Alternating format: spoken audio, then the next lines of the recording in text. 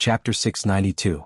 He found himself standing on the ground with a green background with grass on both sides, and in front of him was the enemy's defense tower and the opposing hero. Here, everything was 3D, whether it was the surrounding scenery or the enemy's small soldiers in cloaks. It was a three-dimensional image, giving people the feeling that they were watching a 3D blockbuster. Especially when he looked back, he saw the defense tower behind him and a pair of small soldiers slowly approaching. This was incomparable to the shooting game Li Donglai played in the VR hall. The operation method was also more difficult and interesting than shooting games. And compared to playing games in the VR hall, this game blindfold was more affordable and convenient. No one would take the bus for half an hour to the CBD area to play VR games. High tech. Brother Qin, you're so awesome. It's more fun and realistic than the VR hall. Although there were still many flaws in the graphics quality, the experience made people feel like they were in the game world, which was an irresistible temptation for any game enthusiast. As time passed, Li Donglai also found an advantage. His eyes didn't hurt and his head didn't feel dizzy. Motion sickness was an old problem in VR games. Playing games reduced the gaming experience. Many people even tried the symptoms of dizziness and nausea and never touched VR games again. I don't feel dizzy, I finally corrected this little problem. Li Donglai thought. He actually didn't understand that this seemingly small progress was a qualitative leap in the field of virtual reality. It was enough to cause a sensation in the industry. The game ended and he lost, but Li Donglai was excited and his eyes were shining. He knew that the winter vacation would not be lonely. Nan Man Pei sat on the sofa and made a pot of tea for herself. Occasionally, she looked up at the computer screen and cared about the progress of the game. She didn't play games and didn't find it interesting, but she cared about whether this game blindfold was interesting or not. Su Yu's phone call not long ago made her understand that this game console was not selling well. How do you feel? When Li Donglai took off the blindfold, she asked. Li Donglai hesitated. I feel like hitting someone. The force of the blow was so great that he almost cried out in pain. Li Donglai covered his head and thought sadly, sure enough, I can't beat Jianghu. Nan Man Pei said indignantly, where did you learn such a glib tongue? Li Donglai said aggrievedly, Jianghu is there. Auntie, if you have the ability, hit him. Nan Man Pei was even angrier and gave him another knock on the head. Li Donglai was speechless. I won't be naughty anymore. I don't have the talent. How about the game console? Nan Man Pei asked again. Li Donglai sat up straight and said obediently, it's very fun, very interesting. There's no game console like this now. If the game development can keep up in the future, it will definitely be a hit. No, there's no need to wait for the future. I think it will be a hit very soon. Nan Man Pei nodded happily. Ani, the game console. Li Donglai stammered. Take it. Li Donglai happily put the blindfold, the box and the controller back into his bag. He hugged it and left quickly. When he returned to his room, he turned on his computer and downloaded the game. While waiting, he held his phone and madly recommended it in the WeChat group. He took a picture and uploaded it. At everyone, this game console is so cool. So cool. Hurry up and buy it. By Guowei, I heard it's nothing special. I won't give Jianghu any pocket money. He made me lose 3 months' worth of pocket money. I hate him. Good Qin, Li Donglai, you're playing games again. Study hard and don't fail your exams at the end of the semester. Li Donglai grinned. There were many little beauties in the circle and Gu Qin was one of them. After his sister's endless reminders, Li Donglai finally understood that Gu Qin secretly liked him. Unfortunately, it was a crush that was destined to be fruitless. This girl was too obedient. She wasn't Li Donglai's cup of tea. Jianghu had a golden saying, take off your pants to do things. Pull them up and pay. If you could do this, you could have fun. Otherwise, don't play with the feelings of other girls. Look, this experience in society, this understanding of life, it wasn't something that a rookie like him could compare to. He didn't know that Qinzhe was actually all-mouthy king. This sentence was relayed by the experienced driver Huang Yizong. He was the real king in bed. Zhang Wangyan, are you still not tired of playing games? Li Donglai, you should learn to grow up. Huang Tingzi, that's right. You're already in university. Don't you want to date and play games? Li Donglai, buy it or not. If you keep talking, I'll take a taxi and beat you guys up. The group fell silent. Qin Qingyuan, it's very fun. It's very interesting. Li Donglai, Qin Qingyuan, you're buying it too. Qin Qingyuan, of course I'm buying it. Yiro, wow, good student's corpse is coming back to life. Gu Qin, +1 Zhang Wangyun, +2 Pei Ziki, +3 Pei Ziki. Good student, are you free during the winter break? Tutor me in English. I feel that next year's college entrance exam is very difficult. Qin Qingyuan, I don't have time, Ziki. I'm going abroad to study during the winter break. I'll also visit Harvard, Cambridge, and Massachusetts. I haven't decided which school to apply to yet. My mom said she'll try her best to help me. There was no problem that money couldn't solve. If there was, it was definitely not enough. Of course, the most important thing was that she relied on her ability. Otherwise, Jianghu wouldn't approve of her results. Zhang Wangyan, look at her, an infatuated girl. Look at you guys, you only know how to fool around with your boyfriend, but don't know how to get into Harvard for your boyfriend. Huang Tingzi, who had a sinister personality, teased, I'm afraid that after you graduate he might get married and have children. Yiro, that makes sense. Qingyuan took the wrong path from the beginning. If you want to sleep with him, get him drunk. If you can't get him drunk, force him. There are so many of us here, will definitely help you. At most you'll go to jail. You don't even dare to go to jail, yet you still have the face to say that you love him. You can only chase a man by sleeping with him. If you sleep with him once, he'll be obedient. If you sleep with him once, there will be a second time. They can't control their lower bodies. How can you be so stupid to actually think about getting into Harvard? Li Donglai, ridiculous. Do you think Jianghu is the kind of man who will listen to you after sleeping with him once? At least 10 times. Pei Ziki, shut up, Li Donglai. People like Qinzhe can't be slept with. Don't instigate her. I think Qingyuan's choice now is right. No matter what happens in the future, she definitely won't regret her current efforts. Li Donglai, Qingyuan, I know some inside information. To be honest, you can forget about being his official girlfriend. If you're willing to be a mistress, you might have a chance. Yiro, Li Donglai f*ck your sister. Why do you want a woman to be a mistress? Pei Ziki, Yiro, are you really going to lie to me? Are you sure? Do you believe that I'll beat you to a pulp? The topic had strayed 1,000 miles from the original topic. Li Donglai glanced at the computer. The download was only 20%. It was still very early. He sent a message to Qinzhe, Jianghu, your game is too fun. Excited. Qinzhe replied very quickly, the game experience is not bad, right? Li Donglai, I admire you to death. You really can do anything. You're too talented. Qinzhe, I'm not talented. I'm just a talented porter. Li Donglai, oh right, Qin Qingyuan said that she's going to get into Harvard and Cambridge next year. It seems that she's in line with our country's stable policy. It's as if the heavens are helping her. Qinzhe, really? Qinzhe, if I say that it's a joke, I don't know if she'll believe me. Wipe sweat. Also, don't be so vulgar. Li Donglai, I understand. You should say, Papa. Qinzhe, isn't Papa vulgar? Chinese is profound. You can say it in another way. For example, temple. Li Donglai, what do you mean? Qinzhe, figure it out yourself. After a while, Li Donglai sent a series of prostrating emojis. Jianghu, you've taught me another lesson. I finally know why I'm not as good as you.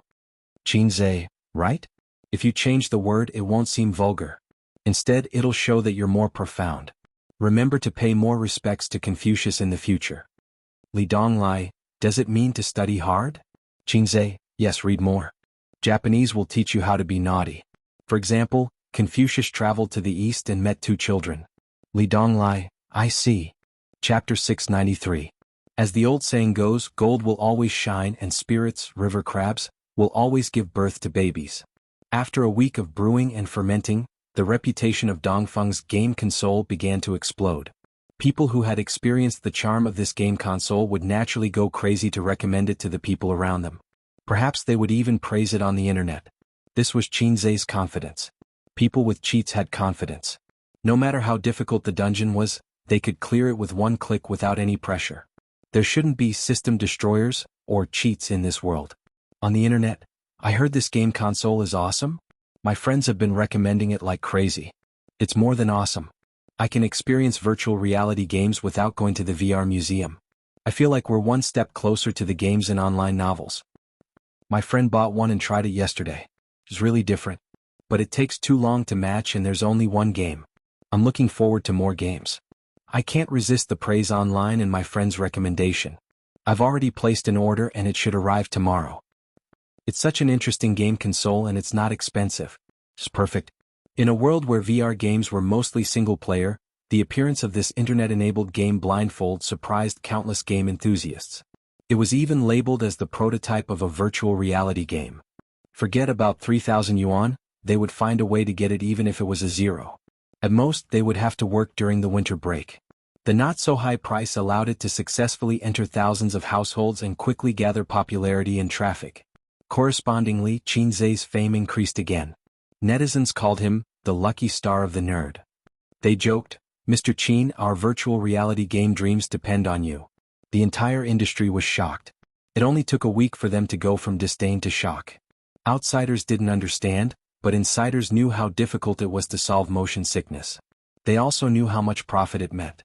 Virtual reality technology wasn't just limited to games. It covered many fields including medicine and aerospace. In fact, in the short week after the VR game console became a hit, many companies tried to make dirty deals with Dongfeng researchers. Xianxia was prepared. He applied for more than 100 patents in advance and signed a strict contract with all the R&D employees. The deals didn't happen for the time being. How could it be so simple to have the chrysanthemum settled? He didn't lack connections in the legal world. The sales volume of the gaming eye mask had been increasing rapidly. Every day for the past week, the sales volume had reached a new high. Yesterday the sales volume was still over 20,000, but this morning, it had already exceeded 40,000. Looking at the trend, it was expected to hit 50,000 before 24 o'clock.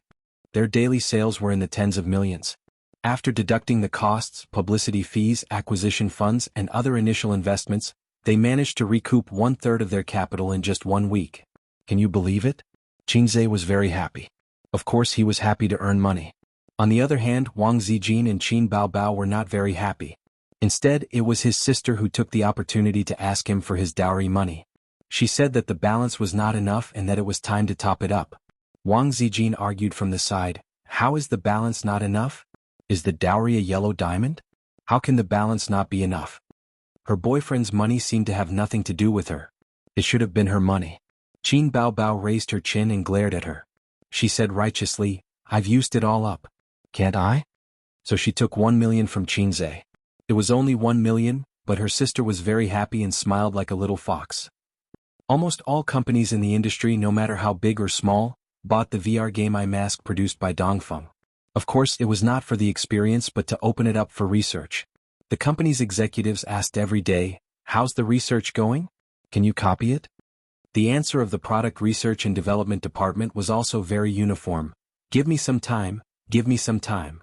They couldn't understand it at all. The core technology was so easy to copy. There was no difference between strong and weak countries and strong and weak companies, unless there was a blueprint. Moreover, even if they understood it, it would take a long time to understand and copy it, until the market share was occupied by others.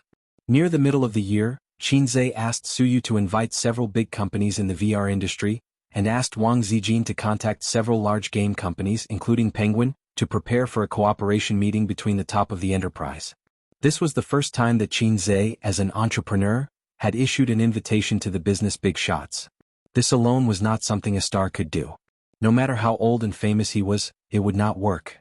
A real entrepreneur would not care about an actor. But Xianxia could, because he issued an invitation as a shareholder of Purple Crystal Technology and the legal representative of Dongfeng Technology. In the face of his invitation, the big shots were very excited. They cancelled all their plans for the day and rushed to Shanghai. The prospects and importance of virtual reality technology were not something that Tianfeng, Purple Crystal, and Baozhe could compare to. The latter three, you could play with them however you wanted. As for the former, if you wanted to play it well, you would need a lot of resources and talents as well as a lot of connections. It was probably the dream of all reborn cheaters to have control of all the profitable industries in the palm of their hands. At the same time, it was also their shackle. This kind of cheater would most likely be killed halfway through the journey. Want to develop wretchedly? It was impossible. Xianxia was not afraid of being killed, but he did some calculations. He wanted to go further in the field of virtual reality. It was not realistic to rely on him alone.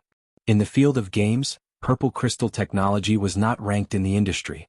Using such an awesome game console to play a game that was gradually declining in popularity? It was too wasteful. Redeem the game code from the cheater system?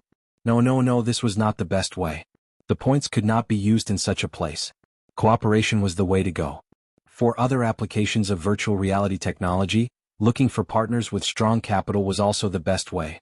Qin Zhe had calculated that this way he could earn the most with the least investment. Cooperation to make money, this was the secret that 99% of reborn cheaters could not understand. As long as he gave up a part of the profits, he would have a group of partners and could earn more money. Why not? The meeting was at the World Financial Center from 9 to 11 in the morning. Today, Qin Bao, who was supposed to be the #1 vase to accompany her brother, was not here. She had gone to Beijing and her concert was in a few days. There were about 30 people in the meeting, all of them big shots. The positions of the companies they were in were at least third or second in command. The smaller companies had big bosses. Qin Zhe received them one by one, exchanging business cards and asking about their well-being. Accompanying him was Suyu. Nan Manpei looked at this scene from a distance and said to Wang Zijin with a smile, "I have to admit, in terms of business communication, she is more compatible with Qin Zhe than you." Wang Zijin disdainfully curled her lips. Because Suyu was more talkative, she could talk about industry development and business management with anyone she met. The guests and the host were happy to talk. If she went, would she talk to the other party about the core values of socialism? Or would she talk about her 20 years of controlling people in the military compound? Wang Zijin's eyes suddenly focused and frowned. Who are those two? There was a mother and daughter pair over there. The mother was still charming and had an outstanding temperament, and the daughter was a delicate flower. She looked at Qin Zhe with shyness and a little excitement. Nan Manpei looked over and said, "That woman is called Xianxia. Her husband is from the National Development and Reform Commission. She is a very capable career woman. The one next to her is her daughter." Then he glanced at her, Ziki's friend. "I heard that she has been pursuing Qin Zhe." Wang Zijin said indifferently, "Oh." Nan Manpei sighed, "Why would such a good girl like Qin Zhe?" Wang Zijin glanced at Nan Manpei unhappily. She was unhappy that he was talking bad about her man. Qin Qingyuan also came with her mother. Xianxia did not work in the VR industry or online games, but she happened to have time. When she heard that Qin Zhe invited many big shots to a meeting, she came to join in the fun. It was good to expand her network or make some appropriate investments. When Qin Qingyuan heard, she wanted to follow. As soon as she saw Qin Zhe, she could not move her legs. Qin talked about Qin Gu and had endless things to say. Until Suyu frowned and pulled Qin Zhe away. Qin Qingyuan also wanted to follow, but she was pulled back by her mother. "Where is the restraint? Where is the restraint of a girl?" Xianxia said unhappily. "Mom, restraint is when a man pursues a girl. A girl will be pretentious. Why should a girl be restrained when chasing a man? She is looking for trouble." Qin Qingyuan rolled her eyes. "How did I give birth to such a useless daughter?" Xianxia was disappointed. "Didn't you say that he is very good? If I can get him, you and Dad will be happy. With such an excellent son-in-law, why do you still need to run around to earn money?" "That is true, but do you have any hope?" Xianxia sighed. "Silly girl, look at how beautiful the woman beside him is. She can kill you with a finger. No matter how beautiful she is older than me. She is an old woman. In another 10 years she will be old. I will be in my prime. What is there to be afraid of? I have not grown into a mature sister yet." Ziki's friend. "She seems to be very interested in me." Qin Zhe explained. "No need to explain. She is not your cup of tea." Suyu whispered, "You are a shameful sister complex." "I'm not a sister complex. Don't talk nonsense." Qin Zhe was weak. "If you are not a sister complex, why would you like me?" And Wang Zijin. "This is called a mature sister complex." At this time, a middle-aged man in a suit and a young man came up to them. They looked like a father and son. Boss Qin. The middle-aged man exchanged business cards with Qin Zhe. He was the CEO of Fengting Technology. Fengting Technology was a big company in virtual reality technology. If the shareholders were listed, ordinary people would know them. "This is Boss Huang." The middle-aged man introduced the young man. The young man looked at Qin Zhe and smiled. "I did not bring my business card. My name is Huang Wei." "So they are not father and son." Qin Zhe nodded. "Hello, Boss Huang. Thank you for the honor." I like this saying. The most important thing in business is to give face. It is because my friends give me face that I can reach this step. The young man smiled. "Boss Qin, do you mind giving me face too?" "What do you mean?"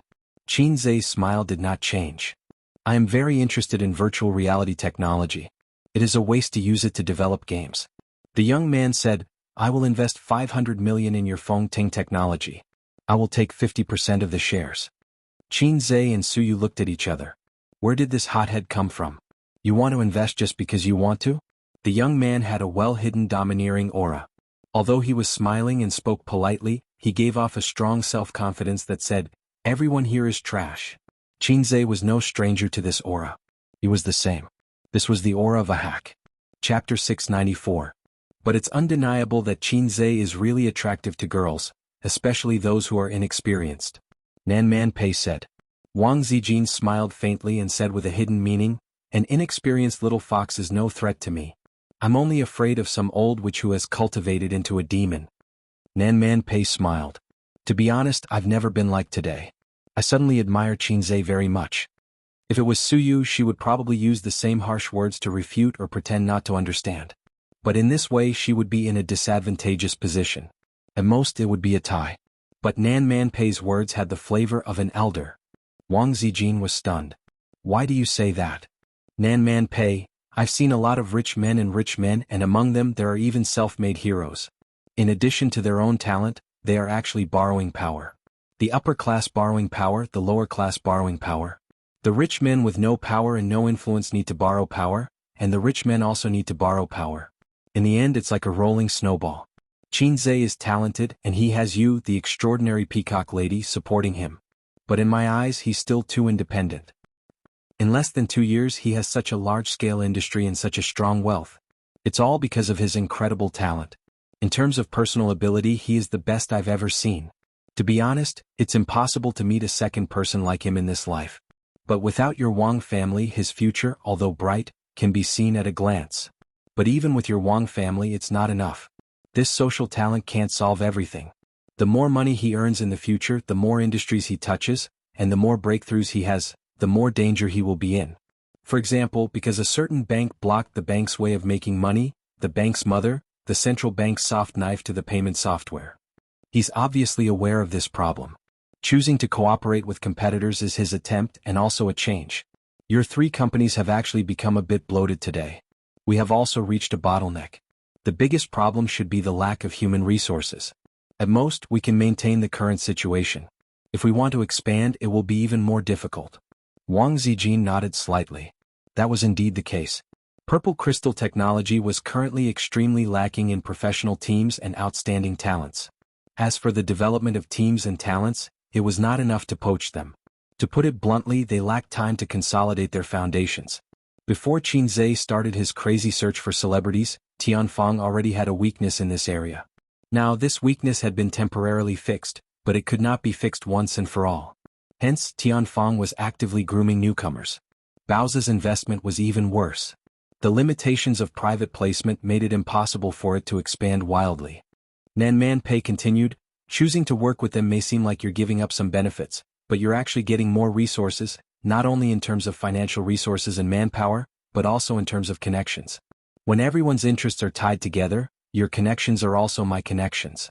Qinze only needs to maintain his position as the Wulin Alliance chief and not let himself fall.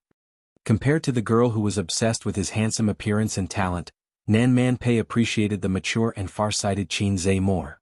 If a woman longed for a strong man to conquer her, then in Pei Nanman's mind, only a mature and steady man was her ideal partner, not a boy who was jumping on stage and singing, or a boy who was immersed in writing a few new songs without blinking his eyes. Wang Zijin smiled. His growth potential is huge. The man I like is certainly not a fish in a pond.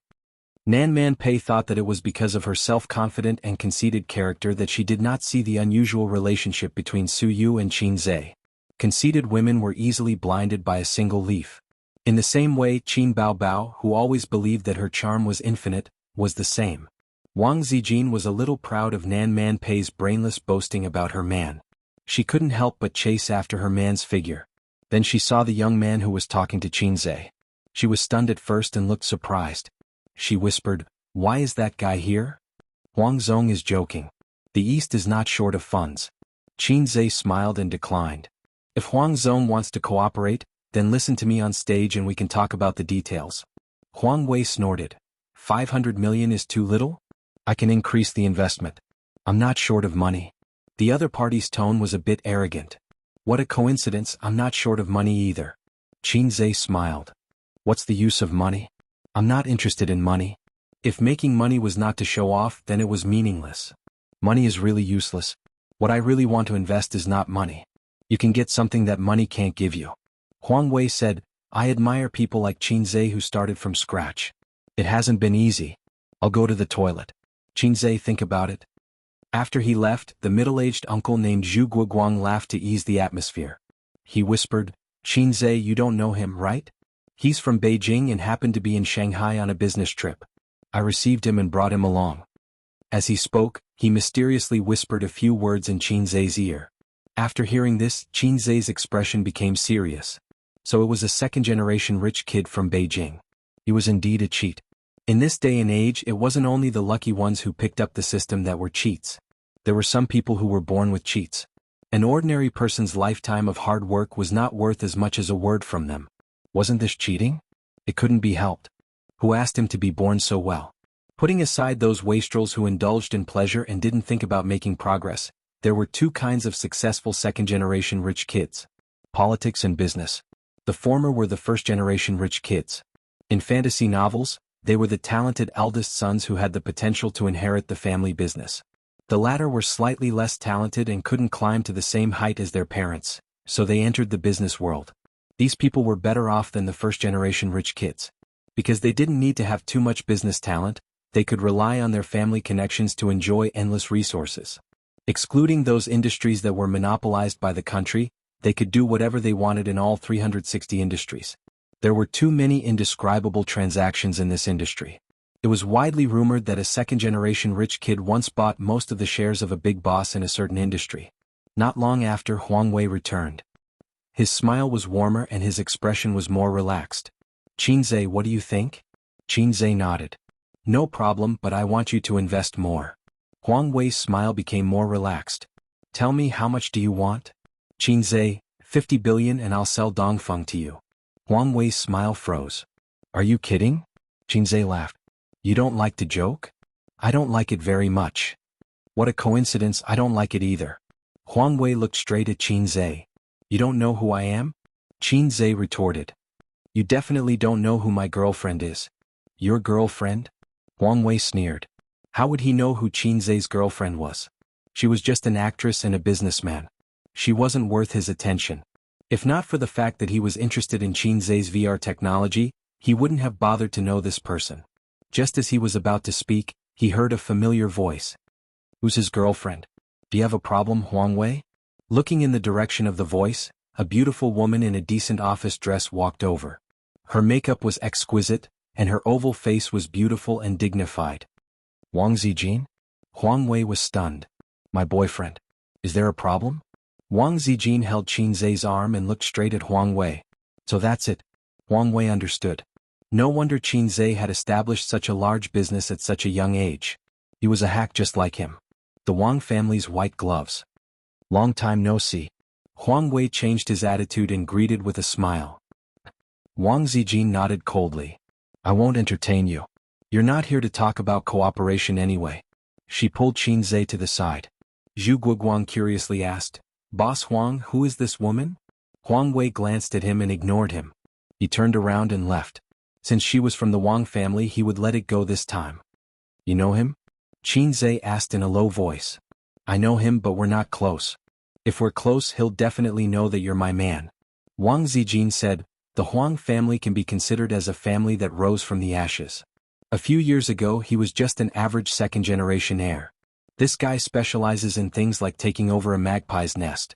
He's smart, but it's all just petty tricks. He only knows how to play dirty tricks. If it wasn't for the fact that his father knows how to pick sides, I'd be able to take on 10 of these minions with one hand. Qinzhe nodded and didn't think too much about it. With Wang Zijin around, he could handle most of the troubles. The meeting began. Qinzhe slowly walked up the stage under everyone's gaze. He held the microphone and looked around. I'm very happy to have everyone participate in this meeting. I've always believed that cooperation is a win-win situation. Dongfeng Technology is fortunate to have made a major breakthrough in VR technology. I'm very happy to share the core technology with everyone. The 10-minute-long speech was like a news broadcast. Regardless of whether it was true or not, it would not be wrong to brag first.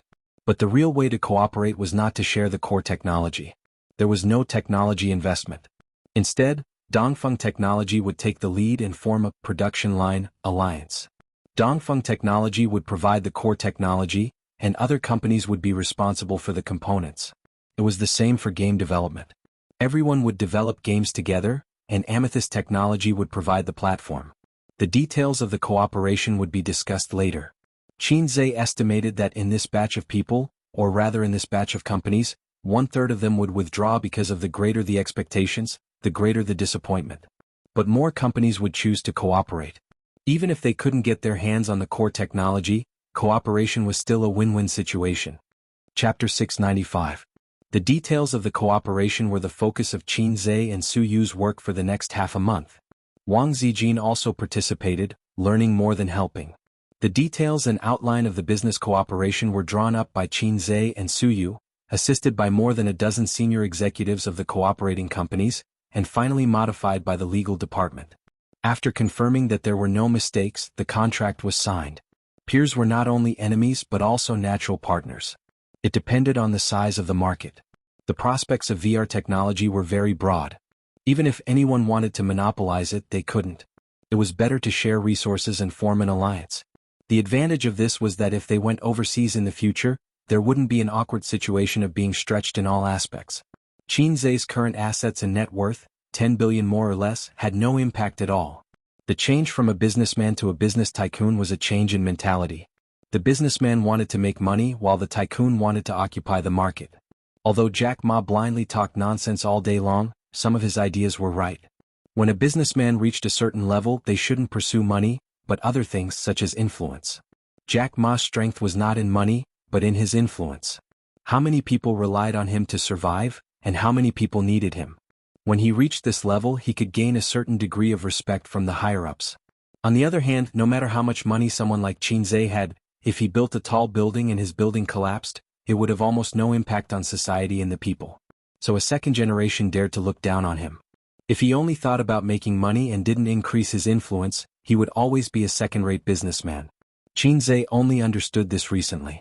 He suddenly understood why the system issued a task to form a group. This time he tied so many companies together. When everyone invested money, the interests began to be tied together. When Xianxia encountered some trouble, he would no longer be fighting alone. However, if he met a top second or third generation like Wang Zijin, this network was not enough. Unfortunately, Huang Wei was at the same level as Wang Zijin. It was said that his family was favored. If the other party got the core technology, although Xianxia looked down on this kind of basic blueprint, and kicked him out, it wouldn't cause too much loss and social impact. So tired. When it was time to rest, Su Yu stretched her slender waist and said, "Wang Zijin, pour me a glass of water." Wang Zijin didn't even bother with her. "I'll help you," Xianxia said immediately. "It's none of your business.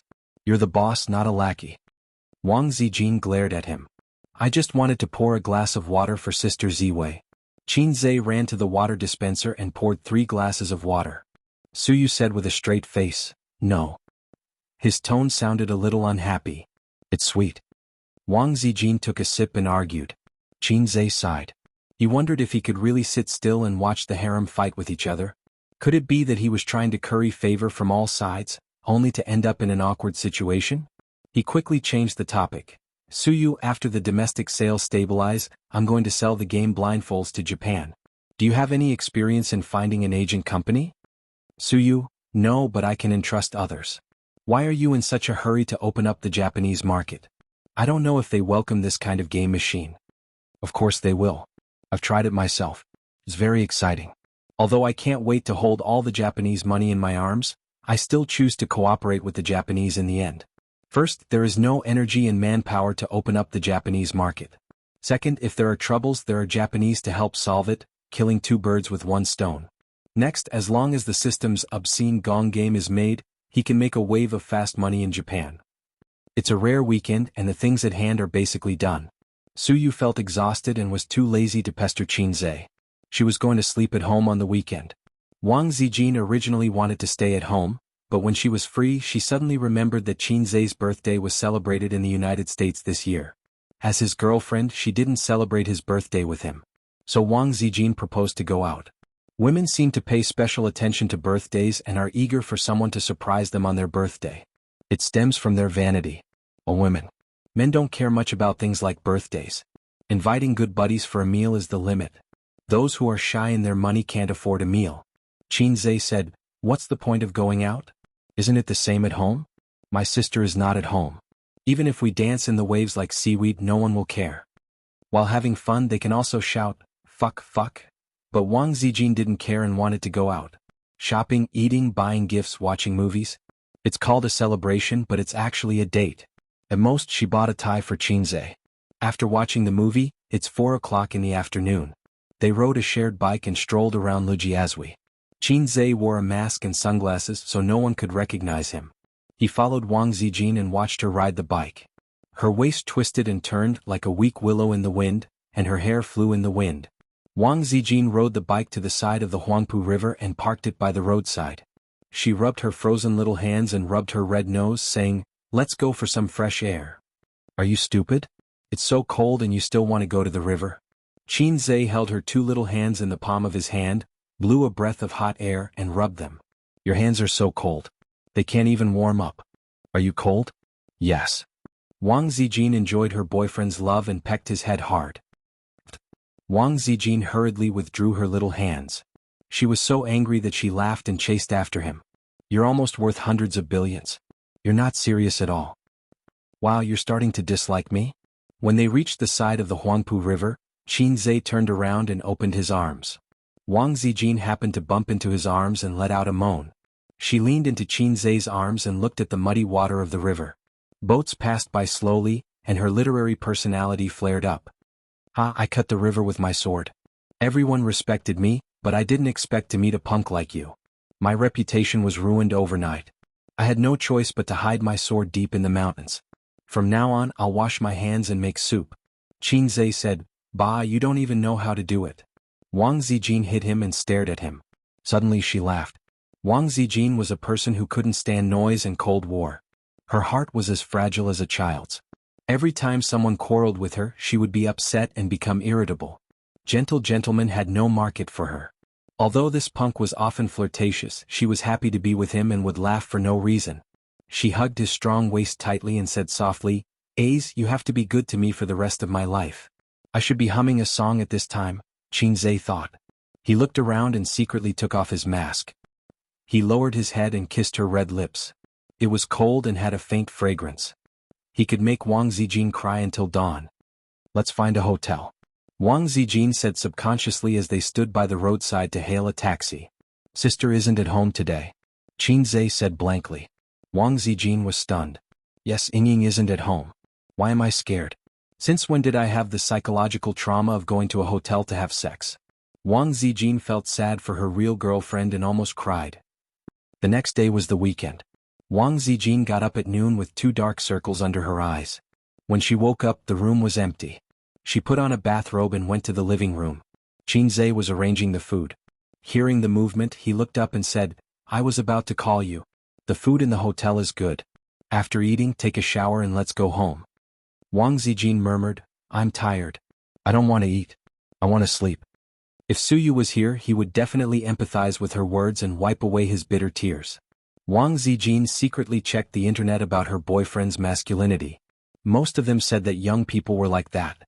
After a long time, their kidneys were insufficient and their stamina would naturally weaken. But Wang Zijin found that her experience was completely different from the situation on the internet. To sum up, most of the phenomena were that young people were angry and wanted to do something. They relied on quantity to win. Her man was not like this.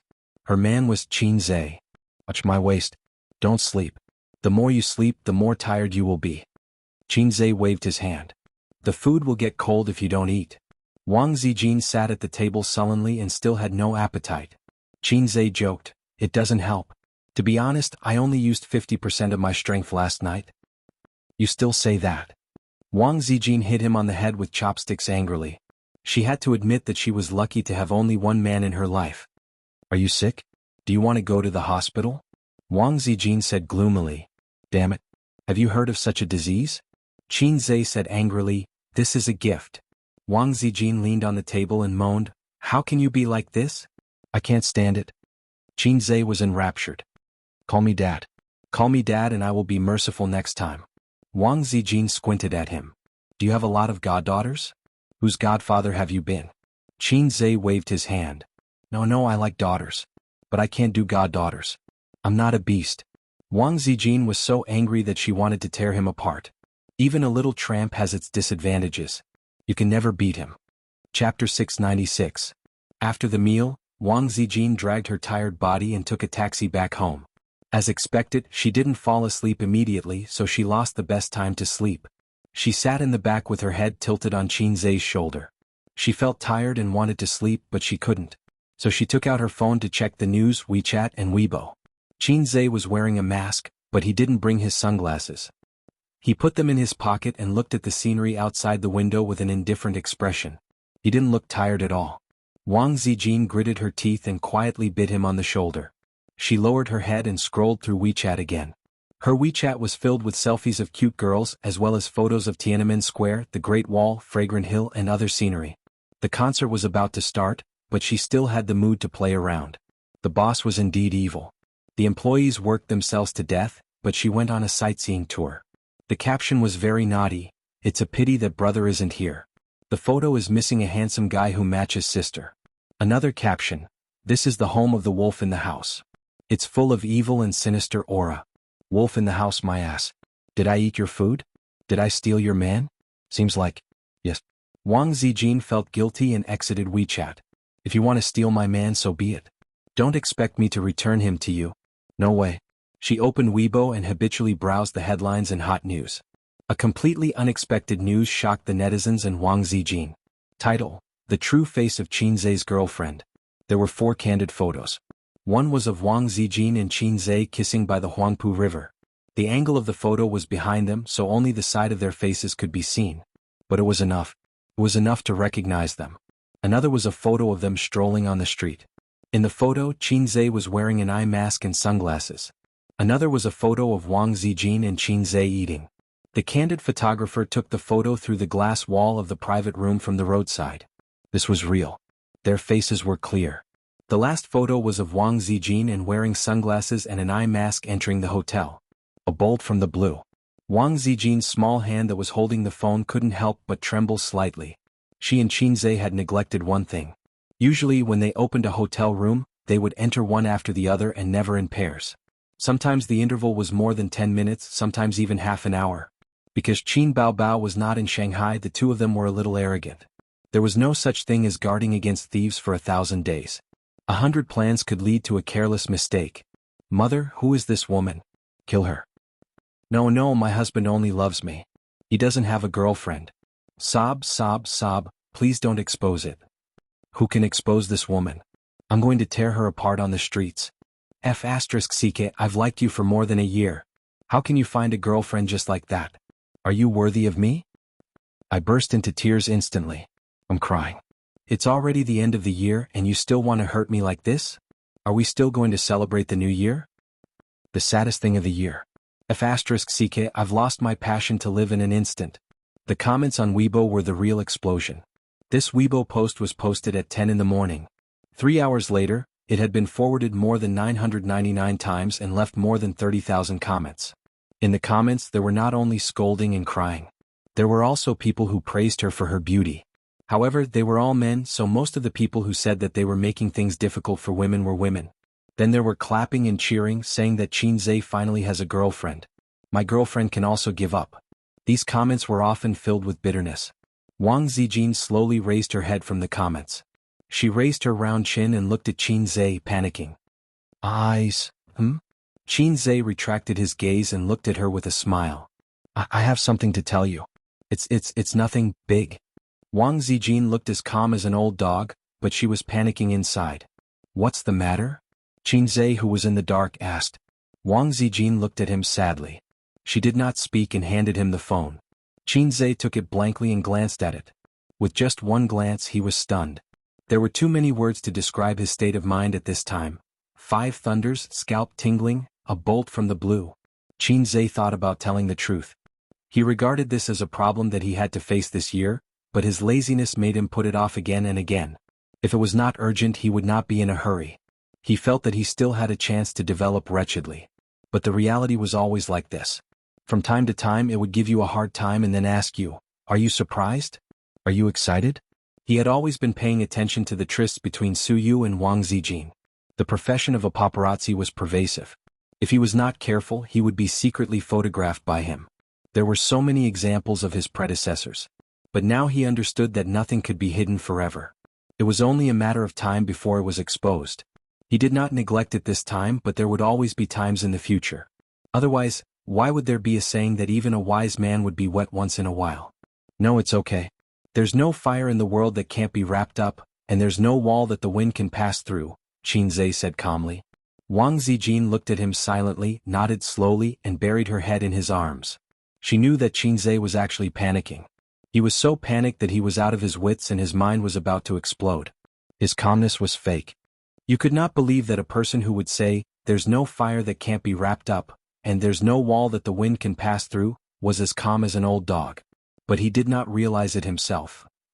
8 p.m. Beijing Kowloon Stadium. The last stop of Qin Baobao's national tour was Beijing. In fact, it was not called a national tour. It just went to the first-tier cities in the country. Qin Baobao could not bear to go to all the important cities in the country. Holding a concert was not an easy thing. From the preparation to the opening, not only the staff was tired, but the stars were also tired. Just singing for 2 hours straight was torturous enough. If it wasn't for the sake of making money or fame, there really wasn't a need to hold concerts so often. So, Xianxia let her follow the company's plan from the beginning to the end. As a woman who was not career-minded and could live a happy life with her brother, it was not easy for her to work hard to get to where she was today. It was hard to say who was the one who was the bad guy. Xianxia was not unique to the salted fish character, and so was his sister. It was just that her excellence often made people ignore her nature of not wanting to improve. Qin Baobao herself also thought that it was good. Being too outstanding was not necessarily a good thing. It would only pull the distance between her and Xianxia further and further. But when the salted fish suddenly became outstanding, the person who was left behind was her. Qin Baobao rode the small Mao Fong and chased after her brother's sports car. She did not fall behind too much. The concert opened at 8:30. Qin Baobao wore a gorgeous off-the-shoulder dress and sat in front of the dressing mirror. Any makeup artist played with her gorgeous and charming face. The makeup artist put in a lot of effort to make her seductive temperament more obvious. No matter how beautiful a woman was, the difference between wearing makeup and not wearing makeup was still very big. Plain white face, seductive eyeshadow, flaming red lips, long and curly eyelashes, and his sister's naturally sharp face. Looking at the woman in the mirror, she could play any role of a vixen. 2 female assistants looked at her from the side and praised, "Boss Qin is so beautiful. If I were a man, I would definitely pursue you." The other said, "It seems like Boss Qin lacks a man. There are many men pursuing Boss Qin. Don't make a fool of yourself." Yes. Even if I become a man, I can't get Boss Qin. As a woman, I could have counted on a prince charming like Xianxia, but now I can't count on it. But Xianxia's girlfriend is so beautiful. Qin Baobao, who was too busy today and almost didn't touch her mobile phone, rolled her eyes and said, "Where did his girlfriend come from? Did you see any gossip news again?" The 2 assistants looked at each other and kept silent awkwardly. Yes, Xianxia didn't admit it. Must she be his girlfriend when she went in and out of the hotel? Maybe she was a female model, a goddaughter or something. It didn't seem very good to gossip about her brother in front of his sister. Still, the makeup artist was stubborn and asked curiously, "Isn't the one on the internet Xianxia's girlfriend?" Qin Baobao frowned slightly and found that things were not simple. On the internet? The makeup artist concentrated on fixing her makeup. Yes, it was exposed this morning. Weibo exploded. "Boss Qin, don't you know?" Qin Baobao's heart sank and she turned to ask the assistant for her mobile phone. Could it be that Xianxia and the housebreaker were secretly photographed when they went out shopping? Could also be Suyu. But it doesn't matter. Is won't fall in love behind my back. Guessing in her heart, she had to take a look to be at ease. She took the mobile phone handed by the assistant and opened Weibo. Without searching, she could directly see the hot Weibo and the hot topics. 4 pictures each with a knife, stabbed Qin Baobao's heart fiercely. Boom. There seemed to be thunder in her mind and Qin Baobao's eyes turned black. Chapter 697. The moment Qin Bao saw the photo, her heart stopped beating. In the past, there were often exposés in the gossip news. The editor would insist on who was Xianxia's girlfriend and who was Qin Baobao's boyfriend. It was so clear and reasonable that Qin Baobao wondered if she had really unintentionally dated a huge number of boyfriends. Occasionally, Su Yu and Wang Zijin would accidentally appear in the photo. Because they were with Qin Zhe, they were suspected of being his girlfriend. Qin Baobao never cared because those long-distance photos were not credible. They didn't even hold hands. How could the editor say that they were dating? She would occasionally follow the trend and say, "Editor, your mother exploded." This time they didn't hold hands. They kissed directly. There was also a photo of them entering the hotel hand in hand. This was irrefutable evidence. Qin Baobao imagined countless times that her brother was lonely and went out to find a girlfriend. She prevented Qin Zhe from taking in a goddaughter, but she didn't allow him to have a girlfriend. In fact, she had a bottom line in her heart. If he really wanted to play with her, as long as he didn't let her know, she would at most turn a blind eye. But it was absolutely impossible to have a girlfriend. But she knew that this was not a long-term solution. People had to grow up. They couldn't escape the fate of marriage and children. How long could they be frozen like this? Before returning from America, Qin Baobao refused to plan for the future because she felt that the future was shrouded in a layer of fog and full of rugged roads. Maybe in a few years, when she was sensible or tired, she would let go of her obsession and find a man who was not bad to marry. People had to mature after all. But deep in her heart, she hoped that the salted fish would disregard everything and step on the colorful clouds to find her. After returning from America, she felt a lot more at ease. She felt that the future might be rugged and difficult, but the fog that shrouded it had dissipated. We have hope to hold hands together even if we stagger. Giving you a sweet date and then giving you a slap. Reality seemed to like to play this trick. It wasn't just a slap, it was a wake-up call. Wang Zijin and Qin Zhe had feelings for each other. Qin Baobao was not stupid. She could actually sense it, but she was too confident. She was confident in her charm, confident that she could control the wolf in the room, and even more confident that Qin Zhe could control himself. But she didn't know how scary it was when an adolescent man went crazy. He was like a wolf, a tiger, a leopard, and a swallow in a plane. He would lie down on the ground and *ck the ants. Day cockroaches, day wasps, day worms that crawl into holes. A hole in the door and a pit in the ground. Qin Baobao closed her eyes and held her breath. The conversation between the assistant and the makeup artist, as well as the faint movement outside the door, gradually became inaudible and left her. Then the world fell into a despairing silence.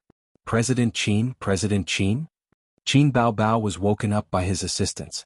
The two assistants stood beside him, looking panicked. "What's wrong with you?" Qin Baobao looked at them blankly, like a lifeless paper flower. "You looked like you were having difficulty breathing just now. Do you want to go to the hospital?" The assistant asked anxiously. "I'm fine." Qin Baobao took a deep breath and said in a very low and weak voice, "Buy me a plane ticket. I'm going back to Shanghai tonight." Back to Shanghai. The assistants were stunned. Even the makeup artist was dumbfounded. The concert was about to start, and now she was going back to Shanghai? The assistant kindly reminded her, "President Qin, if you're not feeling well, you can postpone the concert. Why don't you go to the hospital? Why do you want to go back to Shanghai?" Clang!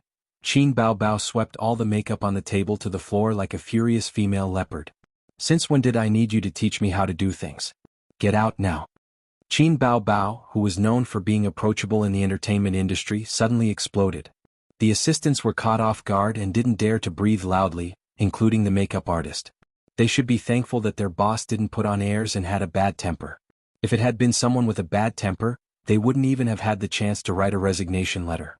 The three of them looked at each other for a moment and quietly left the dressing room. Qin Baobao held onto the dressing table and stared blankly at herself in the mirror. She thought to herself, I can't cry here." However, the sadness that flowed like a river carried with it an irresistible force. It easily destroyed her strength and invaded her tear ducts. Qin Baobao slowly slid down the dressing table and sat on the floor hugging her knees with tears streaming down her face. After a while, a few concert managers heard the news and came over. "What's going on? Why does she want to go back to Shanghai?" The two assistants said innocently, "I don't know." She suddenly exploded. "What do you mean exploded?" The manager said unhappily, "Speak clearly. What happened to her just now?"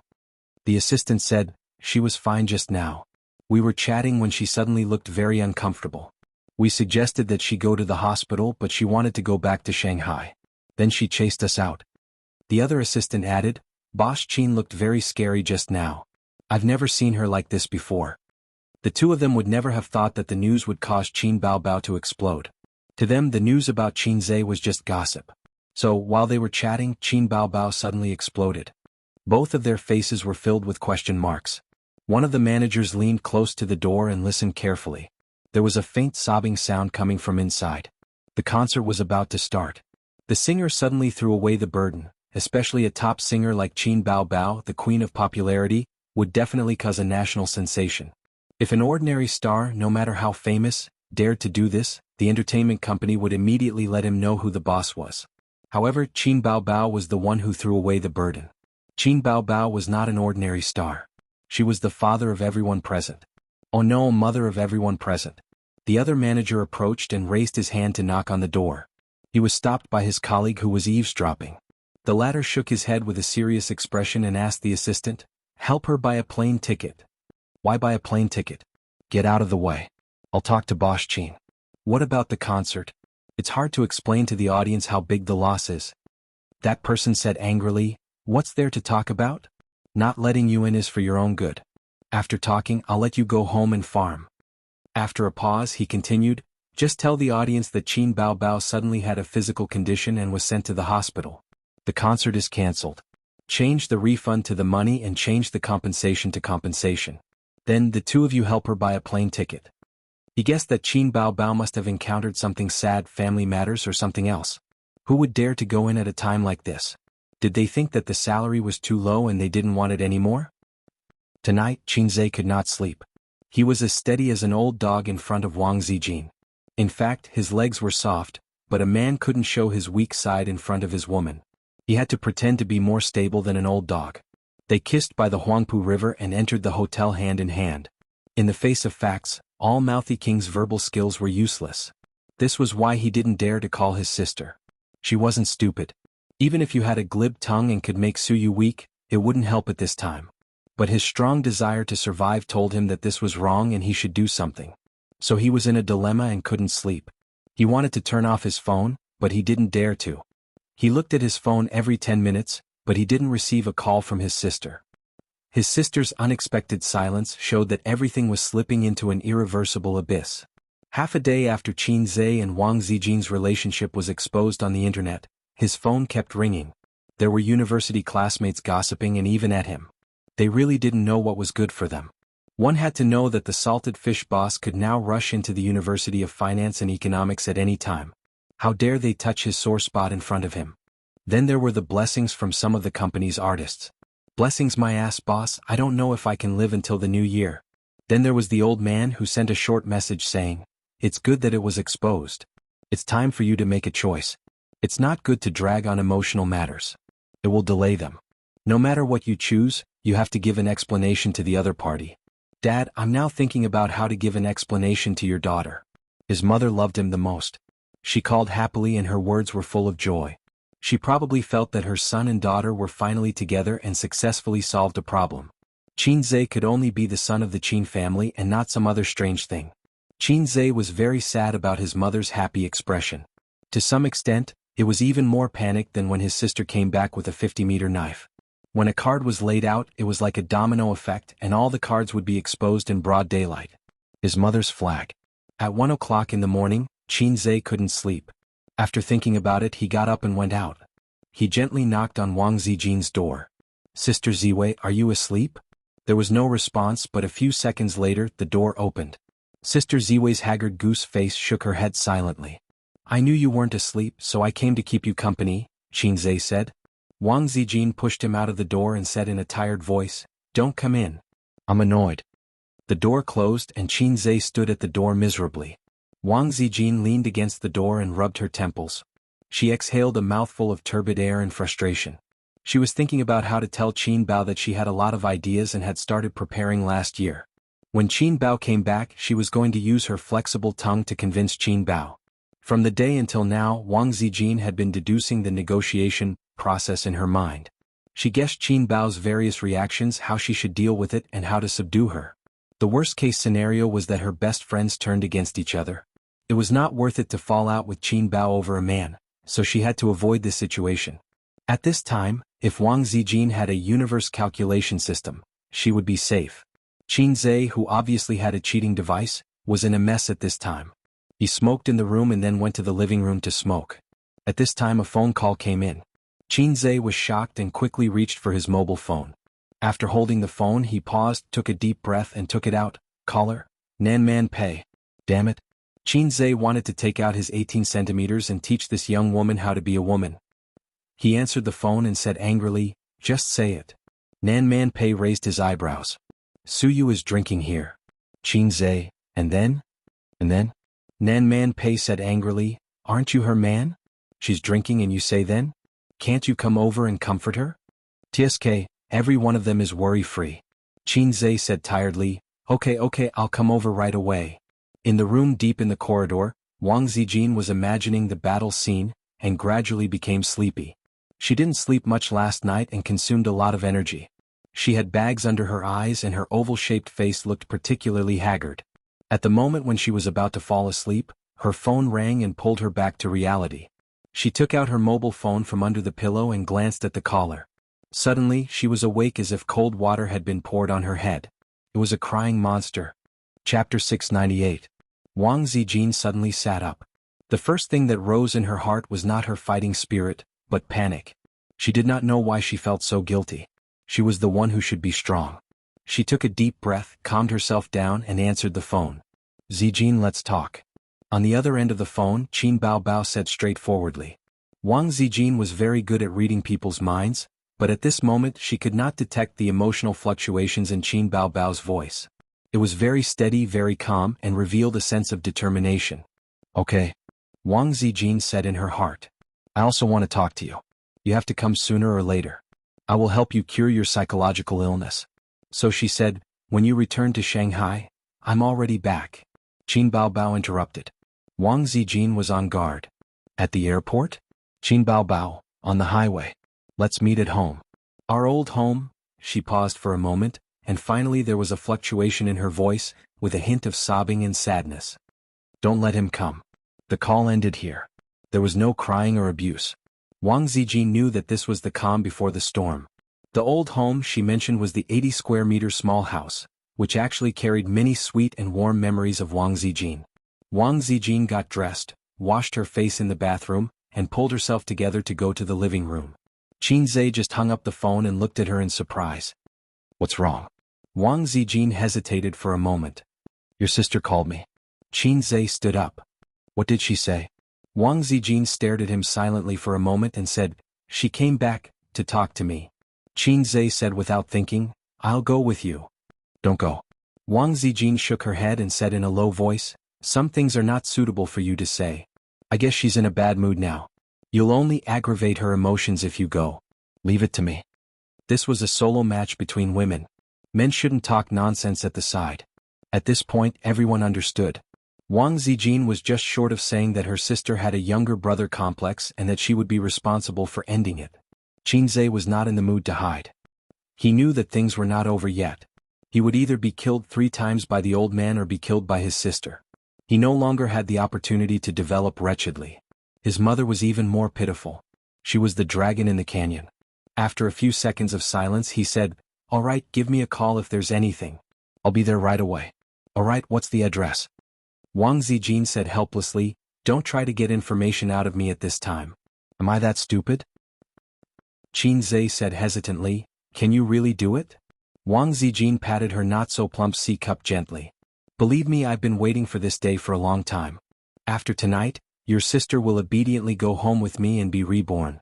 After that, she picked up the car key on the coffee table, changed her shoes at the entrance and went out.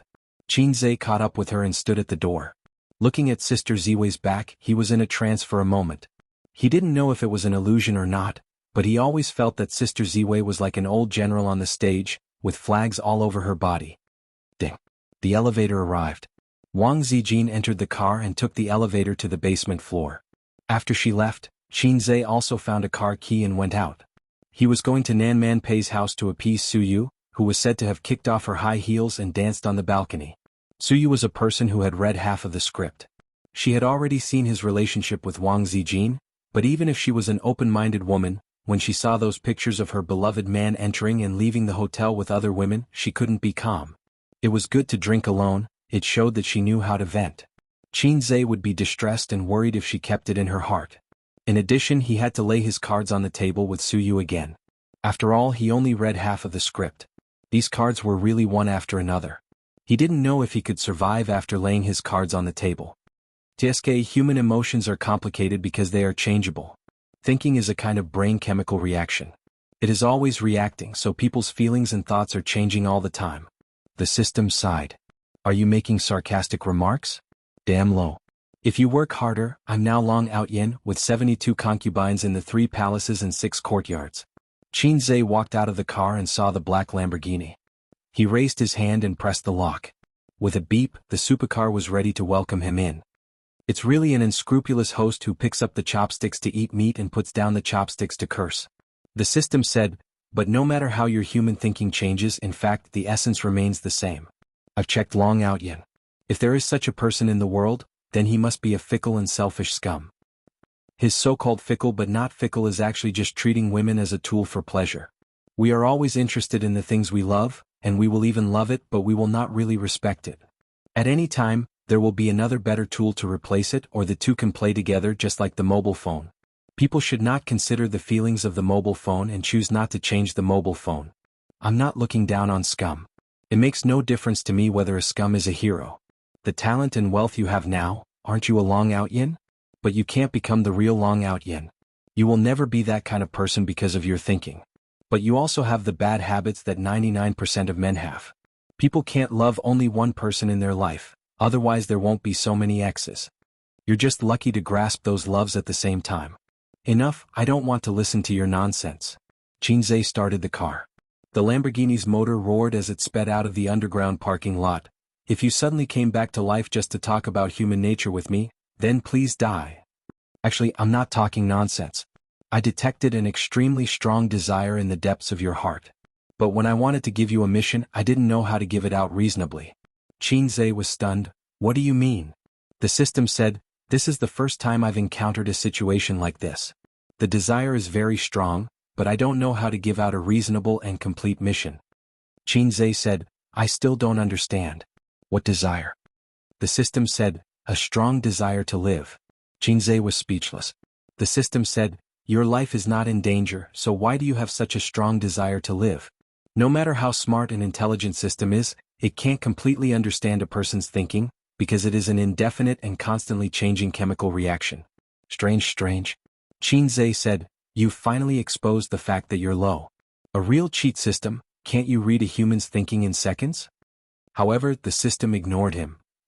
Half an hour later, he arrived at Nan Manpei's house. He pressed the doorbell a few times. The one who opened the door was Li Donglai, who stayed up late playing games. Pei Ziki was still a high school student, so she was already asleep. In the villa, Nan Manpei's room was still lit up. The window was open, and Suyu's noise could be heard faintly. Jianghu, you're here. Li Donglai looked at him with a gaze similar to Brother Funny. Xianxia was irritated and kicked him. Look at your sister.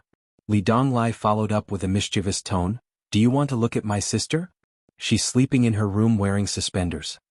When Xianxia lifted his foot, he had already turned and fled.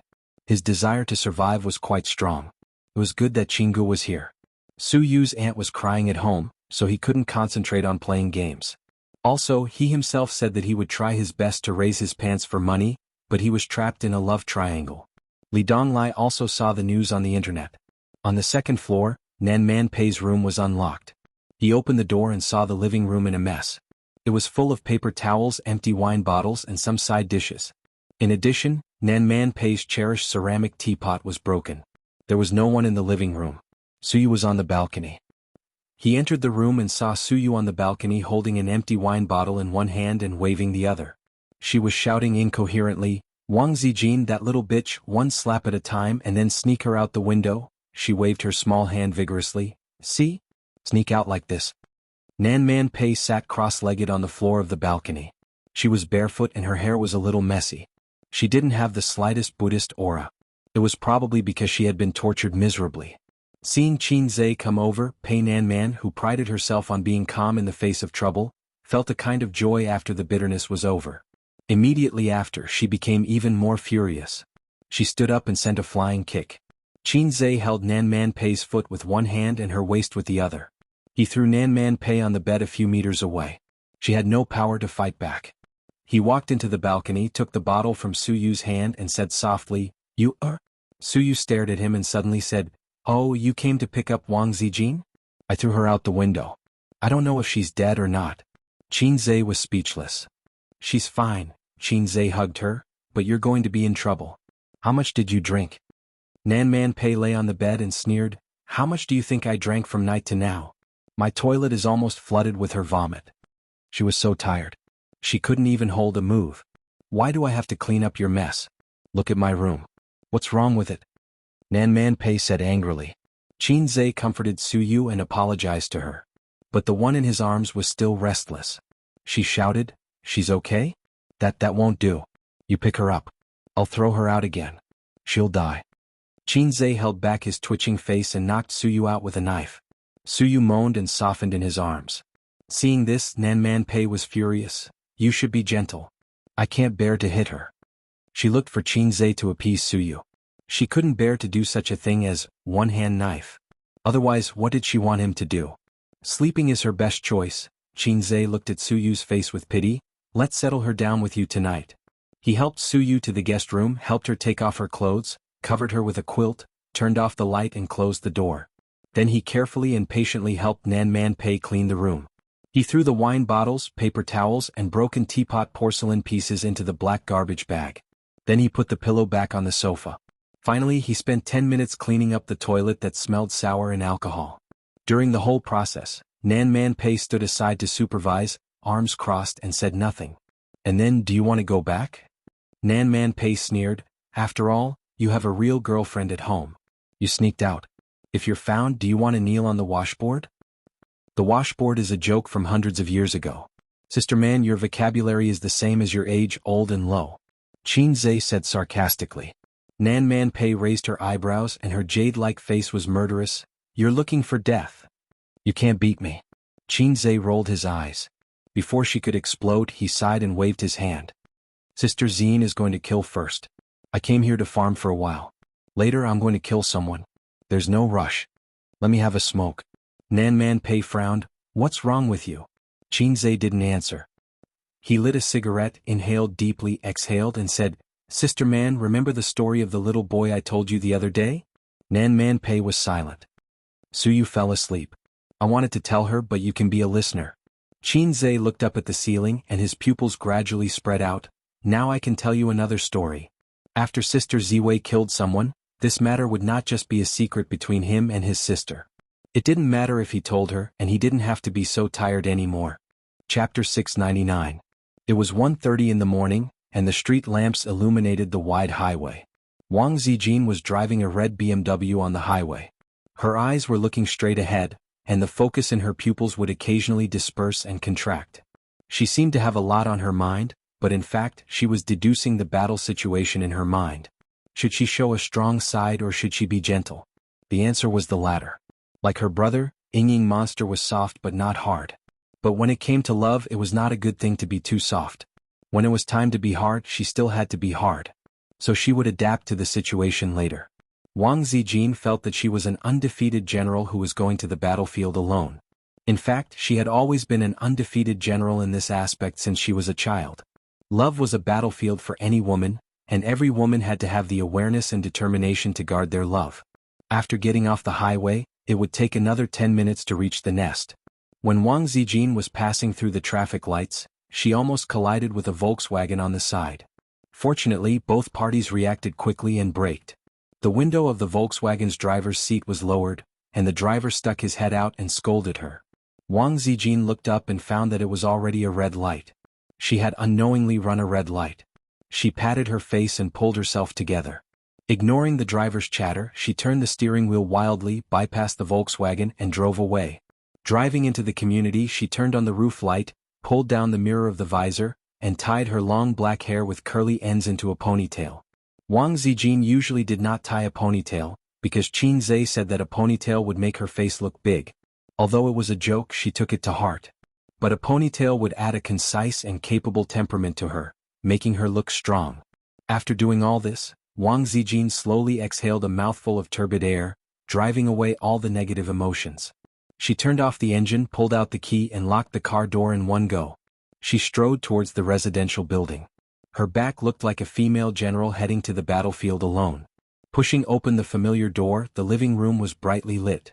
Qin Baobao was standing by the window, silently overlooking the city full of lights. If Wang Zijin's back view was that of a general marching into the battlefield with determination, then she was that of a lost queen, lonely and desolate. Wang Zijin paused and looked at her silently. Qin Baobao gazed at the night scenery while she looked at Qin Bao's back. In Wang Zijin's mind, Qin Zhe's song "Don't Talk" suddenly appeared. There was a line in the song that was very appropriate for the situation. If you want, with a black pencil, draw a silent stage play. In such an atmosphere, she suddenly realized that all the lines she had prepared did not seem to be suitable for opening remarks. In this silent stage play, she felt somewhat depressed and inexplicably sad. At this moment, Qin Baobao turned around and smiled. "You're here." Her smile was the same as before, but Wang Zijin could sense the emotions hidden deep within. As if there was a needle gently pricking Wang Zijin's heart, she nodded silently. Qin Baobao walked to the sofa, sat down, looked around and whispered, "I still think this place is good. It's not big but it's warm. There's only a wall between me and him. When I'm hungry at night, he can hear me when I shout. When he first moved in, I often couldn't sleep. If I wanted to watch a movie in the middle of the night, no one would accompany me, so I just shouted. Shouting once was enough. No matter how reluctant he was, he would come over. But why is it that as the house gets bigger and richer, the distance between him and me starts to get farther and farther? I thought about it for a long time and figured it out. At that time he and I were like this house, not big but pure and simple. We didn't have so many things between us: money, fame, the company, and you. Looking at it now, do you think this place is very small?" Her gaze swept across the living room. "But the three of us would stay in this living room every night after dinner. You watch movies, he does mathematical modeling, and I always like to mess with him. I've liked to mess with him since we were young. There's no reason, I just think it's good.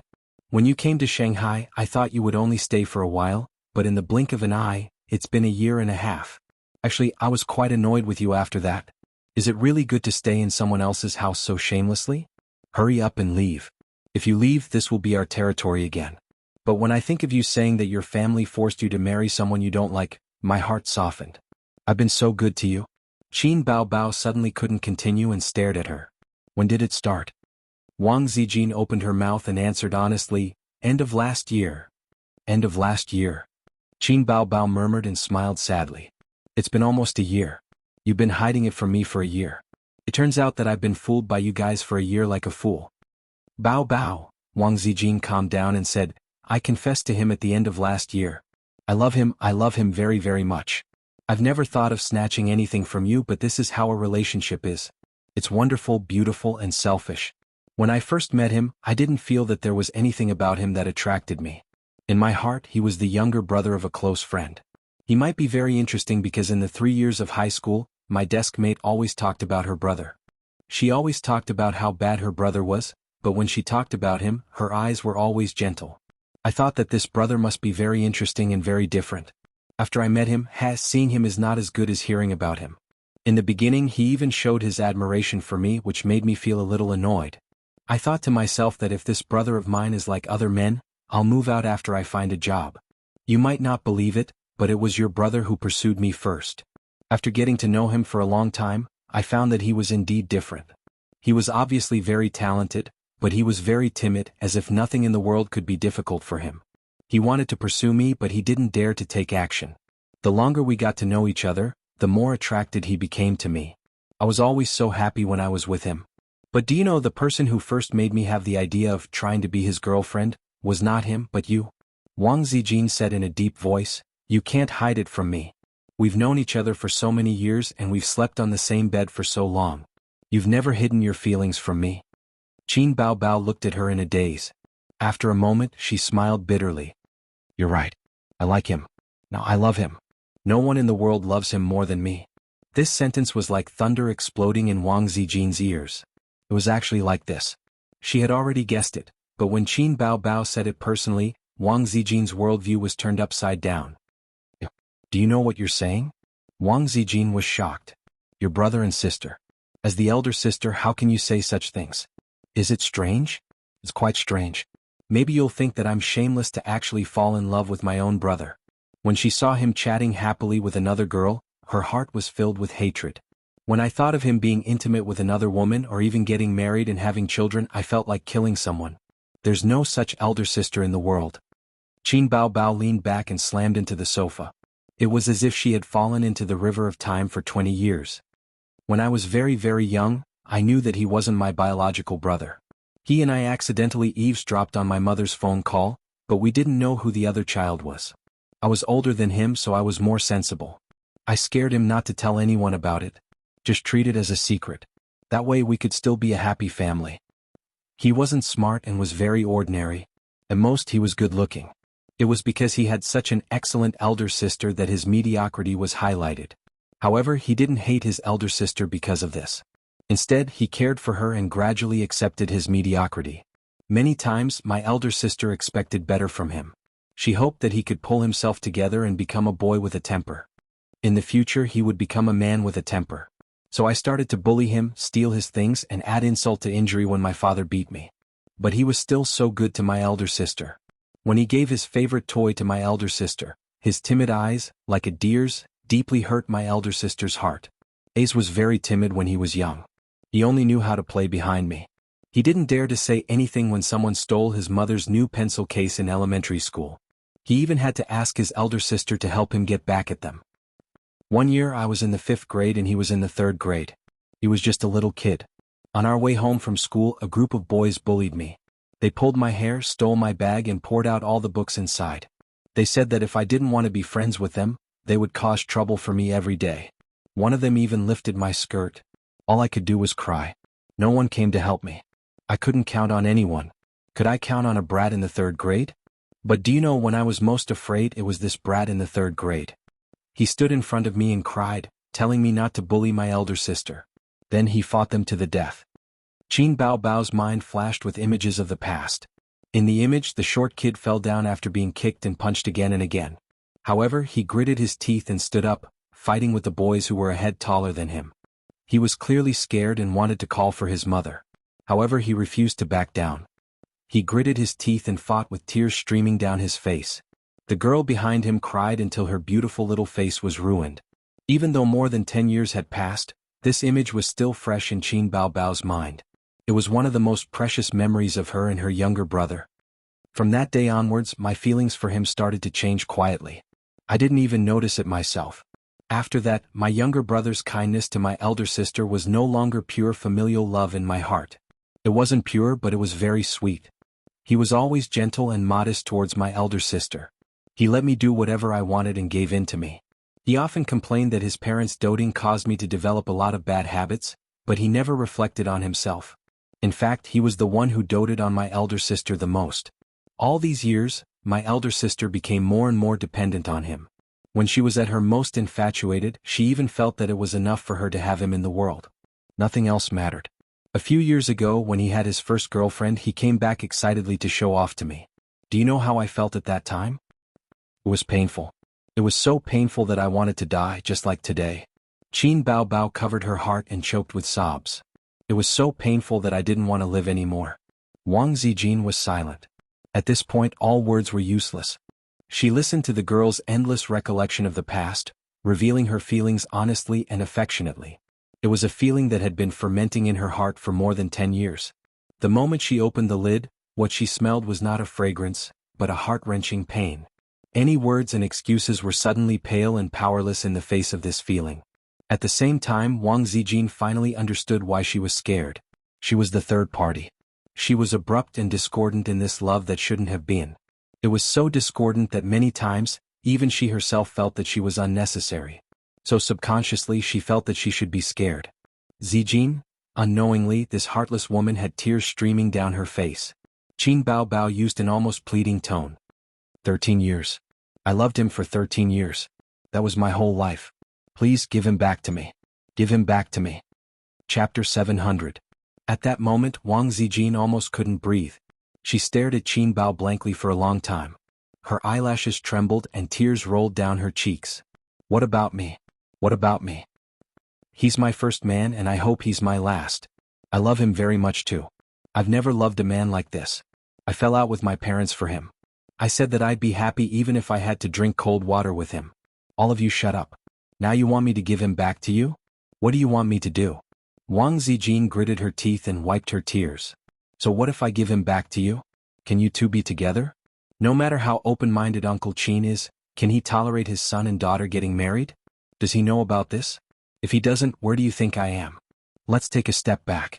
Even if he's willing, can the two of you really be together? You two are the center of attention in the entertainment industry. The whole country is watching you. How can you two be together? If you insist on being with him, you'll destroy him. Even if you don't care, have you thought about your parents?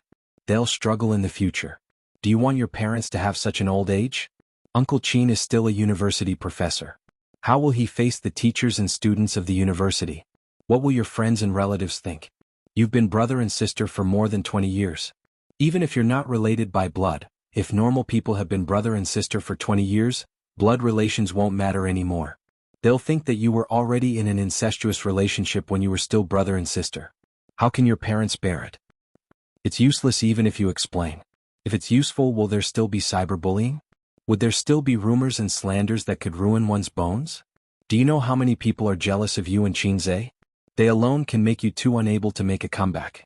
Did he want to become a joke and a negative example that was rarely seen in the entertainment industry for decades?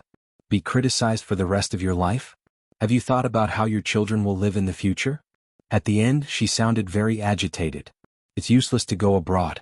In this era of increasingly advanced communication, it's useless to go abroad. Reputation is irreversible. From the day you two became top public figures, there was no turning back. Unless he had to stay in a poor and backward village for the rest of his life. But would he be willing to do that? So regret it? You can never be with him in this lifetime. Qin Baobao instantly lost all of her essence, energy, and spirit, like a withered flower. Big sister man, last time we were talking about a boy with no special features. One day, a beautiful goddess suddenly confessed to him. Actually, before that, there was another oval-faced goddess who confessed to him. But this one is different. She's a die-hard fan. It's just that they especially worship you and are willing to sing at the top of their lungs. You are the electricity, you are the light, you are the only legend. At that moment, his heart was filled with joy. Coincidentally, he also had a good impression of that goddess, although at that time, there was no such thing as love.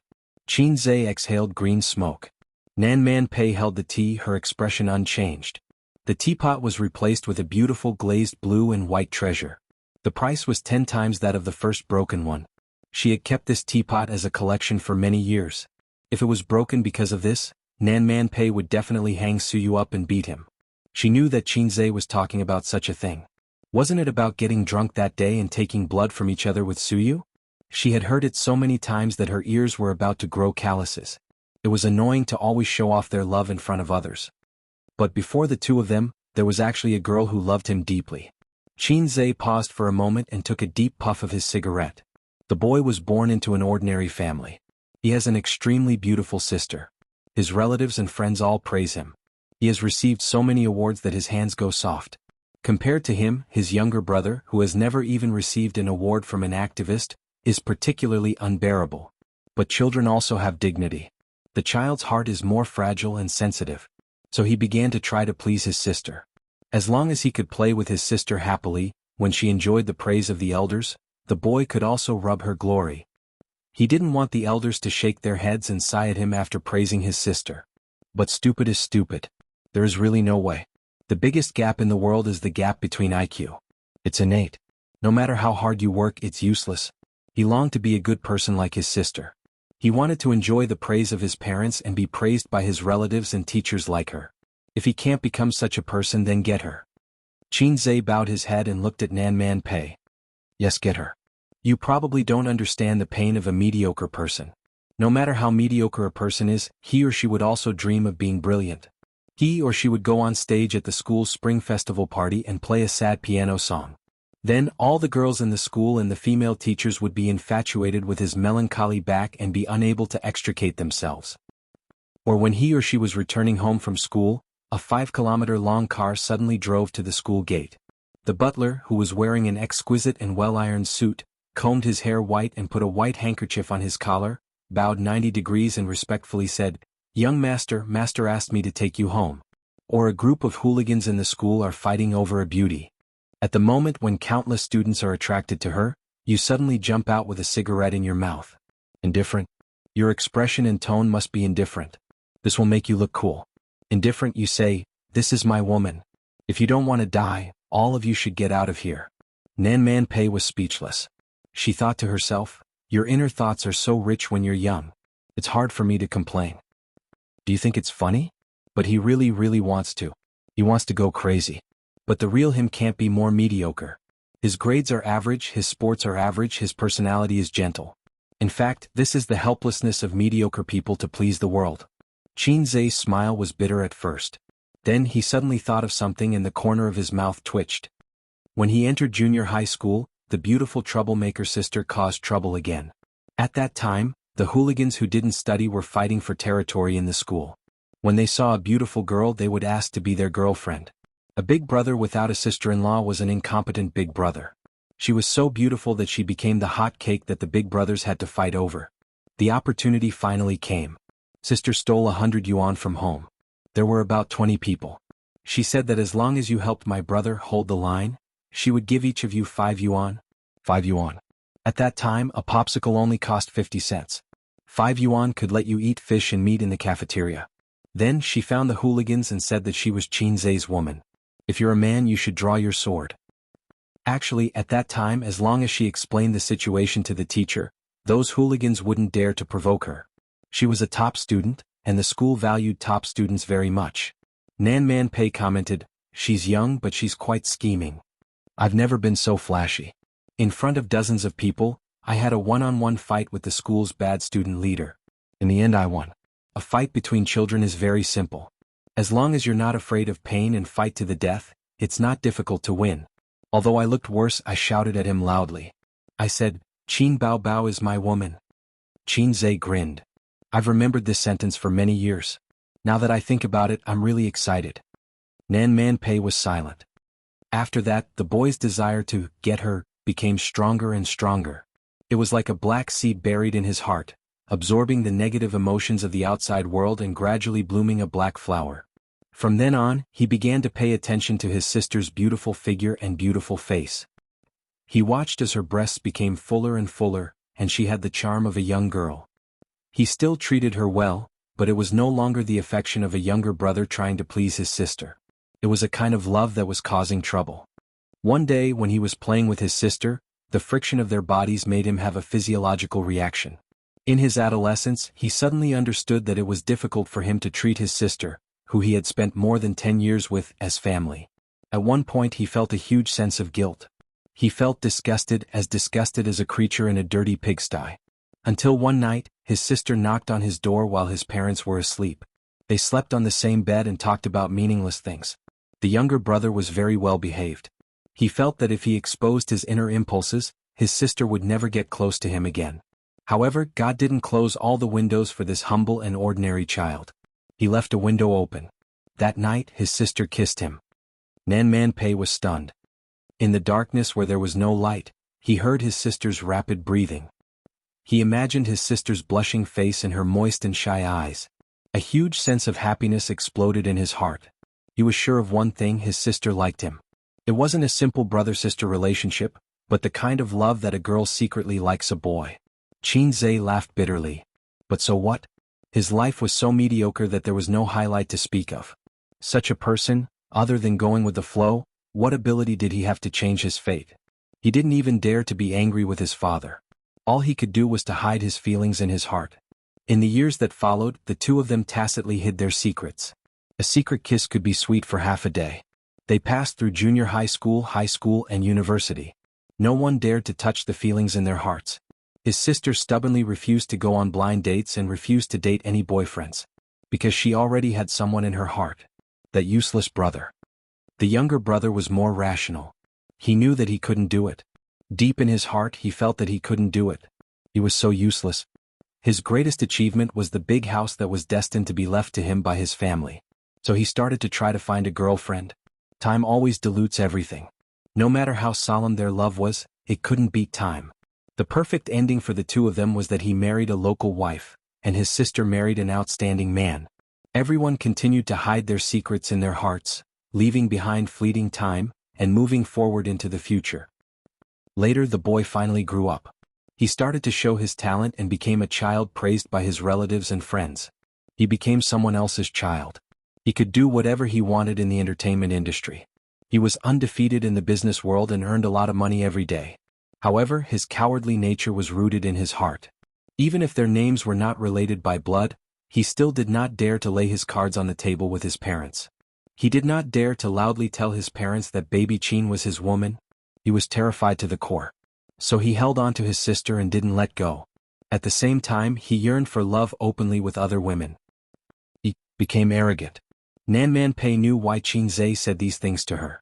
She also knew what Wang Zijin was doing. Everything stemmed from yesterday's news. Since he already got the love he wanted, why didn't he stop before it was too late? There are too many beautiful things in life. There will always be people who miss out. He shouldn't be obsessed with the fleeting past. If he knows that it's wrong, he should cut it off, Nanman Pei said gently. I can't kill him, Qin Zhe murmured. Others only see his brilliance, but who has ever seen his humble and weak side? Who would like that incompetent and useless version of him? Only my sister, he said. Nanman Pei was silent. She didn't know what to say. This confident, calm, and talented young man in front of her took off his heavy armor for the first time in front of her. Inside was a timid and humble little boy. Perhaps this was the real him? Chapter 701. At 2 o'clock in the morning, Wang Zijin went out of the door in a daze. The moment she closed the door, she turned around and saw Qin Bao sitting on the sofa in a daze, like a delicate puppet that had lost its spirit. Murderous intent. Every word that Wang Zijin said when she was excited hit Qin Bao's weak point. But she was not complacent at all, and she even lost the interest in pursuing the victory. At this time, if there was a bottle of wine, Wang Zijin would not hesitate to get drunk. There was no result from this conversation, and it was impossible for there to be a result. She tried to be strong, but when she saw Qin Bao's tear-stained face, she couldn't bear it in the end. It was really like the old saying that, the battlefield changes rapidly. Before she had time to use the combo in her mind, Qin Bao took the lead. It was the first time that the girl had revealed her heart. Can you imagine that under her heartless appearance, there was such a deep-rooted love?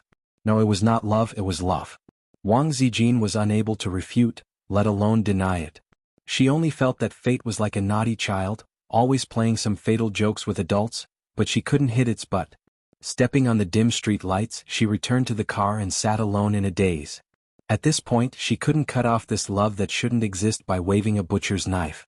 When she finished listening to Qin Bao's self-description, she knew that the girl was deeply in love and couldn't extricate herself. Deep in the forest she saw a deer, and deep in the sea she saw a whale. Qin Bao was too deep in this love and couldn't turn back. What about him? If the elder sister was like this, what kind of mentality would the younger brother have? Thinking of this question, Wang Zijin fell silent. The fear in her heart was fermenting, and it was also the reason why she hurriedly ended the negotiation with Qin Bao. It was like a general on the battlefield who suddenly received a secret letter about a secret deal between the imperial court and the enemy country. At this time, what the general should do was to continue fighting the enemy bravely, or stay still and wait for the imperial court's orders. Or return to the imperial court to confront the fatuous emperor? After a long silence, she took out her cell phone. After some hesitation, she called Qin Zhe. On the other side, Qin Zhe finally finished pouring out the worries that had been bottled up in his heart for more than 10 years. He felt much better. Indeed, Nanman Pei was not a good listener and would not comfort him gently. But these words were better said to her than to Suyu. After Suyu knew about this, he didn't know if his mentality would explode. She had always thought that her enemy was Wang Zijin. Of course that was not wrong. However, she did not know that there was a big boss behind the second boss. I have a donkey but I never ride it. Nanman Pei was speechless. Qin Zhe was speechless. To be honest, in such a sad atmosphere, it was a little discordant to suddenly play such a cheerful nursery rhyme. Just like at a military parade, the solemn national anthem suddenly switched to a divine TikTok song. Let's learn how to meow like cats, meow meow meow meow. The caller was Wang Zijin. Qin Zhe got up and walked to the balcony. At the same time he picked up the phone. Sister Ziwei? Nanman Pei quietly followed a few steps and pricked up her ears, desperately trying to eavesdrop. But Qin Zhe turned around and closed the door. He walked to the balcony and the sound disappeared. Nanman Pei was not satisfied. Why did you close the door? I won't eavesdrop. This is my room, okay? Qin Zhe ignored her and locked the door. I finished talking with Bao Bao. Wang Zijin's tone was calm. Qin Zai's heart skipped a beat and he did not speak. How did it go? In the end he squeezed out this sentence. She asked me to return you to her, Wang Zijin said. Sister Ziwei's tone was so calm that it made Qin Zai panic. The sister complex that he had hidden for many years had been exposed in front of his girlfriend. No man could face it with a smile anymore. Before I met her, I was very confident. I thought that it was one-sided and not enough to affect us. What I wanted to do was to let her choose to accept it calmly. I went to appease her, but now... Wang Zijin paused and did not continue. After a moment of silence, she said that brother needs to be more rational and self-aware. He once tried to get a girlfriend to let her and her sister give up. She stopped him once, but she knows that she can't stop him forever. Qin Zai, there's something I want to ask you. Answer me honestly. She called out Qin Zai's name. Ever since the two of them became familiar with each other, she had never called him by his name. You said, we haven't known each other for long, but you took the initiative to pursue me. You seem to like me very much. Are you sincere or just acting for my sister? Wang Zijin said in a low voice. Don't patronize me. I'm sincere to you now, Qin Zai said in a low voice. Wang Zijin said bitterly, yes, you've never been the kind of person who can't walk away when he sees a beautiful woman. I should have thought of it. But I didn't show that I was willing to give it a try at first for you. We're all the same. Neither of us is pure enough. Qin Zai was silent. He didn't know what Sister Ziwei was thinking. At least, it didn't matter to him whether the affection was pure or not. There were many ways for men and women to fall in love. Love at first sight, love after a long time. He had never seen the former. The latter was like him and Suyu. As long as the two of them fell in love with each other, it didn't matter what the pattern was at the beginning. But when Qingnu might be a little obsessed with emotional cleanliness. So Qin Zai couldn't say, bro, there's nothing wrong with that. Let's not bother about it. That's not important. Wang Zijin sighed faintly. Bao Bao, I know what's on your mind. What about you? Ace, if you had to choose between her and me, who would you choose? This question was harder to answer than whether I should save your mother first when she fell into the water. Qin Zai was silent. Wang Zijin waited in the car for a long time, but there was still no reply from the other end of the phone. Her heart gradually sank to the bottom. Wang Zijin was even prepared to be humble. She would say, I won't be scheming or arrogant anymore. I won't keep you in suspense anymore. Please choose me. Although choosing me would make you bid farewell to that period of youth, I still want you to choose me. Please, you must choose me. She couldn't say those words. Qin Zai's silence gave her the best answer. In the desperate silence, Wang Zijin chose to hang up the phone. The light on the roof of the car emitted an orange and dim light. Wang Zijin held back her tears for a long time. She finally collapsed. She leaned on the steering wheel and cried bitterly. She cried like a child. It was heart-wrenching. Nan Man Pei silently guessed the conversation on the balcony. Her fake character as indifferent as Chrysanthemum and her real character as violent and irritable had never made her so obsessed with other people's gossip. Like Suyu, she always thought that her best friend's enemy should be Wang Zijin. She also noticed the unusual relationship between Qin Bao Bao and Qin Zai, but she didn't care about it. Who would have thought that there would be a sudden reversal? It turned out that the brother and sister had such a complicated relationship. Damn, it's so exciting. She thought again of Wang Zijin's seemingly dignified but actually strong character. How could a proper official's daughter tolerate this kind of thing? Thinking of this, it was even more exciting. Nan Man Pei was not a simple gossip. She was a little worried about her best friend's future. Wang Zijin was already difficult to deal with. What about Qin Bao Bao? Even if two tigers fought, one would be injured. However, it was easy for the injured tiger to turn around and bite a melon-eating teddy bear to death. Although a teddy bear was stable as a concubine, it was not a good empress who didn't want to be the emperor's concubine. She might not be willing. Nan Man Pei pinched her temples. She was a little worried. In addition, there was a sense of irritation and loss rising from the bottom of her heart. Qin Zai listened to the busy tone on the phone and stood on the balcony in a daze for a while. He subconsciously wanted to reach for a cigarette, but then he remembered that the cigarette box was in the living room. He couldn't give the answer Wang Zijin wanted. It was useless to say too much on the phone.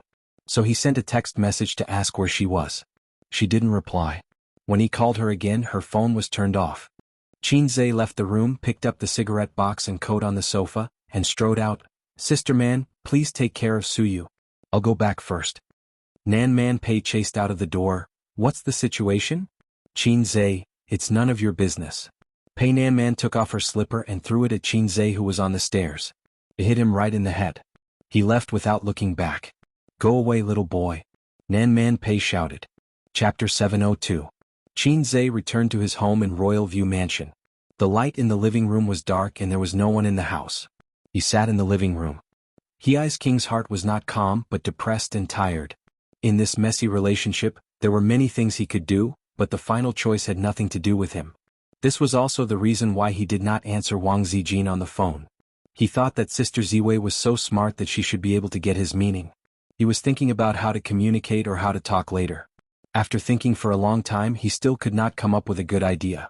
He decided to frankly disclose his thoughts and feelings, which was his greatest sincerity. He smoked one cigarette after another. In the blink of an eye, it was 3 o'clock in the morning.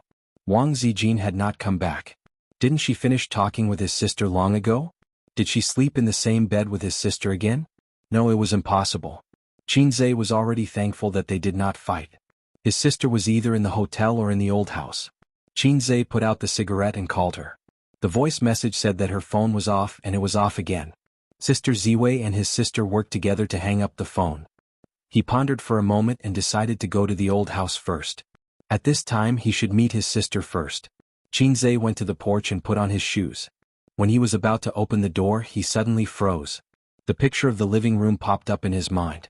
The items were restored one by one. One bottle of wine on the wine rack was missing. The shoes at the porch were more messy than before he went out. The things in the living room also had traces of being moved.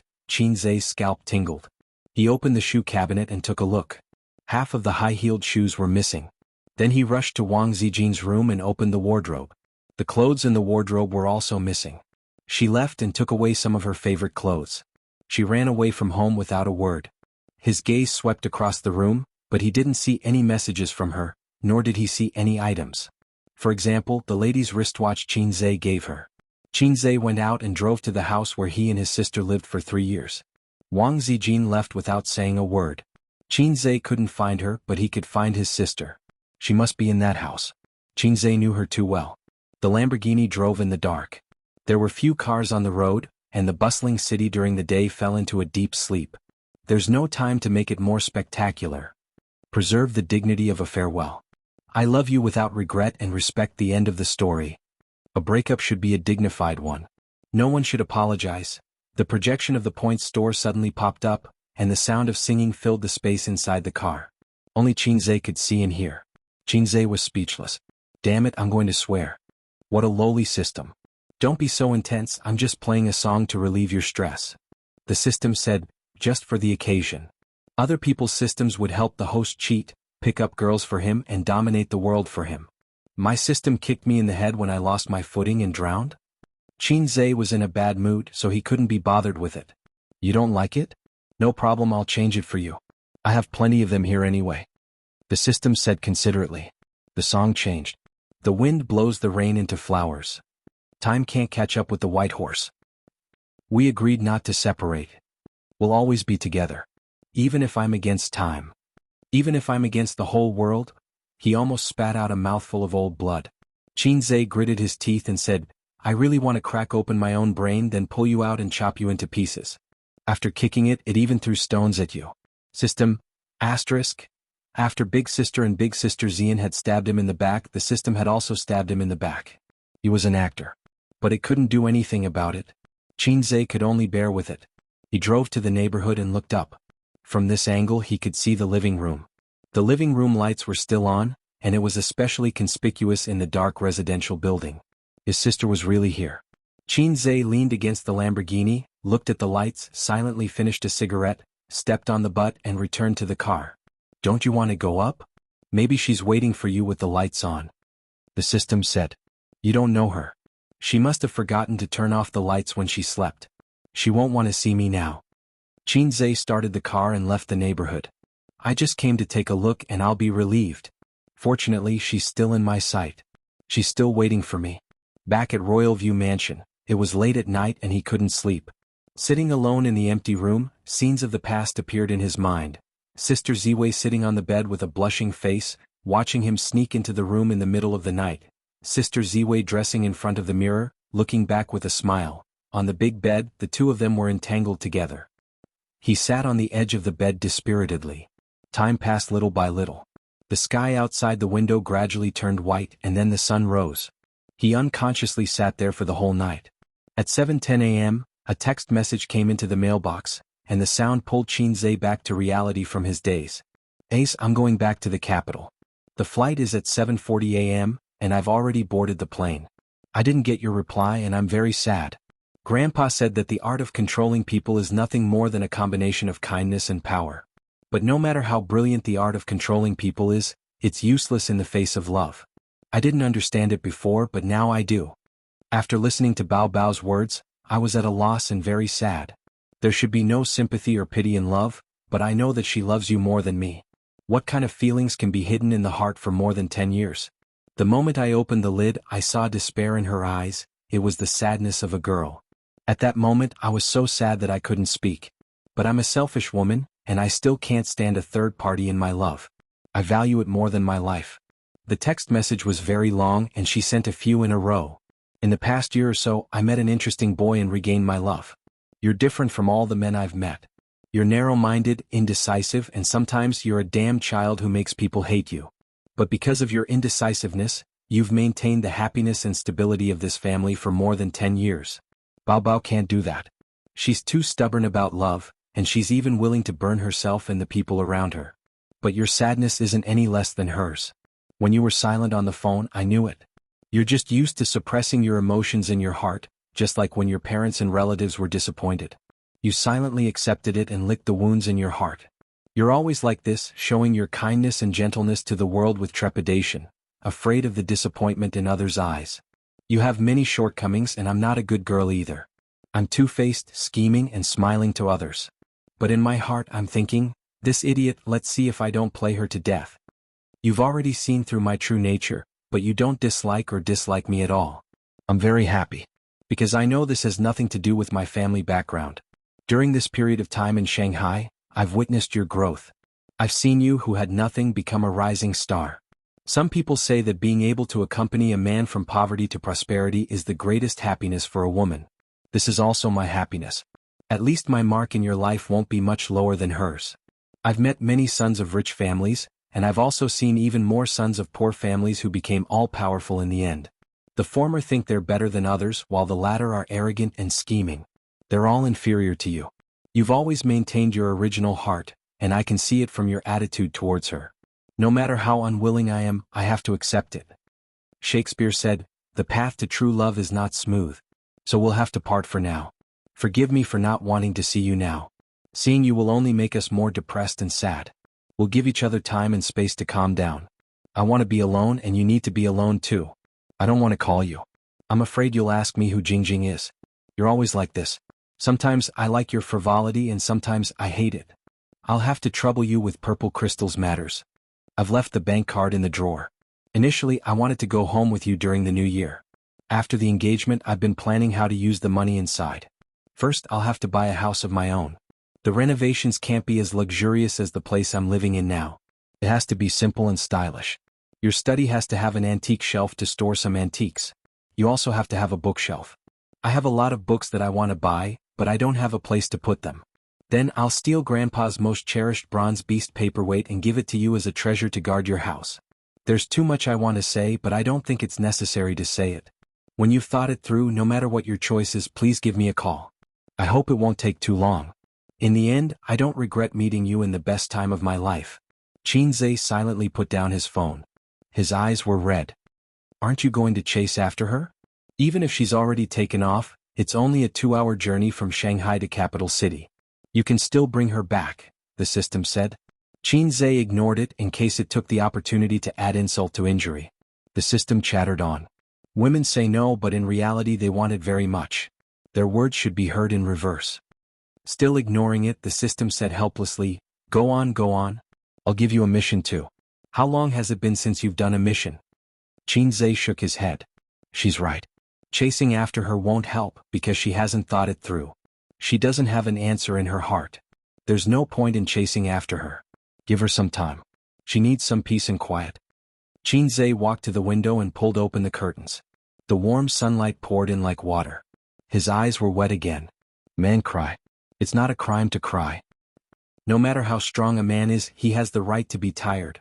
The song came again. In the end, he still couldn't avoid the system's stone. At Hangzhou Airport, the plane rushed out of the runway. With its head held high, the wings of the plane swept across the blue sky. Wang Zijin sat in the first-class cabin by the window. She didn't sleep for the whole night. Tired, she leaned against the seat and dozed off. A tall stewardess walked past her. Her eyes swept across every passenger, checking if they had fastened their seatbelts. When she saw Wang Zijin, she was stunned. After a moment of careful observation, she said excitedly, You're Qin Zhe's girlfriend?" The passengers in the first-class cabin all looked at her. Wang Zijin raised her head, looked at her and smiled. She looked down at Shanghai silently. The plane rose higher and higher, and the city became smaller and smaller. The moment it rushed into the clouds, the whole of Shanghai disappeared in front of her eyes. She closed her eyes and tears fell silently. Goodbye, Shanghai. Chapter 703. December 12th, the weather was clear and the wind was cold. A week after Wang Zijin left, Qin Zhe stayed in the big house in Royal View Park for a week, alone. His sister had moved back home. She had planned to hide in the small house by herself, but the news of Qin Baobao's concert being interrupted spread all over the internet. The official reason given was that she had a sudden physical condition and needed emergency treatment. Qin Ma and Grandpa Qin saw the news and were scared out of their wits. Bao Bao was the apple of the Qin family's eye, the apple of their parents' eyes. Qin Ma said that she wanted to move in with them so that she could take care of her daughter's daily needs. Qin Bao Bao couldn't explain why she moved back to the small house. She said that she didn't need to and that she was in good health, but her parents were worried. They had to keep an eye on their daughter to be at ease. Qin Bao Bao had no choice but to move back home from the small house and live the life of a rich young lady. She went to work as usual. Qin Zhe went to Tianfang once to try to coax her, but his sister kept a straight face the whole time. She didn't talk to him or look at him. It was as if the person beside her was no longer a brother who kissed and hugged her, but a stinky and disgusting salted fish. He didn't know what his sister was thinking now. If she was a volcano that could erupt at any time, Qin Zhe couldn't pester her in the company. There were too many people and it wouldn't be easy to clean up the mess. In addition, he had just signed the game development agreement. Purple Crystal Technology had a lot of work to do. He could only accept his sister's Cold War. It was useless to coax her now. He could only wait for her anger to subside a little before they could talk. However, Qin Zhe always paid attention to his sister's mood and state. He called Qin Ma every day to ask about it or check the surveillance at home. Every few days he could see his sister returning home when he was at work. She would move her cosmetics, clothes and perfume. Wang Zijin had completely cut off contact with him. Her phone was turned off, and the chat app seemed to have been blacklisted. Qin Zhe tried to call Zhao Taizhu to get some information from him, but Zhao Taizhu, who was his brother on the surface, did not give him any face at all. He said, "Who are you? Do I know you?" Qin Zhe said, "Brother Taizhu, it's me, Qin Zhe." Zhao Taizhu said, "Sorry, I don't know a little wolf dog named Qin Zhe." Qin Zhe said, "Brother Taizhu, don't be like this. You didn't block my number, which means I still have a chance." Zhao Taizhu said, "Little wolf dog, you're thinking too much. I just don't want to be unable to find you when it's time for the bonus."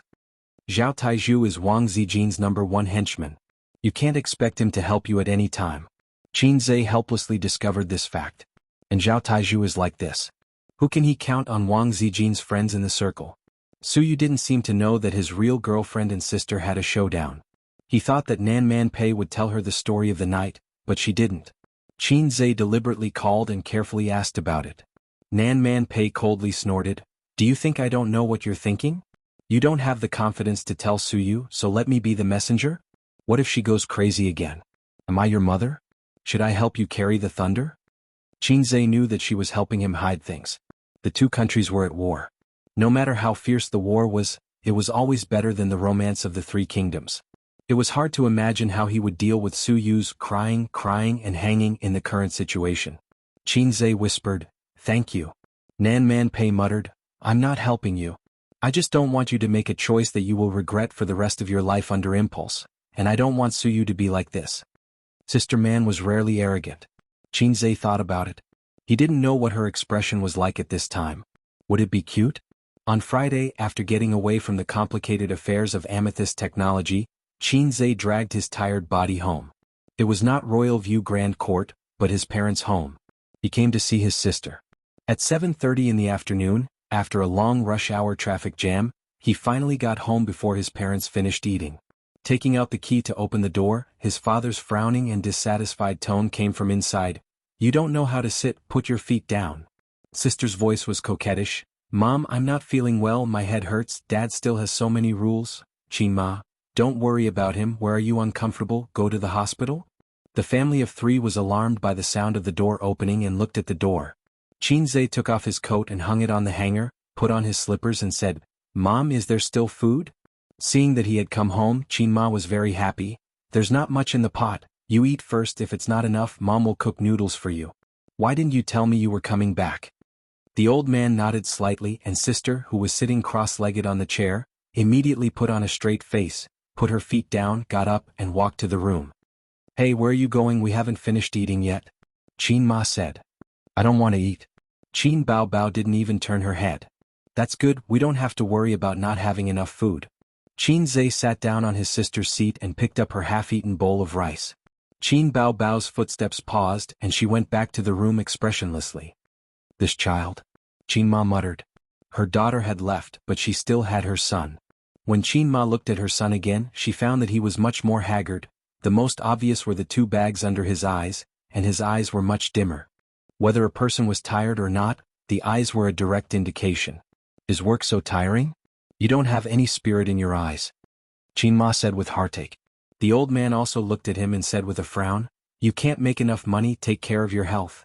Qinzhe nodded and said, "Sister Ziwei has returned to the capital, there are a lot of things to do in the company, she's a bit busy." Wang Zijin had returned to the capital for a week. The reason that Qinzhe gave was that something had happened to the old man of the Wang family, and she went back to visit.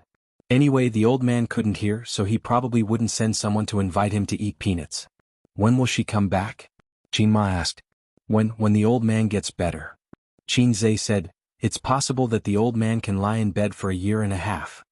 Let's not talk about this, how's my sister?" Qinzhe changed the topic. "Much better, I guess, although I don't know what's wrong with her." Qinma was confused and said, "For the first few days after she came back, she was in a daze and didn't come out of the room, she was listless. Once I asked her to wipe the sink, she wiped it with a towel. She often left things everywhere, and when she couldn't find them, she lost her temper. She's much better now, she can smile." Then she frowned and whispered, "She doesn't look like she's sick, she looks like she's heartbroken. Tell me what's going on." Qinzhe's heart trembled. "She doesn't look like she's heartbroken, she's clearly sick." "Yes, she's sick. By the way, Mom, don't tell me the towel she used to wipe the sink is mine?" Qinma was stunned. "How did you know?" Qinzhe, Qinma and the old man looked at each other and frowned slightly. They sensed that things weren't simple. Of course, they knew what kind of person their daughters were. If both of them were like this, something must have happened. Then they thought about how their daughter claimed to have found a boyfriend and said that she would bring him home for them to take a look. How long had it been? That was why they shouldn't plant flags casually. It wouldn't end well. Like I said, how good can her taste be if she doesn't have a boyfriend at this age? She's just a troublemaker, how did she grow up to look like this? Qinma murmured. Qinma was more worried. She felt that her daughter must have met a heartless man who was attracted to her. If she knew that the other party was her son, how would she feel? That was why it wasn't a good thing for a woman to be too beautiful. Qinzhe shrunk his head and pretended that he was eating attentively.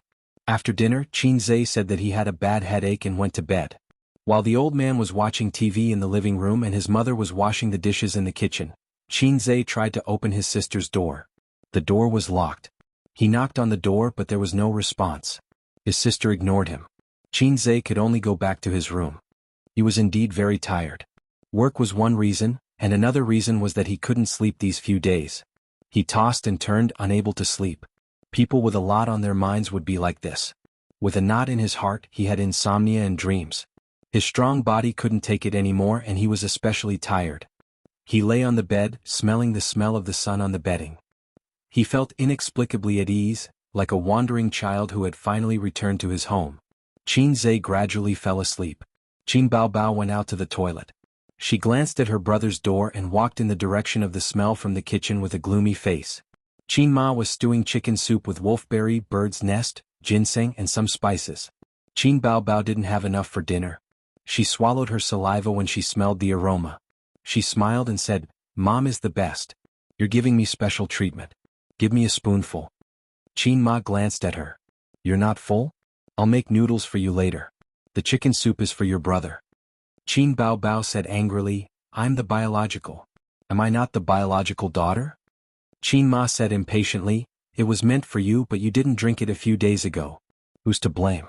If you want to drink it, wait until tomorrow. There's no more chicken at home. This is for Ace. He's too tired from work. Look at him, he's lost a lot of weight. Qin Bao Bao said lightly, he deserves it. Qin Ma knocked her on the head and said unhappily, he's not working so hard to earn money. Without him, would you be so comfortable? You're fattening at home all day. Her mother obviously misunderstood. Qin Bao Bao couldn't explain and said angrily, I won't drink it. I won't drink it even if I die, okay? Don't mention him in front of me. It's so annoying. Pitter-patter. She took off her boots and walked away, swaying her hips. Qin Ma shouted from behind, go get Ace to drink the soup. Qin Zhe was a light sleeper. It was hard for him to fall into a deep sleep when he was in low spirits. He vaguely sensed that someone opened the door to the room. She walked to the bedside and stood for a while. Then she reached out her cold hand and gently touched his face. It was his sister. Qin Zhe woke up immediately and opened his eyes.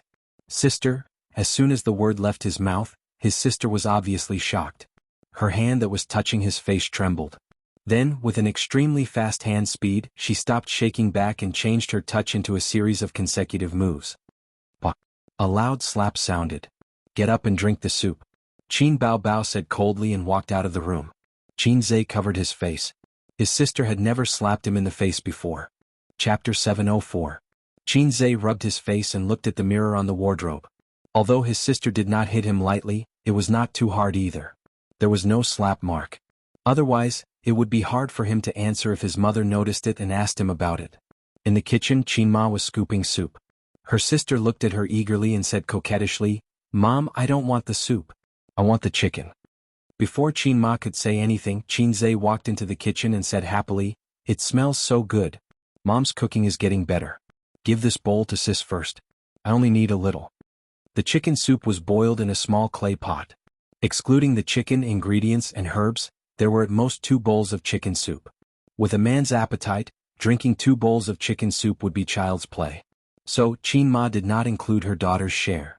Qin Bao Bao immediately pulled a long face when she heard this. Who wants to drink it? I'll wait for Mom to cook it for me. Qin Ma was stunned. Weren't you drooling just now? It's best if you don't drink it. Son, you drink it. It's all yours. After being a little princess for so many days, she was suddenly embarrassed by her mother in front of her younger brother. Qin Bao Bao bit her lip and said angrily, I don't have a mother like you. I won't eat noodles either. She then ran to the living room. Qin Ma was confused. What's wrong? Qin Zhe. Maybe Aunt Flo is here. Qin Ma, your sister's period is not right. Qin Zhe carried 2 bowls of chicken soup to the living room. His sister and Grandpa Shen were sitting together in the living room watching TV. He placed a bowl of chicken soup in front of her and said ingratiatingly, Sister, have some chicken soup. Qin Bao Bao was expressionless as she watched TV. Grandpa Shen glanced at her. Ace is talking to you. Qin Bao Bao said coldly, no. Since she didn't drink it, Qin Zhe would drink it himself. The soup was very rich. The fragrance of the herbs and spices didn't overwhelm the taste of the chicken soup. After more than an hour of simmering, they blended together harmoniously. Goji berries were top-notch goji berries. They were plump and full. After swallowing them, one would chew them and feel sweet. The living room was filled with an alluring fragrance. Qin Bao Bao had always been a coward, especially when she was hungry. She secretly swallowed a few mouthfuls of saliva and pushed the blame to Qin Zhe. I already said that I don't want to eat, but you still brought it over. You're so annoying. With a look of disdain, he pretended to be in a difficult position as he picked up the bowl. Seeing this, the old man took the bowl and said, It's okay. If you don't want to drink, then don't drink. Dad will help you drink. Your mother's cooking is amazing. Qin Bao Bao, seeing the 2 bulging veins on his sister's smooth forehead, Qin Zhe's mouth twitched. He thought to himself, Dad, it's fine if you don't help me, but you're hitting me when I'm down. You're the same as the system. He wanted to wait until his sister was full and in a better mood before saying a few sweet words to see if it could ease their relationship. But now there was no hope. At least there was no hope for today. It was cold. Fortunately, Qin Ma's cooking skills were not bad. The soup was fragrant with diced meat and shredded carrot. A poached egg was placed on top, and oil was sprinkled on both sides. Qin Bao pounced on the coffee table and wolfed down the food. It was delicious. After Qin Ma finished cooking the noodles, she cut a plate of fruit and brought it over. The best thing about having a full-time mother was that there was no need to worry about not having food on the coffee table in the living room. There was also no need to worry about not having someone to wash the clothes or dry the blankets. Qin Bao was halfway through her meal when she stopped and took out a tissue to wipe her mouth. "Mom, do you have a suitable blind date?" Qin Zai's eyebrows twitched violently. Qin Ma and the old master looked at each other, thinking that their daughter had indeed fallen out of love. "There's no need to be so anxious," Qin Ma said. She had just fallen out of love. Although she had always thought that her daughter would become an old leftover woman in 2 years' time if she didn't get married, Qin Ma hoped that her daughter would think carefully and face her feelings seriously instead of having such a casual attitude. "That's funny. You've always been the most anxious and now you're not anxious? Are you making fun of me?" Qin Bao said unhappily, "I'm anxious. After the new year, I'll be 27. If I don't get married, am I going to be an old maid? If I have a boyfriend now, I'm confident that I can get married before 30. Qin Zai said in a low voice, "There's no need to rush. You're only 25. It's still early." Qin Bao said lightly, "Sister wants to get married. Is that bothering you?" Qin Zai was speechless. "I'm full." Qin Bao stood up and said, "Mom, keep an eye on him. He doesn't need to be rich. He just needs to be a good person. Don't be a half-hearted jerk. I have no taste. I'm blind. I'll have to trouble you to keep an eye on him." "I'll go talk to her. She's not in a good mood." Qin Zai found an excuse and followed her. After their son and daughter left, the old couple had fewer scruples when talking. Qin Ma said worriedly, "She's really fallen out of love. It seems that she was dumped." The old master's face fell and he said angrily, "Didn't Ace say that he's very powerful in the entertainment industry?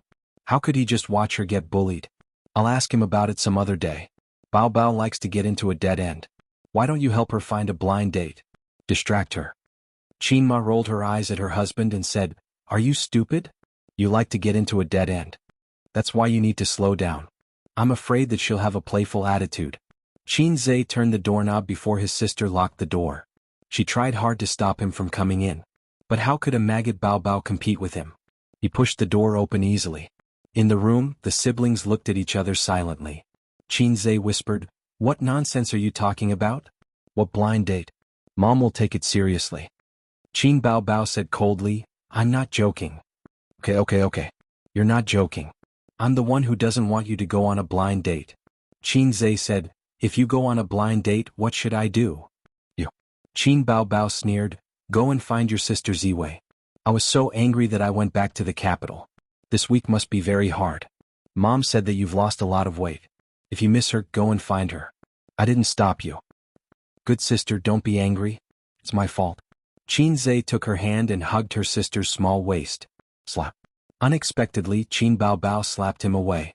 She looked agitated and said in a sharp voice, "Qin Zai, do you think that I can't live without you?" Her reaction was very big. She glared at Qin Zai fiercely. Her eyes suddenly turned red with a trace of hysteria after being wronged to the extreme.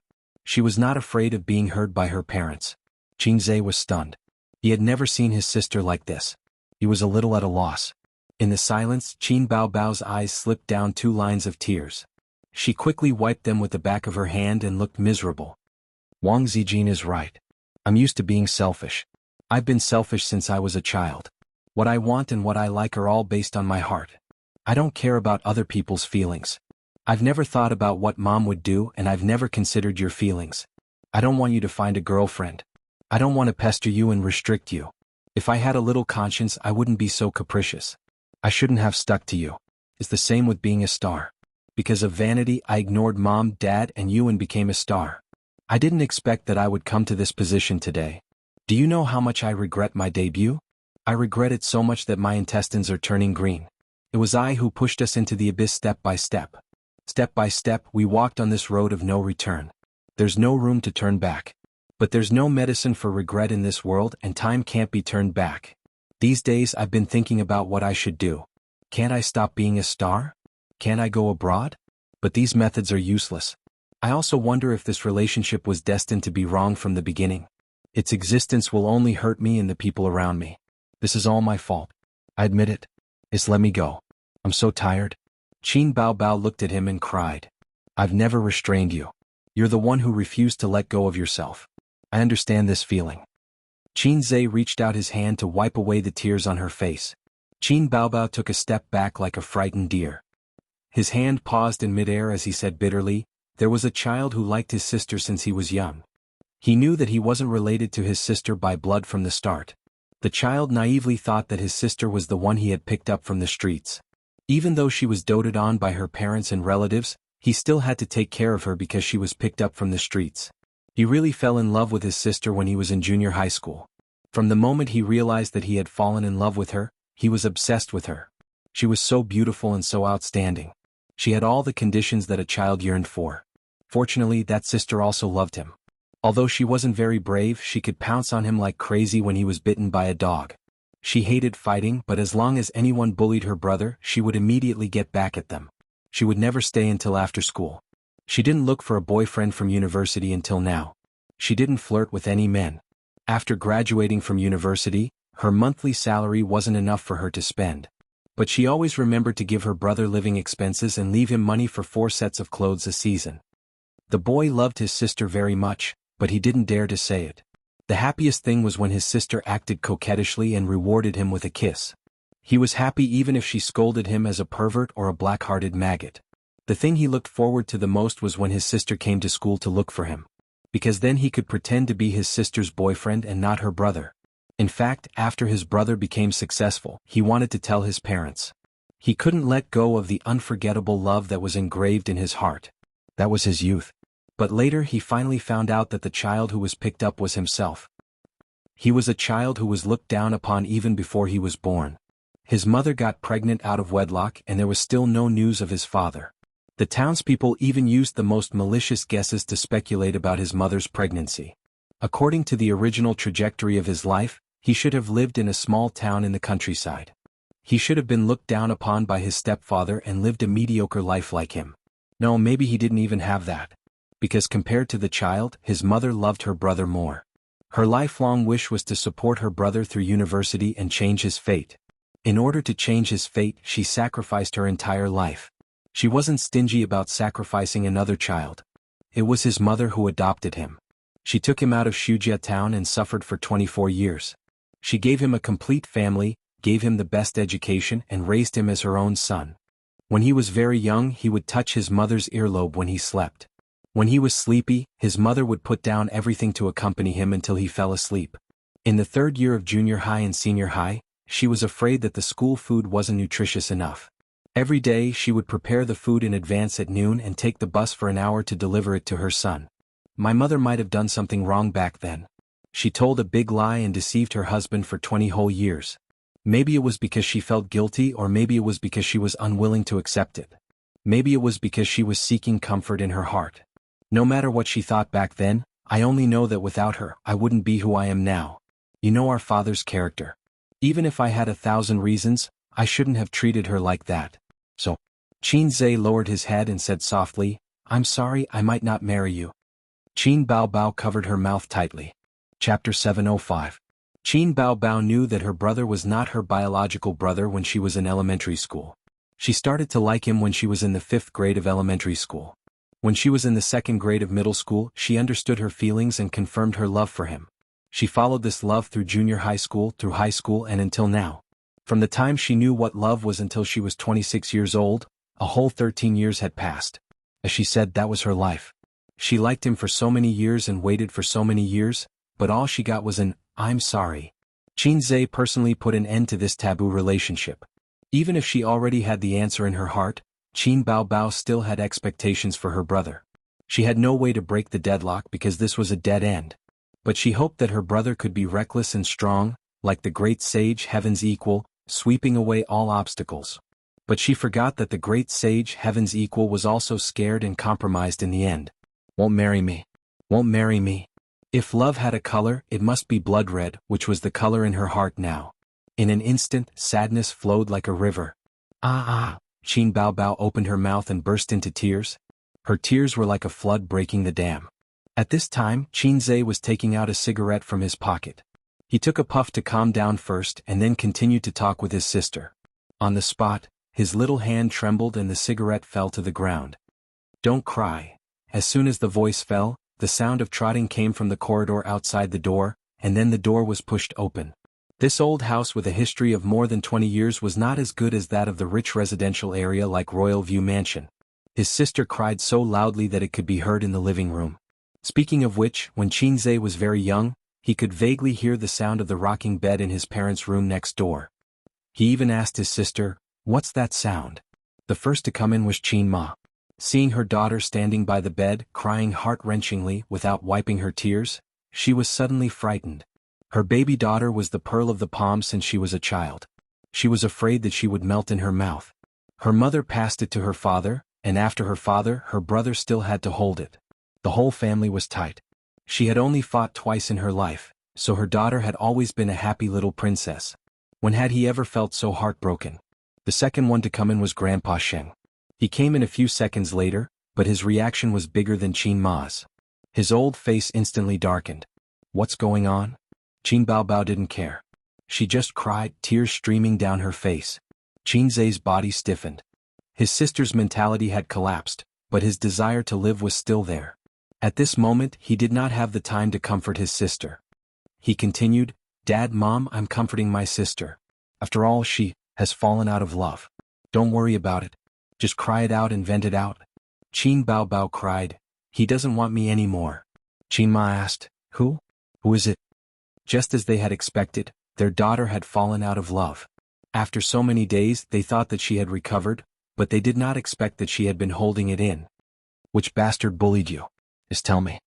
Grandpa Sheng's face was so ugly that he wanted to kill someone. His desire to live exploded at this moment. Xianxia said loudly, "Dad, Mom, you guys go out first. Why are you guys crowding around? How can my sister endure this? I'll tell you guys later. I was just having a heart-to-heart talk with her when you guys came in. What are you doing here?" He glanced at his sister and saw her lips moving. He was so scared that his anus tightened. "Sister, even if others don't love you, I'll love you forever." When Bao heard this, she swallowed back the words that she was about to blurt out. "I'll tell you guys later, I'll tell you later." Xianxia pushed his parents to the door and closed it while his parents frowned. With his back against the door, he could hear his heart beating wildly from the 100-meter dash. His back was covered in a layer of cold sweat, and his anus was slowly coming out of its tight state. He gestured for his sister to keep quiet and blinked fiercely. Bao looked at him with tears in her eyes and continued to throw a tantrum. "Why don't you want me anymore?" Before she finished speaking, he roared, "That damn dog, I'll make him pay the price later. I, Xianxia, have 100 ways to make him unable to stay in the entertainment industry. He'll never be able to make a comeback." Bao was shocked and stopped crying. Don't worry, I won't let him have it easy." "Sister, don't cry, I beg you." It was another round of quick-witted answers. During the conversation, Xianxia had already rushed in front of his sister and covered her mouth. "Dad, Mom and Dad are listening at the door. Do you want to die with me?" Bao stared at him with red eyes and nodded seriously. Her voice came through his hand. "I'll tear your waist apart." Xianxia said, "I haven't finished speaking." He lowered his eyes and said softly, "Sister, I won't marry you. I don't want to continue to coax you with sweet words. No matter how much you like it, no matter how happy you are, you still don't feel safe. A man who knows how to sweet talk can bring happiness to a woman, but he can never give her a sense of security. It's the biggest regret of my life that I can't marry you, but I'll protect you for the rest of my life. I'll love you like a husband loves his wife. I'm not afraid to make the whole world my enemy, but I can't make Mom my enemy. Please don't make a fuss, okay?" Bao looked at him deeply. After a moment, she pushed him away and sat on the edge of the bed. She turned to her side and sobbed softly. This was the habit after crying. At this moment, she was no longer as disheartened as before, but she couldn't stop crying immediately. It was hard to describe her feelings at this moment. Great sadness and great joy intertwined. She felt happy and sad at the same time. There were so many things she wanted to ask. For example, what about Wang Zijing? She didn't want to settle the score between you and her. She also wanted to know what to do in the future. She couldn't be single forever and so on. However, she also knew that her parents were definitely eavesdropping outside the door. Maggot Bao Bao, who had calmed down a little, lost the courage and decisiveness she had just now. She began to panic. Qin Zhe walked over and gently pulled his sister into his arms. The latter twisted her body symbolically. If you don't want it, then don't. Who cares? I'm not crying because of this. It's not like I can't find a man, she added while sobbing. Yes, you're right. There are plenty of fish in the sea. We don't need one more. After saying that loudly, she paused and said softly with a sad face, Sister, Dad and Mom are listening at the door. Please don't say any more. We can still be saved. We won't die together. Qin Bao Bao's chest heaved up and down. She sobbed and didn't say anything else. Qin Zhe hummed fairy tale in her ear. His voice was so low that only Qin Bao could hear it clearly. About 10 minutes later, Qin Ma and Grandpa Shen, who had been eavesdropping outside the door for a long time, looked at each other in confusion and whispered, She's not crying anymore? She's not making any sound. Aza's voice is very soft. What is he mumbling about? I can't hear clearly. But it's fine as long as my daughter doesn't cry. My heart aches so much. What's this? He's always making things difficult for me. So, don't worry. Ace will teach that guy a lesson. Fortunately, my son is good. Otherwise, he'd be bullied to death by others. Why are you still so proud of this at a time like this? Ask him what's going on tomorrow and tell me later. By the way, tell him to keep this a secret. Otherwise, I'll be annoyed to death by the students in class. The voice disappeared and the person left. Qin Zhe and Qin Bao Bao both breathed a sigh of relief. Sister silently pushed Qin Zhe away and turned her back to him. Where's Wang Zijin? Qin Zhe, she went back. Sister turned her head and said coldly, Did they break up? Qin Zhe was silent. Qin Bao Bao kicked him in the waist and said with a straight face, Get out. I'm going to sleep. Qin Zhe stood by the bed for a moment, sighed, and quietly opened the door and went out. Qin Bao Bao lay on the bed not sleepy at all. She thought about a lot of things about the future. It was easy to hide it now but difficult to hide it forever. She would have to have children in the future. Or should she just have one? Then she would lie to her parents and say that she met a scumbag and left the orphan and the widow behind. It was always like this on TV and there were many examples in real life. At most, it would make her parents worry for a while. But what about Ace? It was impossible for him not to marry for the rest of his life. Grandpa Shen, who valued his family more than anything, would explode on the spot. Also, sister and brother were not married and they were still living together. Even a fool could see that something was wrong. Or should Wang Zijin take advantage of him? Bah, don't even think about it. If I don't marry, Ace and I will be exposed one day, and it will be over between us. Thinking of this, a chill from the bottom of her heart shrouded her. Qin Bao Bao slowly shivered. How was she doing in Beijing? Stubborn people like her must be wiping tears every day. She must have lost a lot of weight. Our friendship was over. That night, Qin Bao Bao didn't sleep at all. At 10 o'clock in the evening, a white Audi R8 stopped at the entrance of Yute building. Two men in black suits got out of the car. They went straight past the ordinary elevators and went inside, where there was a VIP elevator. The elevator door opened, and the attendant in black stood in the elevator respectfully and smiled at them. Please show your membership card. The man with the oily hair took out his membership card. The attendant swiped it on the elevator sensor and handed it back with a smile. The elevator took them upstairs. This elevator could only take people up to the 19th floor. The other floors couldn't light up. Guests came here and took out their membership cards. After the attendant confirmed it, they were taken upstairs. Old Su, 300,000 yuan is a beginner membership, 500,000 is an intermediate membership, and 1 million is a senior membership. There are a lot of benefits for membership. For example, the dealer and the attendant girl can choose from an intermediate membership card. They don't need to pay. But these are all insignificant benefits. The real top gambling tables can only be played by senior members, the middle-aged man with the oily hair said. This guy's surname was Chin, and he was a small boss in real estate development. He and a group of peers divided the small profits that leaked out from the big developers' mouths. Of course, in an industry like real estate, even if there was a little profit, it was enough for ordinary people to easily reach the peak of life. Su Guang nodded and said, Let's talk about it later. If my nephew made this kind of membership card for me, he would be angry. Boss Chin, I'll have to trouble you to take me upstairs next time. When he said, my nephew, Su Guang couldn't help but puff out his chest and raise his head. No problem, I'll be there anytime. Boss Chin patted his chest and smiled sincerely and modestly. Su Guang hadn't known him for long, and it was a friend who introduced him. The two of them were gambling friends. Su Guang had been wandering outside for many years, and Shanghai was no longer the same as before. P.S. Germany actually lost. It must be fake. Trash, how can they live up to the previous champion? From now on I'll be black for life. Bah, give me back my royalties. Chapter 706. Throughout history, there were two industries in the world that had spanned thousands of years and remained standing. One was the casino and the other was healthcare. For the past few years, Shanghai had been cracking down on these two industries every year. In the past few years, the crackdown was the heaviest. There were very few professional clubs left, and the few that were still standing were not places that ordinary people could afford to enter.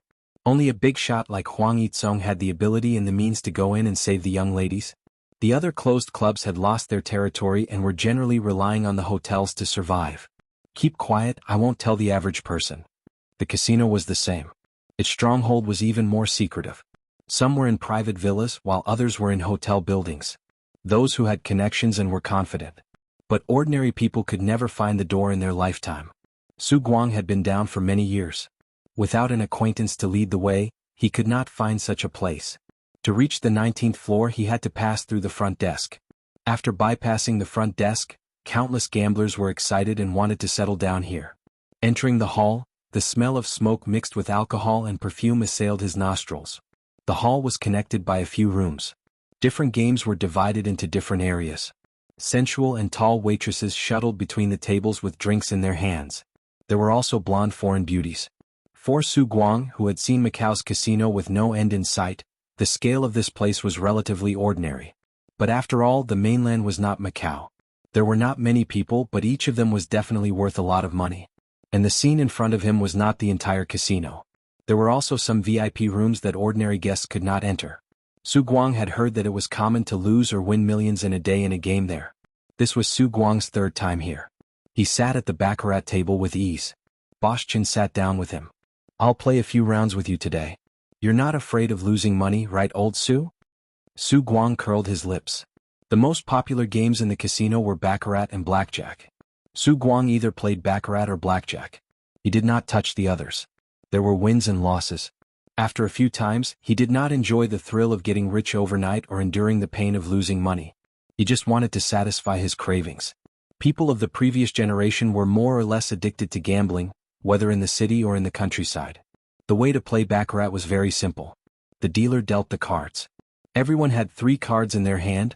There were places where 2 or 5 cards were played. The flower cards and tens were counted as 0. Finally, whoever had the most penalty points in their hand added up to 9 would win. Su Guang's luck was especially good today. Half an hour into the game he won 200,000 yuan. When he won 500,000, old Chen scolded him in a low voice. Old Su, did you find a master to consecrate you? Why are you so lucky? There were 9 people at the small table and each of them had their wins and losses. Su Guang had won the most so far. Old Su, let's change to Texas and have some fun? After losing more than 100,000 yuan, Bosch Chen said, you're lucky today. It's more exciting to play that game. I'm done warming up. If you want to stay here we can continue. According to the saying among gamblers, when one's luck is good, one must not get up and change seats. Otherwise the feng shui will be gone. However, Su Guang thought for a moment. This was a small table, so it was indeed not a big deal. He nodded and stood up with Bosch Chen. There were not as many people playing Texas Hold'em as baccarat, but it was a big deal. It looked more glamorous. They smoked cigars, drank champagne, and had beautiful female companions beside them. The table was not full. Su Guang and Bosch Chen waited for the first round to end before sitting down. The dealer dealt the cards. Everyone had 2 face cards and then the dealer dealt 3 face cards.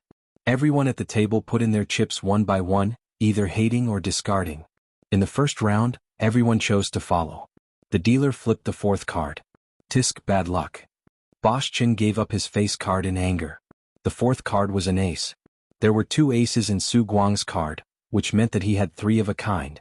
Su Guang calmly followed. When the 5th face card was dealt, he did some calculations.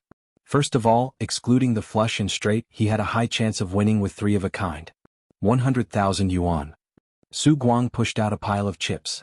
Among the remaining 3 people, one of them gave up and the other 2 followed. 100,000 yuan. Su Guang pushed out his chips again. Another person gave up. 200,000 yuan open, Su Guang said. Su Guang's 3 aces won against his opponent's 3 nines. Boss, you don't look familiar. Did you just come here? The man who lost the money smiled faintly, as if a few 100,000 yuan was not worth mentioning at all. I used to play in other places, so I rarely come here. Su Guang bit on a cigar and said with an arrogant manner of, I'm a big boss. Of course he couldn't say that he was a newcomer. Now that he was a big boss, he waved goodbye to the loser of the past. That dark history was also hidden in the deepest part of his heart. Acting cool was a necessary quality for a boss. It was the same for cigars. Su Guang didn't know how to smoke cigars at all, so he just held it in his mouth without lighting it. This thing was simply not for people to smoke. He once tried to smoke a whole cigar like smoking, but then he got drunk and vomited for a long time. Boss Chen flattered, Boss Su is Qinzhe's uncle. Everyone at the table looked at Su Guang in a different way. They were surprised and a friendly smile appeared on their faces. Su Guang's posture with the cigar in his mouth was even more arrogant. When fortune came, it couldn't be stopped. Su Guang's luck today was like the water of the Yellow River, flowing endlessly. In 2 hours, the chips beside him were piled up like a mountain, at least 2 million yuan. In this round, Su Guang and the man were left to compete. Their cards were 2 8s, a 7, and the rest were jacks and aces. The 2 cards under Su Guang's hand were 8 and 7. He was a calabash for this round. The middle-aged man looked at Su Guang and smiled, I don't believe you can keep winning all in. He pushed out all the chips in front of him. Su Guang frowned. Looking at the cards, he was almost certain to win, unless the opponent had a straight flush. The odds were like dog sh*t luck. At this time, Boss Chen whispered in his ear, his surname is Jianghu and he has several finance companies under his name. He's a rich man, so he knows about naked loans. Su Guang had an unresolvable resentment towards those who lent him money. Back then he was almost drowned in the Huangpu River. He was already in a gunny sack when a fishing boat took him to a remote area. If it wasn't for his last pleading and finally agreeing to give him half a month to raise money, he would have been a skeleton under the Huangpu River. That year, his son had just learned to walk, his daughter was in elementary school, and Qinzhe was in the first year of junior high school, which was about 10 years ago. Su Guang owed a lot of money, and that group of people was the worst to provoke. When he borrowed money, someone warned him that this group of people liked to drown people in the Huangpu River, and it wasn't a bluff. There was an example. They never hit people, nor did they threaten to push you off the rooftop. They liked to pack up the old people who owed money and throw them into the Huangpu River. When the person died, the debt would be cleared. The other party had a very deep background and there was no other way. His sister could only sell her house to help him pay off the debt. After that, Su Guang ran away because he still had other loan sharks to pay off. Su Guang laughed coldly. He was trying to scare him. He was trying to put on a confident front to scare him. Rich people had this kind of confidence because a few $1 million was really nothing to them. Hence, their imposing manner was very good at scaring the poor and short-sighted country bumpkins. In fact, it didn't matter if they lost. They enjoyed the pleasure of gambling at the gambling table. Su Guang thought to himself, I'm not the same person anymore. All in. He expressionlessly pushed out the chips in front of him. Both of them flipped over their hidden cards. The dealer took a look and said, straight flush, guess number 4 wins. He used a small stick to push the chips to Boss Zhang's side. Admit it, admit it. Boss Zhang looked at Su Guang with a contemptuous smile. Su Guang's eyes widened as he stared blankly at the other party's cards. Dog sh*t luck really happened. Just like that, he lost all the money he won previously. He came from the gambling table and returned to the gambling table. Boss Zhang lit a cigarette and didn't even look at the chips in front of him. It was as if a few million was nothing to him. He chuckled and said, Yo, Boss Su is out of money? Why don't you give up your seat and let the friend next to you play? His arrogant tone made Su Guang very uncomfortable. His face was ashen as he exchanged for more chips and continued to play. When fortune came, one couldn't stop it. But when it left, one couldn't stop it either. Su Guang's fortune was like a woman's period. It was bleeding. In the next half an hour he lost 5 million. Including the money he won previously, it was close to 7 million. Of course, Su Guang didn't have that much money. Although Qinzhe was very good to his uncle, Dongfeng Technology had started to make a profit. It hadn't even been a month. Su Guang didn't even have 5 million when he sold his kidney. But it didn't matter. The casino had always been generous to customers with good reputation.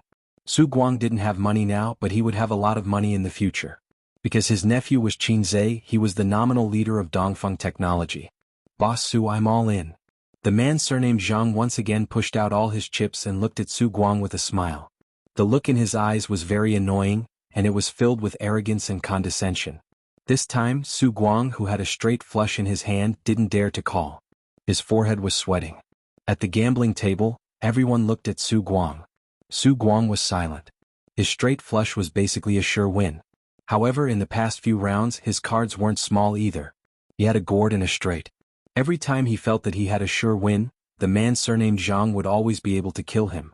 Su Guang's mentality collapsed. Even if he had a straight flush in his hand, he didn't dare to go all in again.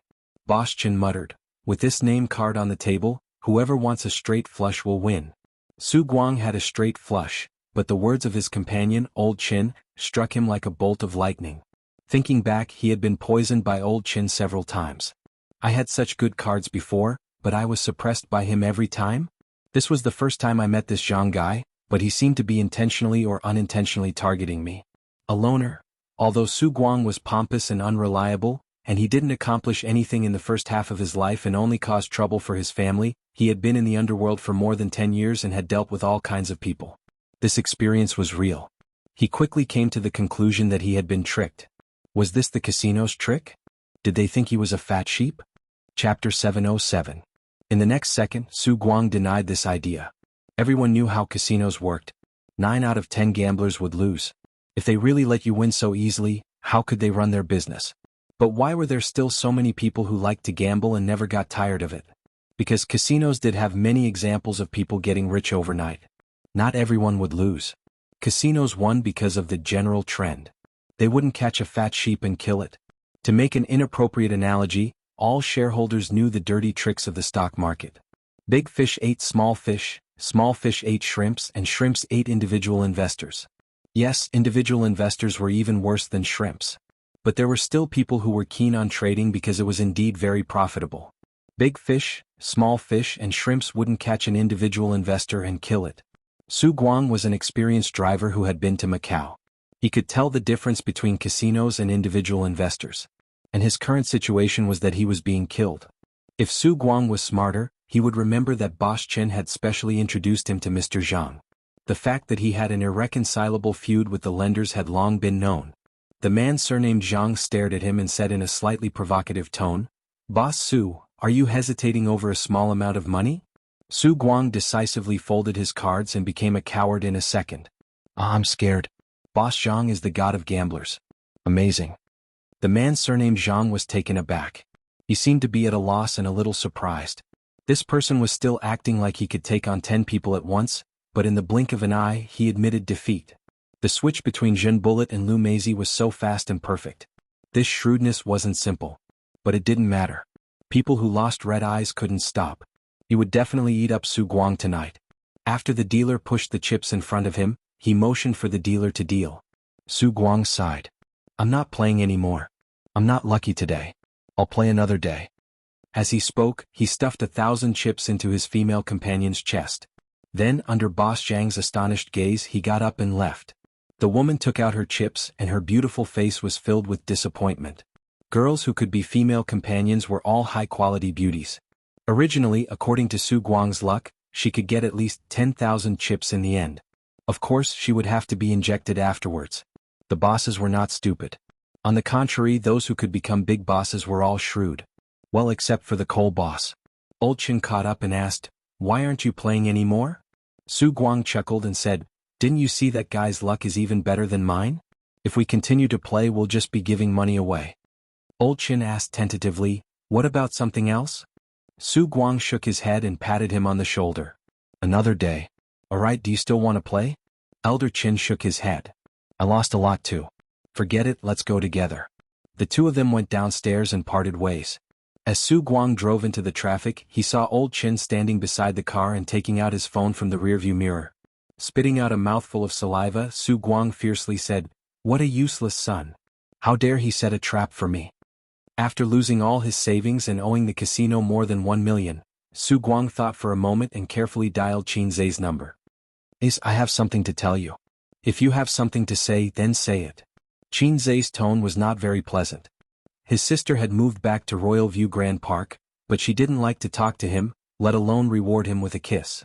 Qin Zhe felt like a husband who took his wife back from her mother's home after having an affair, and continued the Cold War.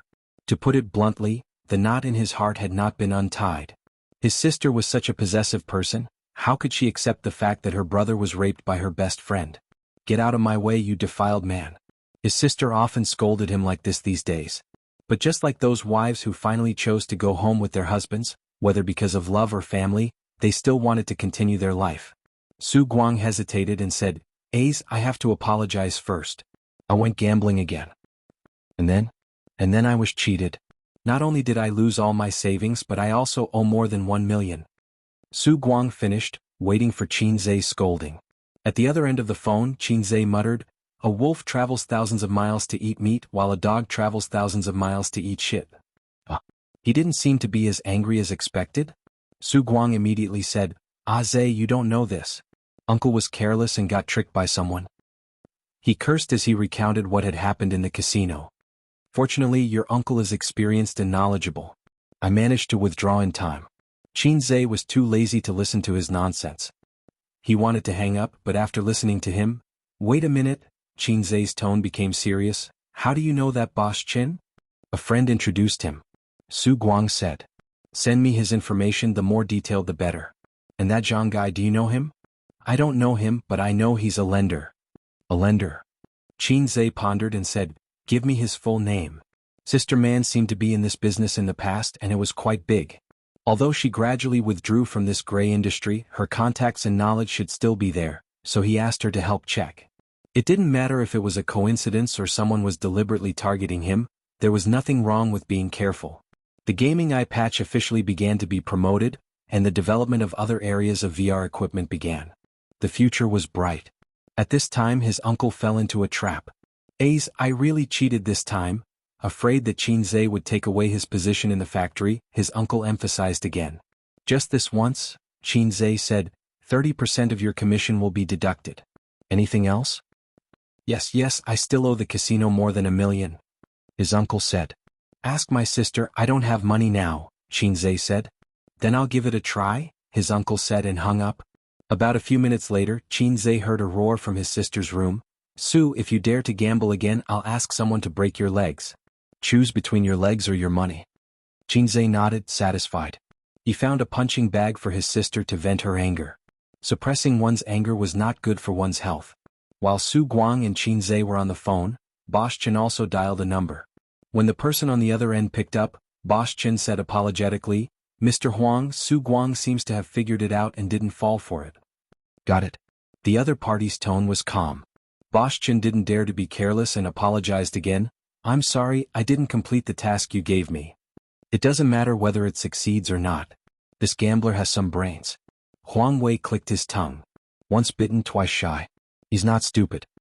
He had investigated Su Guang, and he was indeed a bad person.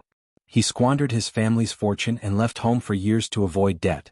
If this kind of person didn't become a chicken and dog and ascend together, he wouldn't be able to make a comeback in this life.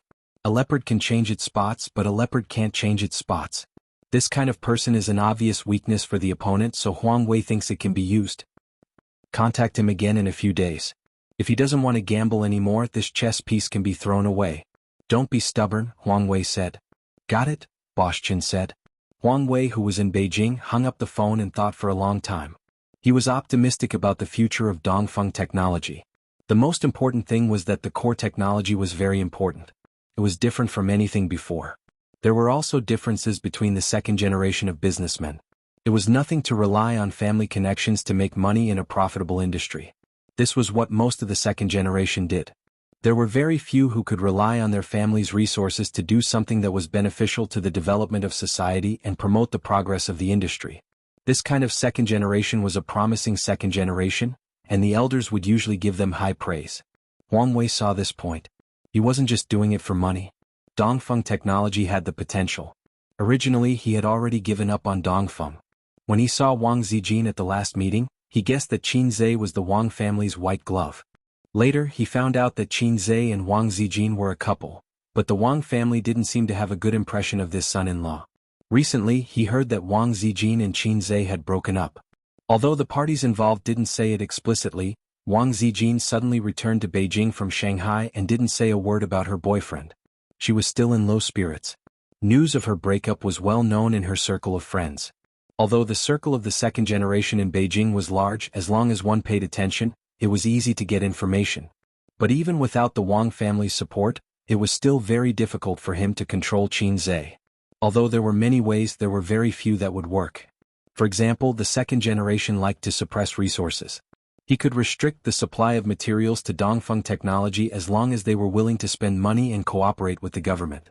Dongfeng Technology had signed cooperation agreements with many companies in the industry. He could restrict Dongfeng, but he couldn't restrict so many companies. Su Guang was just a chess piece. It didn't matter whether it succeeded or not. But it didn't matter. He had other ways and he couldn't delay. Although Xianxia wasn't the Wang family's white glove, he had an affair with the Wang family's daughter. If they fell out now, he would have a chance. But what if they reconciled in the future? So he had to pick the fruit quickly. He wasn't afraid of the Wang family snatching it away. Chapter 708. Actually, there was no need to go through so much trouble to give his uncle the money.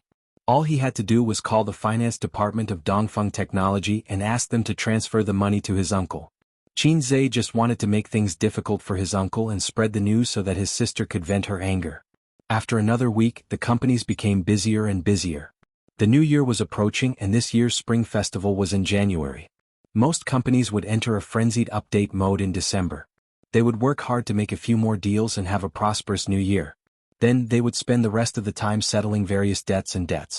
Near noon, Xianxia drove to Tianfeng Entertainment with a lunchbox, like a husband who was busy trying to please his wife after doing something wrong. During this period he had taken care of his sister's lunch and made one for Suyu as well. The silly woman was overjoyed. Every time Xianxia delivered food to her, she would smile happily and say, "Hubby is so nice. I feel like I'm the happiest person in the world." His sister still did not give him a good look. When the food was served, she would eat a few mouthfuls and did not insist. If Xianxia wanted to stay and eat with her, she would throw down her chopsticks and say, "If you don't leave, I'll leave." Xianxia wondered if Suyu, who was in the dark, would give him a cold shoulder like his sister if she knew what had happened during this period. Qin Baobao was not in the office. The ordinary-looking assistant said that she had gone to practice singing. At the end of December, Qin Baobao was going to release an album as the end of the year. Originally, she had agreed to film a New Year's movie with Xianxia. Things were unpredictable and it was teary to talk about it. Xianxia said, "Okay, I got it." He took the lunchbox and left. The ordinary-looking assistant hesitated for a moment and stopped him. She said timidly, "Boss Qin said that if you came to deliver the food, I should leave the food behind. You don't have to go." Xianxia glanced at her expressionlessly. "You're too arrogant. Help me." The ordinary-looking assistant looked embarrassed. "I remember that your year-end bonus should be very good. It's almost the new year. If you're not careful, your year-end bonus might become a letter of resignation," Xianxia said. The assistant knew what to do. "Boss Qin, I have something else to do, so I won't bother you. Please." Sensible. Xianxia strode away. In the recording studio, Qin Baobao was recording a song inside. There were 2 sound engineers sitting outside. There was no one else. Xianxia walked in and waited for his sister to finish her song. "It's time for dinner. Let's go out and eat." "Get rid of the 2 sound engineers. Sis, it's time to eat. I know that you don't have a good appetite recently, so I made it lighter." When she came out, Xianxia politely opened the lunchbox, handed her chopsticks, pulled out a chair and said, "I haven't eaten either. Let's eat together." Qin Baobao moved the food to his side and said, "Get lost. I don't want to eat with a defiled person." She tucked her loose chestnut curls behind her ears to prevent them from falling into the food, revealing a sharp oval face. She snorted and lowered her head to eat. He could understand his sister's feelings. From a man's point of view, it was like raising an adorable Lolita at home. They would usually kiss and cuddle her, waiting to raise her into an adult. Yet, the Lolita that they had painstakingly raised ended up sleeping with another man. Xianxia was the big D*ck Loli. If it were a petty woman, she would remember this for the rest of her life. His heartless sister couldn't remember it for that long, but she wouldn't forget it so easily either. She was actually very anxious and in pain. "Boss scumbag, get lost." That was how most women would deal with their cheating boyfriends. The Lolita who had been raised from a young age was definitely in pain because her best friend had slept with her. She wished she could be as arrogant as other girls. She wished she could have a female version of "don't bully a poor young man," but she couldn't bear to do so. She couldn't bear to draw a line between her and her younger brother. When you fall deeply in love with someone, you've completely lost. Qin Baobao had recently come across this sentence on a relationship counseling website. To be able to say such philosophical words, the hat on the person's head must be glowing green. Qin Zhe sighed. Even such a filthy younger brother would want to get close to his angelic and holy sister. Qin Baobao didn't buy it. She curled her lips in disdain. I have a donkey but I never ride it. The phone rang. His sister, who was eating, subconsciously reached for her pocket. Qin Zhe did the same.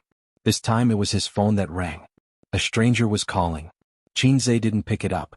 He hung up. His phone rang again. It was the same number. This time he picked it up. Who is this? President Qin, it's me, Huang Wei. The person on the other end of the phone reported his name. President Huang, what's the matter? Qin Zhe was stunned. Have you considered the investment I mentioned last time? Huang Wei's tone was gentle. Not considering, thank you. Don't be so full of yourself. Qin Zhe hung up immediately. He thought to himself, are you crazy? So what if you're the second generation? You're really something. But I can also ignore you. Half a month after the short call, it was early January. Chinese New Year was approaching. There were only 3 days left before the official holiday. Some companies were already on holiday. Many things happened during this period. First, the technical manager of Dongfeng Technology resigned and took on a huge amount of compensation. Then, a few companies that signed contracts with Dongfeng Technology announced their withdrawal. After that, pirated VR game blindfolds appeared on the market. These VR blindfolds could be connected to the game, but they couldn't be updated. Even so, it was enough. Updating a game wasn't something that could be done overnight. Developing a new game was even more so. For a long time in the future, Dongfeng Technology was going to suffer huge losses. The game blindfolds couldn't be sold anymore. Obviously, the VR core blueprints that Qin Zhe gave to Dongfeng Technology had been stolen. The thief was the technical manager who had resigned. He was the only one who had the password and could copy the blueprints. This guy was Su Yao's man, but he was definitely not the mastermind. After Dongfeng Technology called the police, this guy had already fled. Qin Zhe received another call from Huang Wei. Boss Qin, there are so many pirated copies. It's so abominable. It's seriously hurting my interest. Oh, I forgot. I haven't invested yet. Qin Zhe said, why don't you do something illegal instead? Huang Wei said, you're hurting my feelings. I'm a person who hates pirated copies. The national situation is different now. China should start boycotting pirated copies. I can help in this regard. Qin Zhe said, no need. Get lost. TSK, don't you feel bad about the money? Do I look like someone who lacks money? Qin Zhe sneered. Hai Zhe King's heart ached so much that he found it hard to breathe. As long as I survive this wave, I'll still make a lot of money. Your call proves that you know the limits of your despicable tricks. How about this? Huang Wei said, I'll take a step back. I only want 20% of the shares. Get lost. Qin Zhe hung up. His face was gloomy. He said to Qin Baobao, who was sitting on the sofa, Sister, I'm going out for a while. Where are you going?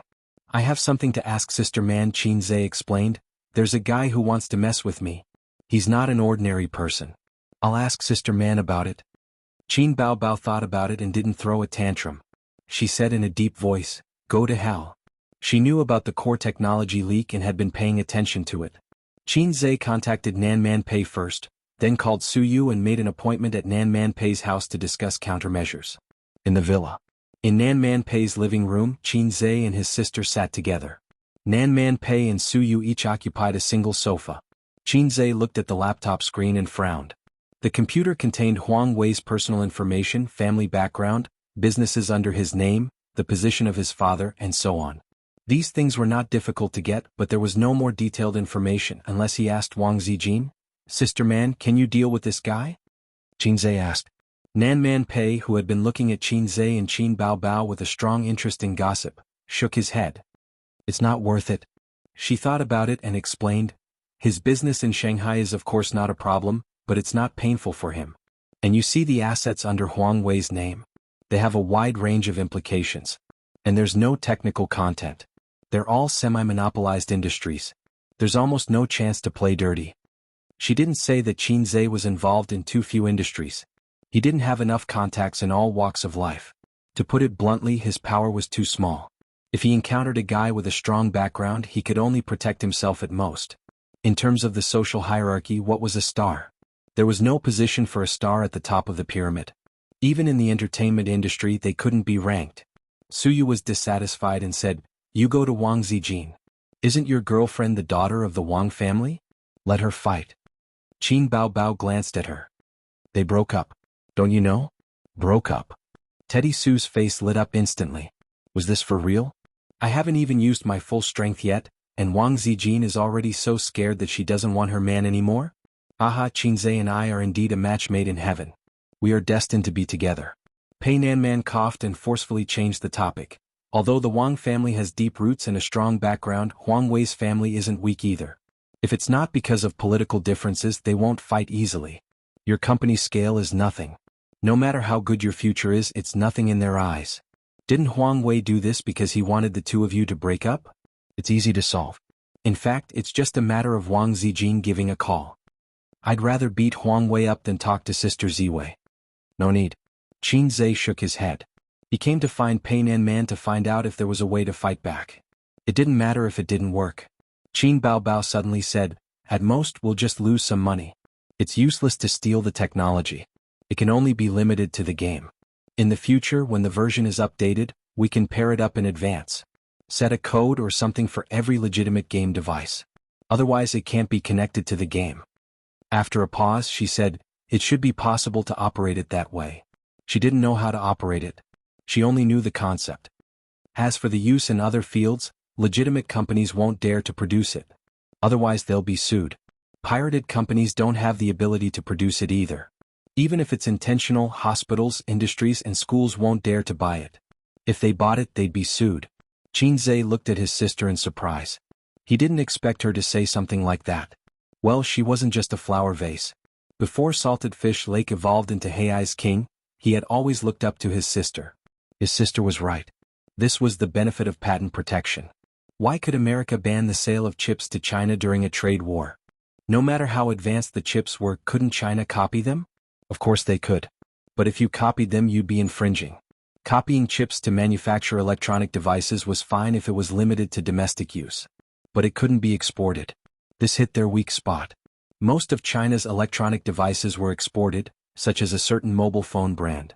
Therefore, with patent protection, legitimate companies wouldn't dare to produce devices without authorization. Pirated products were very limited. They would take away a portion of the profits, but it wouldn't hurt them. This was why Qin Zhe didn't panic. But this is also very disgusting. Suyu said, "Harming others without benefiting ourselves. It's not letting us make money. And we can't do anything about pirated products. What a dirty trick." Nanman Pei glanced at Qin Zhe and added, "I'm not afraid of you taking revenge. Because you can't take revenge at all." Qin Zhe said helplessly, "If it was a few years ago, I could take revenge." Nanman Pei was stunned. "What do you mean?" Qin Zhe said, "A few years ago the market conditions allowed it." Seeing that no one understood his joke, Qin Zhe scratched his head. "It's never too late for a gentleman to take revenge. I'll always have a chance. I won't just stay in the entertainment industry." If anyone else said this, they would feel that they were bragging. But when he said this, the three of them felt that it was normal. The conclusion of their discussion was to swallow this loss and get through this wave. This was the answer that Nanman Pei gave him. No one's life could be smooth sailing. Even the main character had to go through the shock of breaking off an engagement. He had to be a dog and develop wretchedly. Those successful people in politics and business had also been slapped in the face countless times. As long as they persevered, there would be a time for them to show off. Qin Zhe was about to leave when Nanman Pei said, "Qin Baobao, do you have time? I want to talk to you." Qin Zhe paused and couldn't help but look at his sister. His sister was stunned, then nodded. "Then I'll go with Qin Zhe first." So you said happily. Chapter 709. Turning around and closing the door, Suyu couldn't hide her excitement. She jumped on Qin Zhe. After Qin Zhe's hands held her plump buttocks, her legs wrapped around Qin Zhe's waist. She whispered excitedly, "Really? Did we really break up? Wow, I haven't shown my killing skill yet, and she has already retreated? I didn't expect that. I had bad luck all my life and finally my luck turned." Her so-called killing skill was to run to Wang Zijin with a child. "Do you see the embryo in my belly? Go back to Beijing quickly." Unfortunately, her stomach was not very good, and the killing skill had not yet taken shape. Suyu often thought that when the child was born in the future, she must beat him to vent her anger. Why are you so kind to send me lunch every day? Su Yu wrinkled her nose and said proudly, "You have to be good to me. I am your only girlfriend. You have to be obedient and bring me food every day. Otherwise, I'll leave you all alone." Qinzhe opened his mouth and chose to be silent. Su Yu didn't notice and said to herself, "But don't worry, as long as you are a little better to me, I will love you more. By the way, what are Sister Man and your sister talking about? Do we want to eavesdrop?" Qinzhe was shocked. No, let's go first." He had already guessed what Nan Man Pei would say to his sister. In the living room, Nan Man Pei leaned on the sofa, crossed her legs, and looked at Qin Bao Bao with a queenly posture.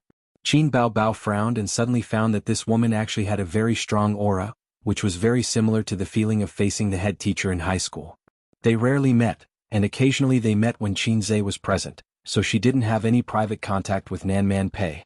She didn't know much about this woman. Su Yu's best friend, her brother's friend, that's all. Beauty is a woman's capital, but the more beautiful a woman is, the easier it is to be delayed by others, because you can't tell whether those men who pursue you are interested in your beauty or your inner qualities. A woman is afraid of marrying the wrong man, this is a famous saying. This society was actually quite good to women. At least compared to men, there was a lot less pressure and burden. That's why women are more emotional while men are more rational. Half of it is due to the environment, Nan Man Pei explained. Qin Bao Bao said blankly, "What are you trying to say? Even if you're angry with Qinzhe and don't want to forgive him, you're more afraid of cutting off all ties with him. Love and hate, emotions are a woman's biggest weakness." Nan Man Pei said, "Therefore no matter how angry you are with Qinzhe, you can't leave him." Nan Man Pei's words hit Qin Bao Bao's heart like a battering ram. She was dumbfounded. She knows about me and Qinzhe? Other than being dumbfounded, he also felt a little ashamed. She had no choice but to lay her cards on the table and express her feelings to Wang Zijin. But how did Nan Man Pei know? "On the night you met Wang Zijin, Qinzhe came to find me. He was sad and disappointed like a child who didn't dare to go back to see his parents after scoring a 0. He had a lot of things in his heart and wanted to find someone to talk to, but he didn't have a suitable person. I had no choice but to play the role of a caring sister and listen to his nagging for half an hour." Nan Man Pei unconsciously raised his image. It was as if he was really Qinzhe's caring sister and not Qinzhe who came to pick up a drunk mistress and complain to him. Qin Bao Bao secretly gritted her teeth and felt a little embarrassed. "Damn little red man, how is it respectable for an elder sister to fall in love with a younger brother? You have the nerve to compare yourself with others and even nag for half an hour." Qin Bao Bao's face darkened. "You're talking to me about this because you want to persuade me to repent?" Nan Man Pei said, "If I can, I really want to persuade you. If I persuade you to leave, Wang Zijin will also leave, my Su Yu will be the only winner." But she added, "But after listening to his story, I chose to be silent. Because any persuasion would be useless. He said that he loves his sister deeply. She is so outstanding and so fascinating. He said that even if he is useless, his sister will still love him. I have never seen him like that, not even for Wang Zijin. So if he really has to choose, you will definitely not have a good ending." She said in her heart, "Of course he will choose you. But in that case Su Yu will be a tragedy." Qin Bao Bao's face darkened. She hated it when people said this because it was the truth. Don't mention it. Big stars, public figures, if this kind of thing is exposed, you can't explain it clearly even if you have 7 or 8 mouths. Ordinary people may be able to get away with it, but you too can't. Let's talk about Qinzhe. His future achievements will not be limited to this. The higher he climbs, the more opponents there will be. After all, there are only so many positions at the top. If you get to the top, others will have to go down. I know this well. You may be able to hide it from the media, but there are many people who are more difficult to deal with than the media. At that time you will be a burden to him and even destroy him." Qin Bao Bao was silent. "My ex-husband cheated on me, and I decisively chose to divorce him. I was full of anger. I left my hometown and came to Shanghai. But when my anger dissipated, I found that I didn't hate him. After thinking about it for many years, I figured it out. It turned out that I didn't love him. He was my senior brother, my father's favorite student. I had feelings for him, but it was a brother-sister relationship. So when the anger dissipated, he was more clear and profound in my heart. He was like an elder brother. So I couldn't hate him like a woman hates a man. And it was precisely because I didn't love him that I could resolutely choose to leave," Nan Man Pei said. "But you can't. You love Qinzhe so much that you can't extricate yourself. What are you going to do? Regardless of this, you want to be with him?" Qin Bao Bao was still silent. "I have an idea." Qin Bao Bao finally spoke. Go ahead. Nan Man Pei smiled and said, if you want to live a good life, you have to wear a cuckold. Qin Bao Bao was speechless. You can consider finding a mistress. If you can't accept Wang Zijin, then consider Suyu? Nan Man Pei probed. Goodbye. When Qin Bao Bao went downstairs, she did not see Suyu. Qin Zhe was sitting alone in the living room, waiting. Beside him were Nan Man Pei's nephews. The girl was more aloof and did not pay much attention to her. The boy was very shy. When he first arrived, he even asked for her autograph, but Qin Bao Bao ignored him. Ziki, let me ask you a question, Li Donglai said. Speak. Do you use your left or right hand to wipe your butt when you go to the toilet? Get lost. Answer me quickly. I just want to know if you're left-handed. Right hand. Aha, we both use paper. Li Donglai, you're courting death. Ah, master, am I getting better and better? Watch, don't hit my head. Qin Bao Bao looked at the siblings in surprise. She thought to herself, are they retarded? Chapter 7:10. Finished talking? Qin Zhe immediately stood up and stared at his sister nervously. He knew what Nan Man Pei wanted to talk to his sister about. He guessed that she was a little gossipy, and he wanted to help Suyu to sound her out. Qin Zhe was reluctant. His sister was not well stimulated now. But since Nan Man Pei helped him hide it from Suyu, it was not good to disobey.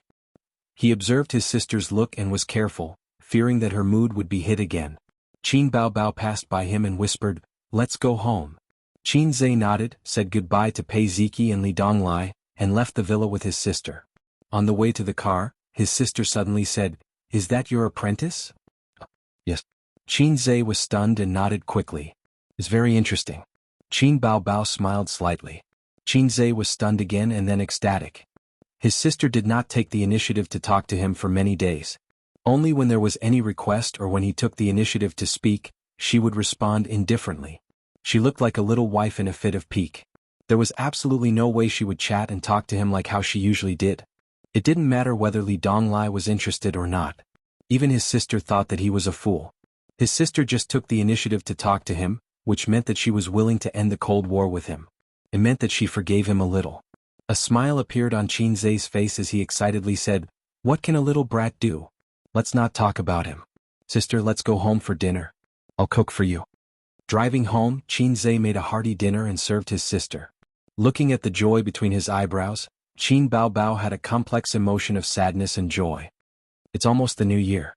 Tomorrow is a holiday. I told Mom that I will go back tomorrow. Qin Bao Bao found a topic and said, Dad said that you have to buy the New Year's goods, red envelopes, and gifts for visiting relatives until you get married. Qin Zhe didn't understand the meaning behind his sister's words and nodded. The New Year celebration in the big cities was actually not that heavy. Visiting relatives for 2 or 3 days was enough. Almost no one outside the 5 generations would visit. Some young people even stopped visiting after 3 generations. It was far from comparable to the lively atmosphere in the countryside. At the end of the meal they talked about a lot of common things. Sometimes they laughed, sometimes they were silent, but there was no longer the tacit understanding and harmony that they had in the beginning. Once something is exposed, it can no longer be hidden in your heart. When it is hidden, you can play and be happy as much as you want, treat it as a kind of enjoyment before it is exposed. But when it is exposed to the light of day, you have no choice but to face it head-on. At this time, you will have an additional burden on your shoulders, a responsibility. Qin Zhe had a premonition that it would be difficult for him and his sister to return to their previous state. After the meal, Qin Bao Bao sat on the sofa and watched TV as usual.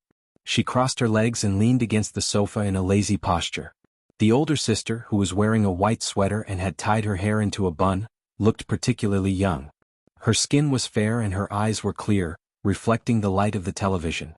People would believe that she was a university student, but a high school student would not be so broad-minded. Qin Zhe sat next to her. After the end of the Cold War, he felt relieved. He refreshed his circle of friends. Sister Ziwei had not moved for more than half a month. Her phone was still turned off. He guessed that her SIM card had been changed. The chat software blacklisted Qin Zhe. When Suyu was not paying attention, he used her mobile phone to contact Wang Zijin. There was no reply. The update content of her circle of friends also stopped on the day she left Shanghai. It seemed that they were going to break off their relationship. Damn it. While refreshing his circle of friends, Qin Zhe suddenly burst out a curse. Qian Shishir, that short girl, posted a picture. He clicked on the picture. The background was dark. After scrolling for a long time, a beautiful Sadako suddenly jumped out. The most touching picture of the year. She added the caption like this. Many people fell into her trap. The replies were filled with scolding. There were Huang Yuding, Li Wei Yilu, and many other artists under the company. Qinzhe was also shocked.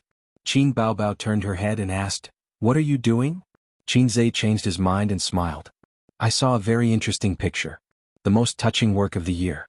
Do you want to see it?" Qin Baobao leaned over and Qinzhe handed the phone to her. Sister did not know that she fell into a trap. She looked at it seriously and scrolled down the picture with her fingers. She screamed and threw the phone away. "Are you crazy? You're showing me this kind of thing." Qin Baobao seemed to be angry. After throwing the phone away, her face turned cold and she did not leave the living room. Qinzhe did not pick up the phone. He sat on the sofa with a lonely expression.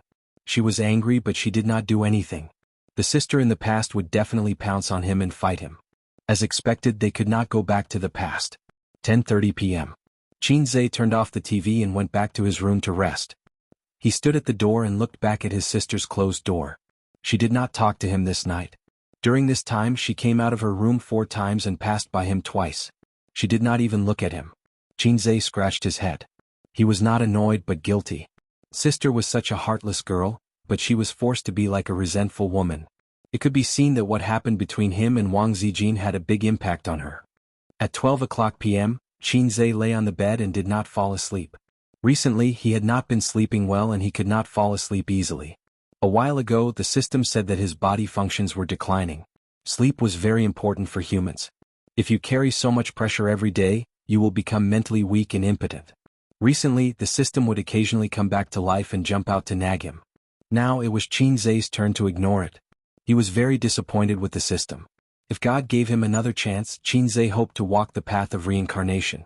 There was a soft sound of the doorknob being twisted. Someone came in. Other than him, there was only his sister in the house. Without a doubt, it was his sister who came in. Late at night. Night attack. She forgave me? Qinzhe felt an inexplicable excitement in his heart. Qin Baobao walked to the bed with light steps. Qinzhe felt the bed sink. She sat down and touched his face with her cold little hand. "Ace," Sister said. This time he did not dare to open his eyes. He was afraid that he would be slapped by his sister again. Qin Baobao sighed faintly. "Today Nanman Pei told me to find a mistress. Find a mistress to marry you. That way you can fool your parents and others. And I'm a celebrity. There are many celebrities who are still single in their 40s. It's not strange that I don't get married. Even if I have a child in the future, as long as I don't say anything, it will be an unsolved case. But this mistress must be someone I know and know about our relationship. Otherwise, a woman's intuition can't be hidden. That's why she said that Wang Zijin is the best choice. I was so angry that I wanted to hit her. I didn't argue with her because of you. Otherwise, I would have done it." Qinzhe continued to pretend to be asleep. He thought to himself, "Sister man can beat 10 of you with one hand, sister. But I agree with her in my heart. Because this is the only way. I don't want to share you with others, but I'm more afraid of destroying you. I'm more afraid that we won't be together for the rest of our lives. But even if I'm willing, will Wang Zijin be? Does she love you so much that she can't extricate herself from it like I do? So Nanman Pei said that I can still consider Suyu. She said that Suyu likes you and would be willing to accept you. She's ridiculous. No woman would be willing to share her husband with others unless she loves you as deeply as I do. But I don't want to give you to others. Fate made us meet, know each other and love each other. Fate also drew an insurmountable gap between us. I'm glad that I'm your sister, but I also hate this identity. I have to bow to reality and compromise with fate. I planned to reconcile with you, but I found that there was an invisible barrier between us. You're no longer as good to me as before. You scared me with the photo at night and I was angry. Ace, why didn't you come to coax me? I turned around in front of you twice but you ignored me. You used to be good at coaxing me." She was silent for a moment, and then there was a soft sob. Can we never go back to the past? I don't want to be like this, I don't want to be like this." Qinzhe was stunned. He opened his eyes in the darkness. The curtain reflected the faint light of the street lamp. He saw his sister's tear-stained face. Tears rolled down from her thick eyelashes and across her face. Other girls were at most pitiful, but she was as seductive as a fox girl. It turned out that she was just like him. "Don't be silly. We can't go back to the past," he said calmly.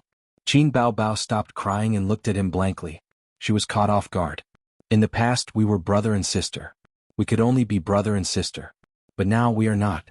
Although we may have to experience a long, long life in the dark, I don't want to be like before. Xianxia sat up and hugged his sister. I'm sorry. What? She burst into tears and cried. Qin Baobao hugged her brother's waist tightly. She was afraid that if she let go, her brother would no longer be hers. She kept repeating, "Don't be brother and sister, don't be brother and sister." She cried for a long time and sobbed for a long time. Her tears and snot were all smeared on Xianxia's pajamas. This was the third time she cried since she came back from the capital. After 3 times, she finally vented all the resentment, anger, and sorrow in her heart. Xianxia could only give her a hug. He hugged his sister and smelled the fragrance of shampoo in her hair. It was late at night. When her emotions calmed down, Xianxia whispered something in her ear. His sister's face instantly blushed and her delicate body stiffened. Xianxia was not in a hurry. He waited and gently stroked his sister's back. The relationship between the two of them was destined to make her feel insecure. Xianxia whispered in her ear, "Be my bride." When he said these words, his heart was filled with tenderness, pity, and admiration, but there was no lust in it. At any time, love was always higher than desire. Qin Baobao's expression changed a few times. It was not that she resisted, but that she was nervous and conflicted. After a long time, she nodded vigorously. But when Xianxia pressed her under his body, she went back on her words. Take a shower, I want to take a shower. Haven't I already taken a shower? Let's take another shower. You're not going back on your words, are you? Chapter 7:11. In the dim light, Xianxia woke up from his dream. He had been suffering from insomnia recently and would be woken up from time to time. The system was right, he was indeed a little mentally weak. He was hugging his sister from behind.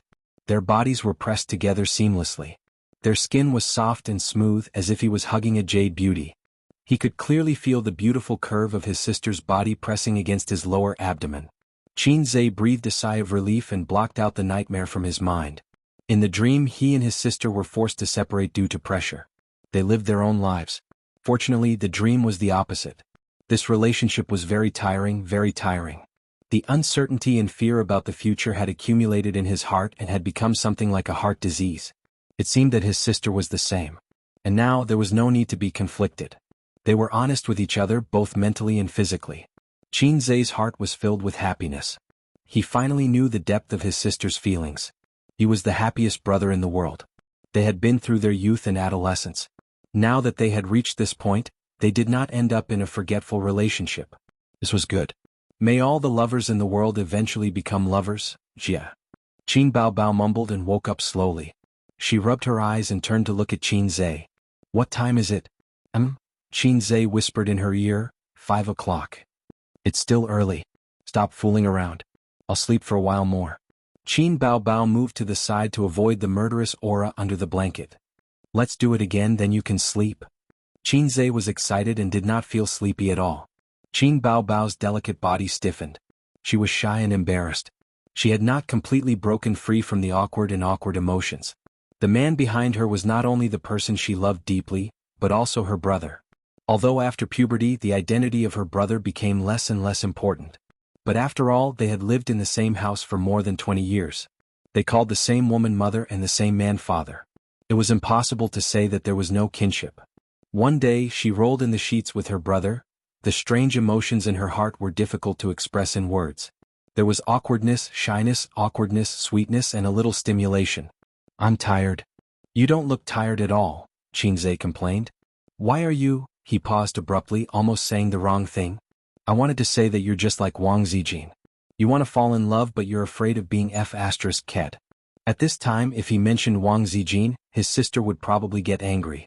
For a long time he couldn't take the initiative to mention Sister Ziwei. Once he did, it would offend his sister. Even if her sister was rolling on the same bed with him, having the most normal interaction between husband and wife, and her entire body was covered in his scent. That wasn't the right description. Yes, that's it. I'm just tired. If you touch me again, I'll go back to my room. Qin Baobao struggled to pry his hand away from her chest. His rough palm was burning hot. If she continued to let him tease her, she would probably succumb. Xianxia didn't believe that his sister's physical strength was weak. A woman of her age had already developed well. She could endure the wind and rain. When they first met, she pushed him in pain mainly because Qin Zhe's Dingzhong Long Feng was really extraordinary. His sister's physical strength was definitely much stronger than Wang Zijin and Su Yu. Her physical quality was far better than the latter two. Qin Baobao was reluctant, but Qin Zhe was no longer the salted fish of the past. Today he finally became the tough Hei's king. You're young, aren't you? You curled up your body and turned your back to me. Can't I do anything? I'm afraid you haven't seen the Tathagata staff technique that attacks from behind. Qin Baobao snorted. When they woke up again it was already 11:40 at noon. Qin Zhe and his sister were awakened by the ringtone of the mobile phone. His sister looked tired. She opened her eyes and got up grumpy. She said angrily, "Is it your little bitch again? Give me the phone and scold her." Qin Zhe squinted his sleepy eyes and reached for the bedside table. He grabbed the phone and looked at the caller ID. "Caller, Mom?" Qin Zhe quivered. Qin Baobao said, "Are you stupid? Hang up the phone. It's so noisy. I haven't slept enough." Qin Zhe said in a deep voice, "The little bitch you're talking about is our mom. Are you sure you want to hang up?" Qin Baobao quivered. The brother and sister sat up from the bed suddenly. Their movements were uniform and they both looked panicked. Qin Baobao got up and pulled the quilt. "I'll answer the phone. Don't make a sound." Qin Zhe unconsciously lowered his voice, like a thief who had done something wrong. His sister nodded hard and stared at him nervously. After taking a deep breath he picked up the phone. "Mom, what's the matter? It's lunchtime and you're not back yet. Are you going to eat or not?" "Baobao, she won't even answer the phone." Qin Ma complained over the phone. "Your Baobao is on my bed." His sister's mobile phone was in her room and she didn't bring it with her. Qin Zhe coughed. "Well, my sister isn't feeling well so she won't come over." "What's wrong now?" Qin Ma raised her voice. "Is she not feeling well? Or is she not feeling well? This girl is really annoying." In the past she refused to find a partner no matter what. Now that she finally found one she was dumped again. "Do you know that your sister is a troublemaker? She's already so old but she still can't eat or sleep because of her." In Qin Ma's mind her daughter must have been hurt by love again. She probably tried to reconcile with him, but was rejected. Qin Zhe and Qin Baobao looked at each other awkwardly. "When you go home tonight, tell me who her boyfriend is." "She won't tell me even if I ask her. She's so mysterious," Qin Ma said. Qin Zhe was about to say that he would go home tonight, but his sister shook her head fiercely, her hair flying. So he changed the topic. "Come back another day. Sister, she's really not feeling well." "Is it serious?" Yes, it's quite serious." "Okay then." After ending the call, the siblings' tense nerves relaxed and they exhaled at the same time. Although they were dozens of kilometers away they were in the same bed and talking to their mother on the phone, which made them feel very guilty. "Sleep again?" Qin Zhe saw that she looked tired. How could she not be tired? They went to sleep after 9 o'clock in the morning.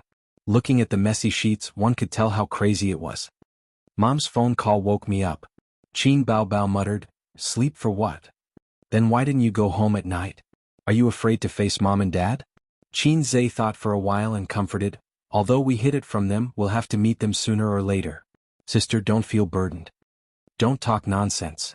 Qin Baobao hit his head with a knife. "I'm in pain. I'll be found out when I go home." It was her first time doing it. Last night she was tormented until the wee hours. In the morning she was unrestrained.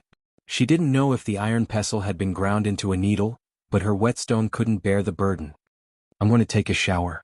Qin Baobao bent over to pick up the clothes on the ground, groping on the ground with one hand and holding the quilt with the other. Her smooth back was in full view in Qin Zhe's eyes. The arc was graceful and the tight waistline was sexy and beautiful. Half of her snow-white buttocks were exposed, and the other half was wrapped in the quilt. There was no comparison. Whether it was Su Yu's tall and slim figure or Sister Ziwei's perfectly proportioned delicate body, they were inferior to his sister, a seductress.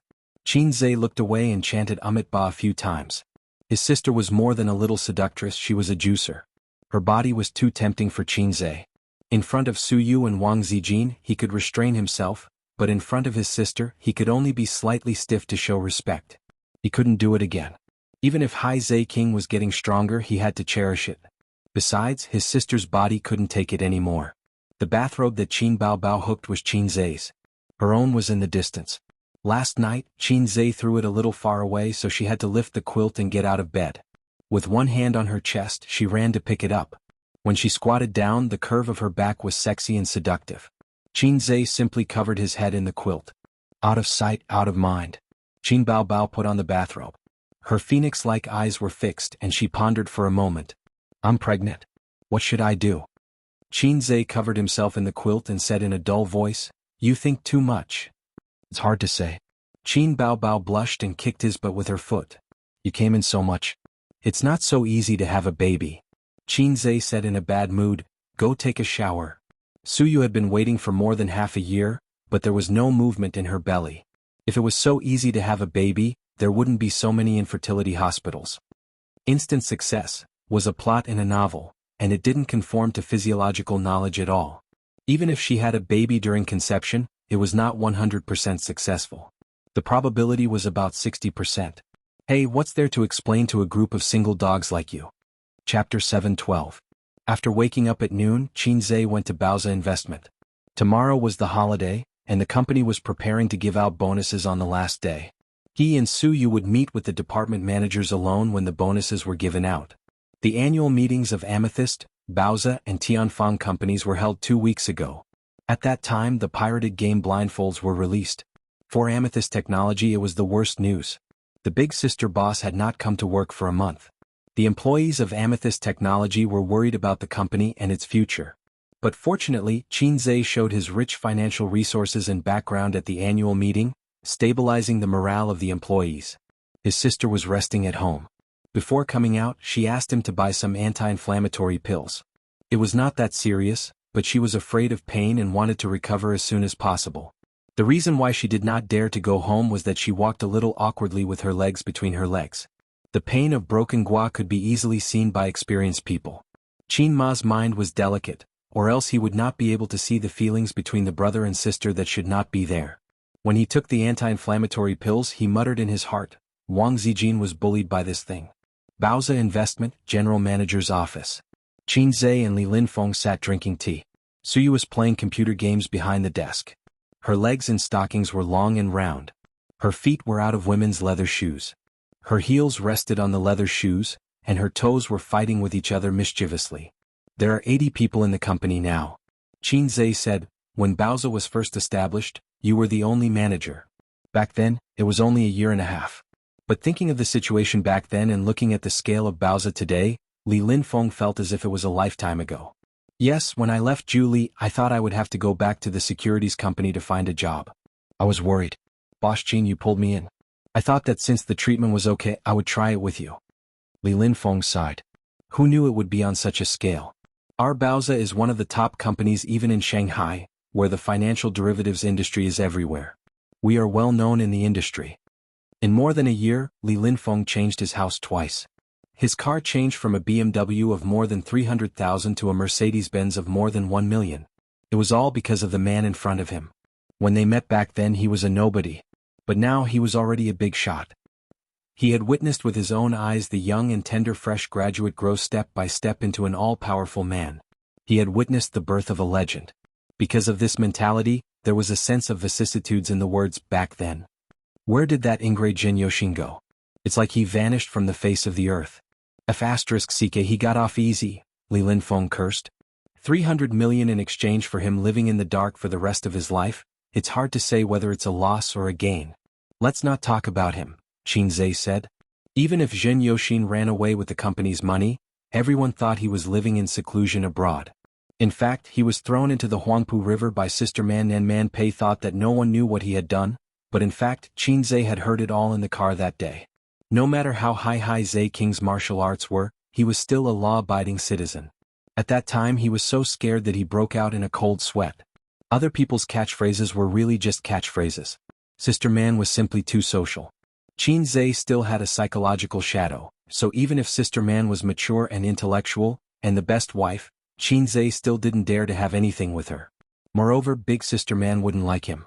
She was very clear about his messy feelings. How could Queen Man like a scumbag like him? To be honest, a woman like Sister Man was even better than his sister. Her figure was plump and she had the charm of a wife. At 4 o'clock in the afternoon, the bonus was given out, and the meeting with the manager ended. So you stretched out. This game is getting worse and worse. All of them are a group of primary school students. Qin Zhe, You are getting more and more rude. You just open your mouth and swear.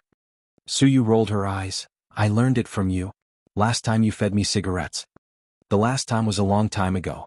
When Xianxia smoked after sex, Suyu said, is it cool to smoke after sex? Xianxia encouraged her to smoke one. He didn't like women who smoked, but he couldn't help but want to encourage her to smoke one for herself.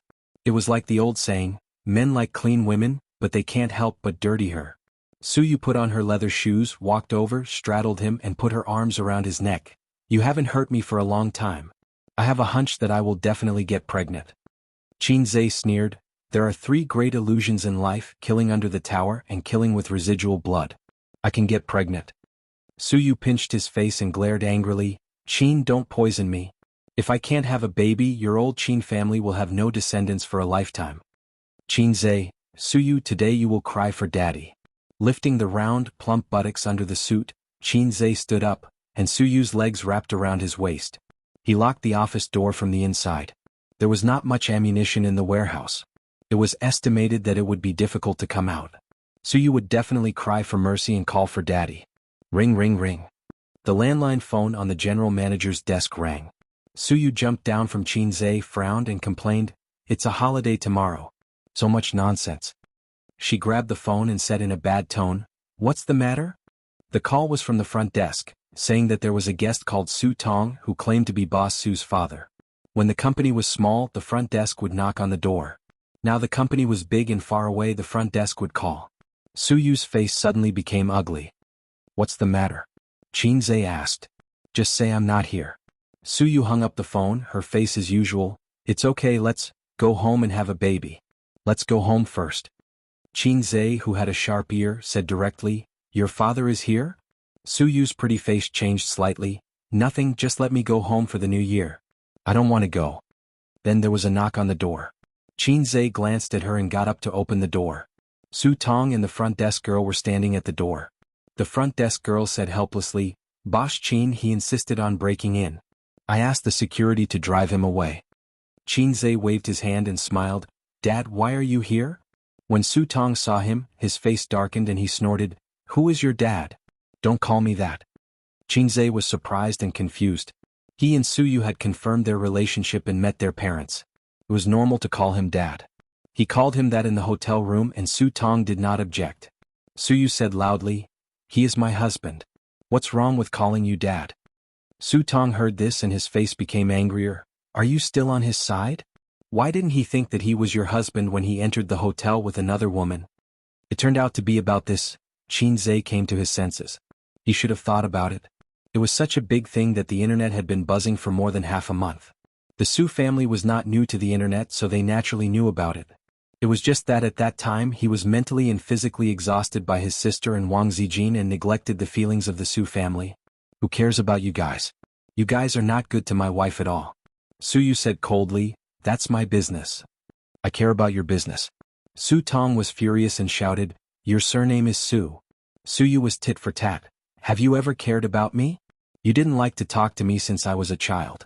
Anyway, I'm just a daughter of your ex-wife. You can just take care of your son and pretend that I don't exist. Su Tong trembled with anger. Is this scumbag worth it? You didn't answer my calls for him. You didn't open the door for me when I went to the community to look for you. You tried every way to avoid me. Do you know that you are degrading yourself? As long as I'm your father, I won't allow you to continue to be with him. Suyu's eyes were red and she suddenly exploded. Since you know that you are my father, why don't you treat me better? Why don't you care about me? When that woman bullied me in private, why don't you help me and protect me? You only have your son in your eyes. Why don't you think that I'm also your daughter at that time? Do you know how lonely and wronged I am? My parents don't take me seriously. I only have him. What else do you want? Get out. This might be the first time in more than 20 years that his daughter roared at him and said the word, get out to him. Su Tong was stunned and couldn't speak for a long time. Suyu bit her lip and tears were rolling in her eyes, but she stubbornly refused to flow out and held on. Xianxia suddenly thought of the day when his sister returned to Shanghai. Suyu was drunk at Nan Man Pei's house. Did she also have several disputes with her father and mother in such an environment? She stubbornly spoke up for the man who let her down and suffered grievances? She had no friends, so she could only go to her best friend's house and get drunk. No wonder she said so many excessive drunken words and said that she would throw Wang Zijin out of the building to her death. She chose to throw Wang Zijin to her death instead of a half-hearted scumbag. In the end, she still couldn't bear to do it. Qin Zai's heart ached. He remembered that when he and his sister traveled to Hangzhou last year, they asked for a lot in the temple in the mountains. The sentence, "When I was young, I always made empty promises. Now I regret my rash words," left a deep impression on him. When Sister Ziwei left a message and left Shanghai sadly, Qin Zai sat for a night. He knew that the sentence was right. He was young and inexperienced in relationships. He was not cautious and steady enough in relationships. He told Wang Zijin that he wanted to get engaged, get married, and grow old together. He told his sister that he would not let her down when he was young and absurd. He told Suyu that they would have children together. He didn't know how many tears Wang Zijin shed when she typed the farewell letter. But he knew that when he said, "I may not marry you," something in his sister's eyes collapsed. He also knew the pain in Suyu's heart at this time. The scene suddenly became silent, and Su Tong's face changed. Suyu tried to hold back her tears and refused to show her weak side in front of her father. Qin Zai rubbed his face and rubbed his sour nose. He whispered, You go out first. I want to talk to Uncle Su." Suyu bit her lip and pretended not to hear. Qin Zai said softly, "Go out first." After hesitating for a moment, she nodded silently and passed by her father with no expression. She went out and closed the door. Chapter 7:13. Uncle Su, I apologize for what happened on the internet. But I can assure you that if Suyu follows me, she will be happy, there will be someone to take care of her, and there will be someone to love her. I dare not say that she will be happy every day, but I can guarantee that she will not be alone in the future. Qin Zai's eyes were sincere. Su Tong's mouth twitched. She's not alone now. You don't have to say something nice. You're a two-timer. How shameless can you be? Qin Zai sneered. Yeah, you're a two-timer. How shameless can you be? Su Tong's face turned livid when the last thing he wanted to talk about was exposed in front of him.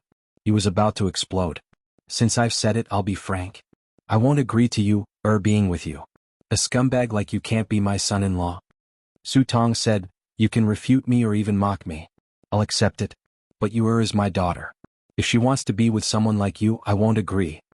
He should have told Qin Zai earlier, but after thinking about it, he didn't have any advantage. If it were a poor boy, Su Tong would have taken out a check without hesitation. You can fill in the number yourself as long as you leave my daughter's world and get out of here. Obviously this trick wouldn't work. Qin Zai was richer than him. Su Tong didn't have his contact information, so he couldn't ask him out alone. I'm also happy to be honest with you, Uncle Su, Qin Zai said. Being honest with each other. Something felt strange, Qin Zai thought to himself. He felt strange about any idiom he saw now. Ahem? Qin Zai said, A man like me isn't good enough for you, right? Or do you think the son of your best friend is more suitable? Sorry, forgive me for not remembering his name. We're men, so it's better for us to talk about it openly. Is your friend's son a virgin who keeps his chastity like jade? Won't he be two-timing in the future? Won't he have a mistress or a mistress? At least I'm not married, so how can you belittle me when you don't understand that I'm having an affair? Su Tong said angrily, Because I am her father. If you weren't her father, would you be sitting here talking to me? Qin Zai smiled. Hai Zai King exuded an extremely powerful aura, which was a kind of great confidence in his financial resources and ability. Even an experienced and successful man like Su Tong felt a little pressured. Speaking of it, I want to thank you as a father. Because of your indifference, you pushed Suyu into my arms. She's actually a very lonely person. You divorced her mother a long time ago and only cared about being angry. Have you ever thought about her feelings when she was young? Her stepmother made things difficult for her behind her back, making her feel like she was living under someone else's roof. Her sense of belonging to her family and her love for you gradually disappeared. It was normal for a mistress to take over a magpie's nest and harshly treat the ex's child. The person she hates the most is not her stepmother but you. Uncle Su started from scratch and established a huge business. With your intelligence, do you really not know anything about it? Qin Zai shook his head. You just don't want to care about it. What's wrong with scolding and beating her? You'll lose a piece of meat. Why should you let the rebuilt family have a lot of conflicts because of your daughter? Besides, this woman also gave birth to a son for you. The son is definitely more important than the daughter. After all, the daughter is the water that has been poured out, and the son will inherit your expanding foundation in the future. Your ex-wife is really the same as you. It's true that you're a family. No wonder you liked each other back then. After finding a new lover in the United States, she also gave birth to a son. She was very satisfied with the new family and the democratic and free environment in the United States. She didn't think about the sad things of the past. After Suyu went to college, she flew all the way to the United States to find her. She just wanted to get some warmth from her that her father couldn't give her, but she was suddenly hit by her own mother. Mother didn't like her either. When she saw her, she thought of you as a heartless man and hated the house, so she hated the house and its crow. But after all, she was her own daughter. Mother couldn't be cruel to her, so she kept a distance that was neither estranged nor intimate. She gave her cold treatment for 4 years. Suyu said that her mother was not as warm to her as her stepfather. After so many years, she finally became a very, very solitary girl. Because she felt that the world was so big, but she didn't have a home. What's the difference between a person without paternal and maternal love and an orphan? So she loved me very much because I was all she had. She regained love and warmth from me, like a sailboat that had drifted for many years and found its harbor. Uncle Su, marriage is a matter of 2 families, but I hope you don't interfere in the relationship between me and her. If your ex-wife comes to me, I'll answer the same way. Suyu is the daughter-in-law of the Qin family. I have the final say in her affairs. I don't allow you to interfere. Reflect on Suyu's attitude towards you and what you've done over the years. Since this daughter is dispensable, why do you want to extinguish her hope? I'll be very grateful for your mercy.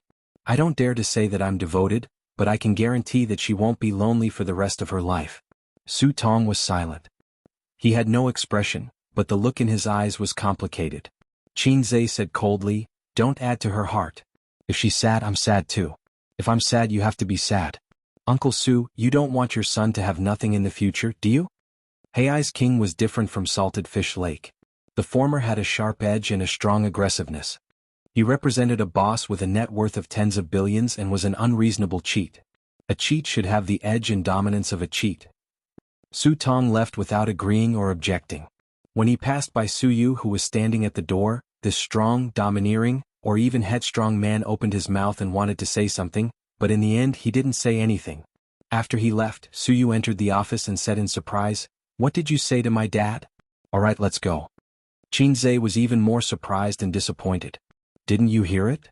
Suyu blinked. "Our office has a special soundproof door. What can I hear?" Qin Zhe was speechless. Add one more to the 3 major illusions of life. I thought I could act cool. Forget it. Close the door and let's have a baby. No, I'm not in the mood. Suyu sat behind the desk. Are you coming to my house or going home tonight? Qin Zhe hesitated a little. Let's go home. Suyu, then it's time to get off work. You can go. I have to go home after dealing with some things. After a kiss, Qin Zhe picked up the coat on the sofa and left Baoza. Suyu sat alone in the office chair, looking through the glass wall at the most prosperous area of Pudong, crying and laughing. P.S.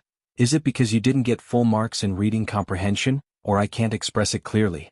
The so-called brainless harem is a harem text in the style of Long Out Yin.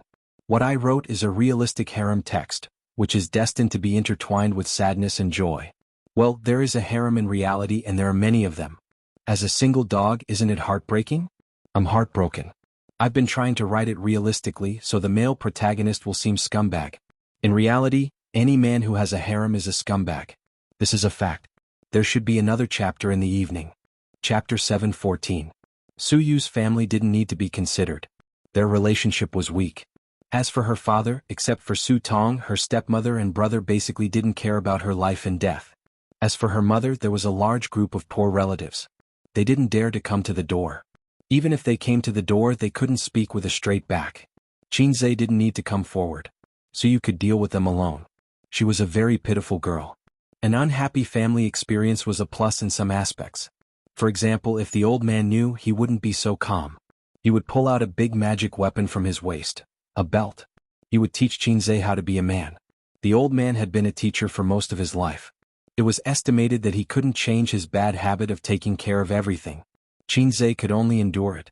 After all, he was his son. As a man who had been a teacher for decades, he shouldn't be too obsessed with mental cleanliness. If he knew that his son wasn't his biological son, he would explode on the spot.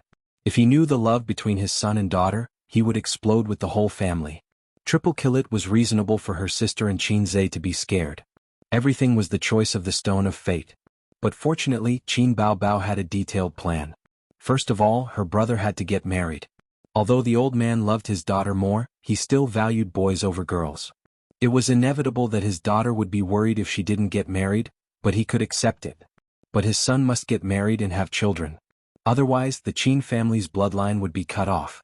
Qin Ma's words actually carried the least weight at home. Her protests were easily ignored by the whole family. So in the future, Qin Baobao could be single for many years. Then when she was about the age she would be ready to have children. At that time she would break up. She could kick a man or be kicked by a man. It was normal for single mothers in big cities. She would leave the children to her parents and let them be grandparents and grandparents. Anyway, they were. The plan was perfect. Qin Zhe went home to cook for his sister, who had a perfect plan. After Wang Zijin left, the meal became much simpler. Usually it was 3 dishes and a soup, but Qin Zhe cooked a lot today. They were all nutritious. Before dinner, please have a small bowl of lotus seed, longan and egg flour soup. It's sweet. Before serving the dishes, Qin Zhe filled a small bowl for his sister. It's delicious, isn't it? Qin Zhe watched her finish the drink. It's sweet but not greasy. It's delicious. Qin Baobao nodded vigorously. Qin Baobao's eyes were full of smiles. In the past, although her younger brother was very obedient to her, he had never taken care of her so meticulously like today.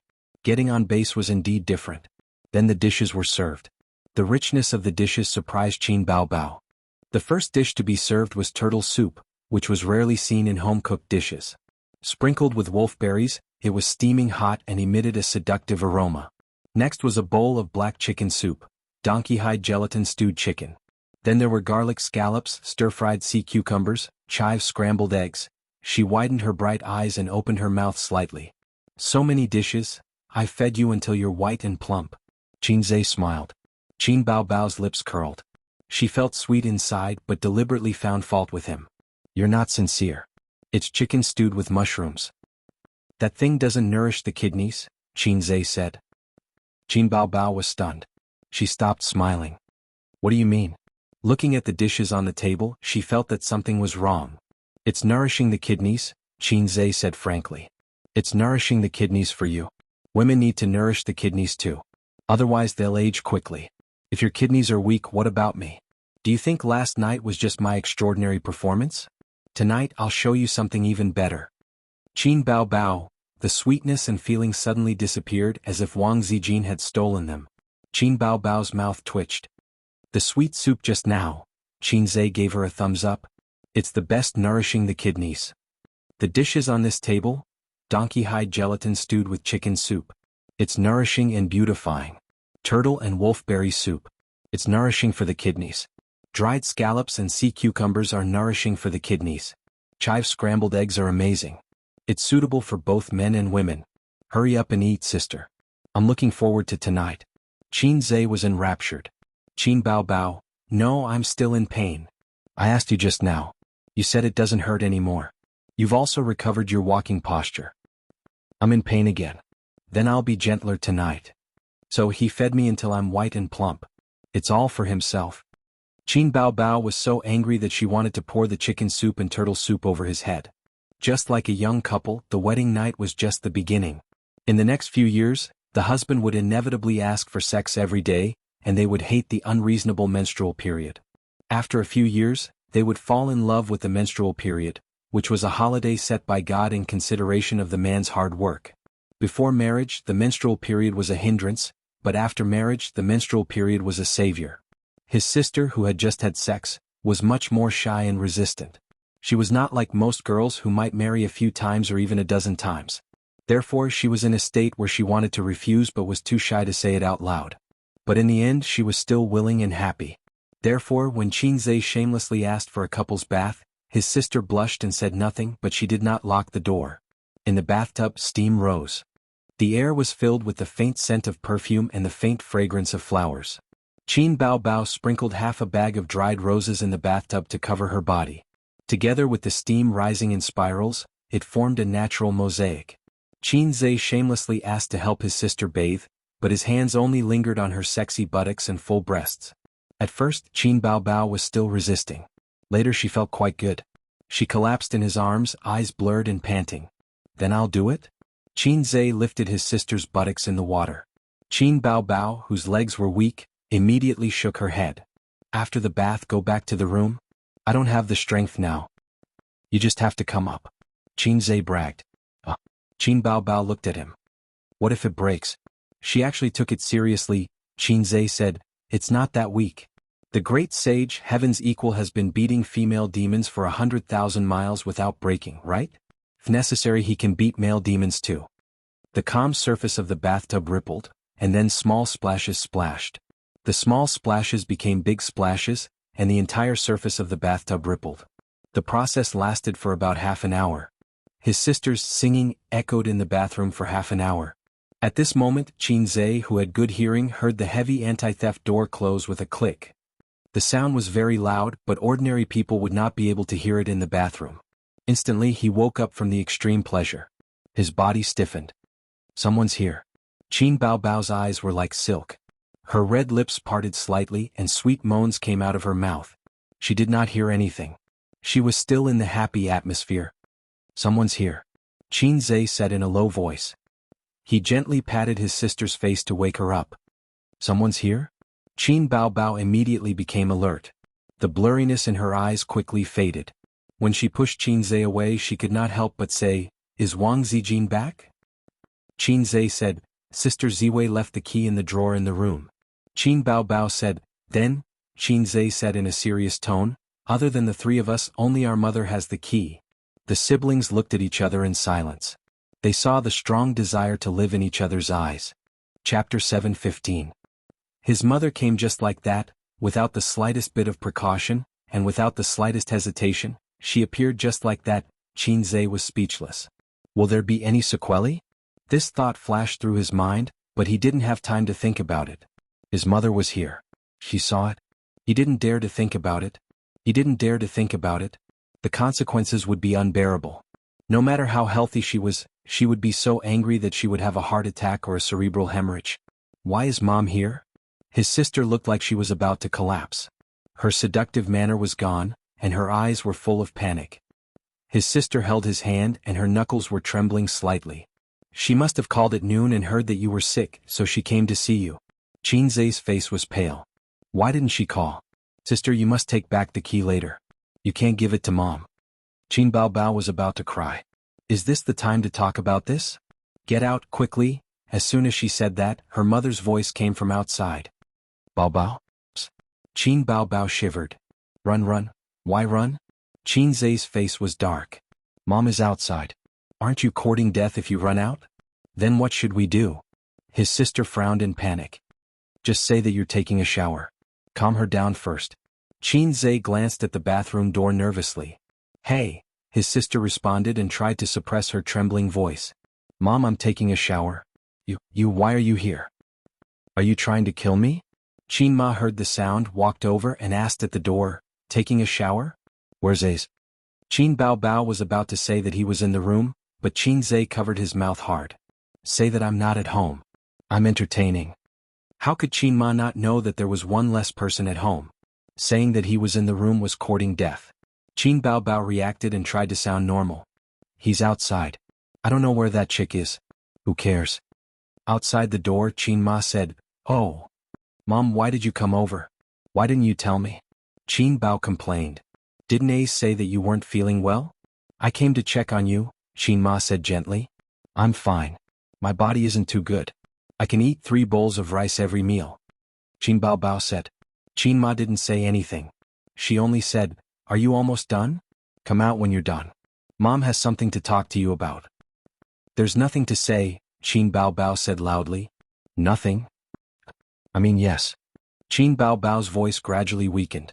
Qinzhe gave her a look and her sister immediately became angry. Mom, you are so annoying. I don't want to talk to you. If you have something to say, let's go home tomorrow. Get out of here. I beg you. Qin Ma said in an irresistible tone, Hurry up. I'll wait for you outside. There was silence outside the door. Qin Baobao looked at her brother. What do we do now? You sneak out? Qinzhe's mouth twitched. Don't mess around. Everyone in the living room can see. You're showering in the room. If Mom sees me sneaking out, how do you think she will react? Qin Baobao thought for a moment. Stupid, I'll go out. I'll send her home. Both of them were almost scared to death. Qin Bao Bao walked out of the bathroom. Qin Bao Bao put on a bathrobe and said softly, "I'm going out." Qin Zhe was about to nod when he suddenly saw the hickeys on his sister's neck. He was shocked. "Sister, please?" Qin Bao Bao was confused. She said in a sneaky tone, "What's wrong?" Qin Zhe pointed at his neck. Qin Bao Bao walked to the mirror and looked at herself. Qin Bao Bao was speechless for a moment. Qin Bao Bao, his sister shrank back into the bathtub and stomped her feet in the water. She was about to cry. "You've killed me, you black-hearted maggot. Why did you kiss me?" Qin Zhe said, I didn't notice. Who would have thought of that in that situation? Wasn't it you who kept pressing me against your neck? Qin Bao Bao felt as if 5 lightning bolts had struck her head, extinguishing her will to live. She suddenly realized that her plan wasn't perfect. It was all talk on paper. Just having an affair with her brother behind her parents' back was already difficult enough. There was the risk of being discovered at any time. There was movement beside her. Looking down, Qin Bao Bao was furious. "You're still in the mood for that?" Qin Zhe ignored her and continued to use the 5 dragons pillar technique. There was still no response. He looked up in despair. "It's over, Qin Bao Bao. Sister, help me try. I think I can still be saved." Qin Bao Bao said straightforwardly, "Why you can't get it up?" Qin Zhe, in that instant, sorrow flowed like a river. When his mother entered the room, he was almost at the critical moment. He was shocked.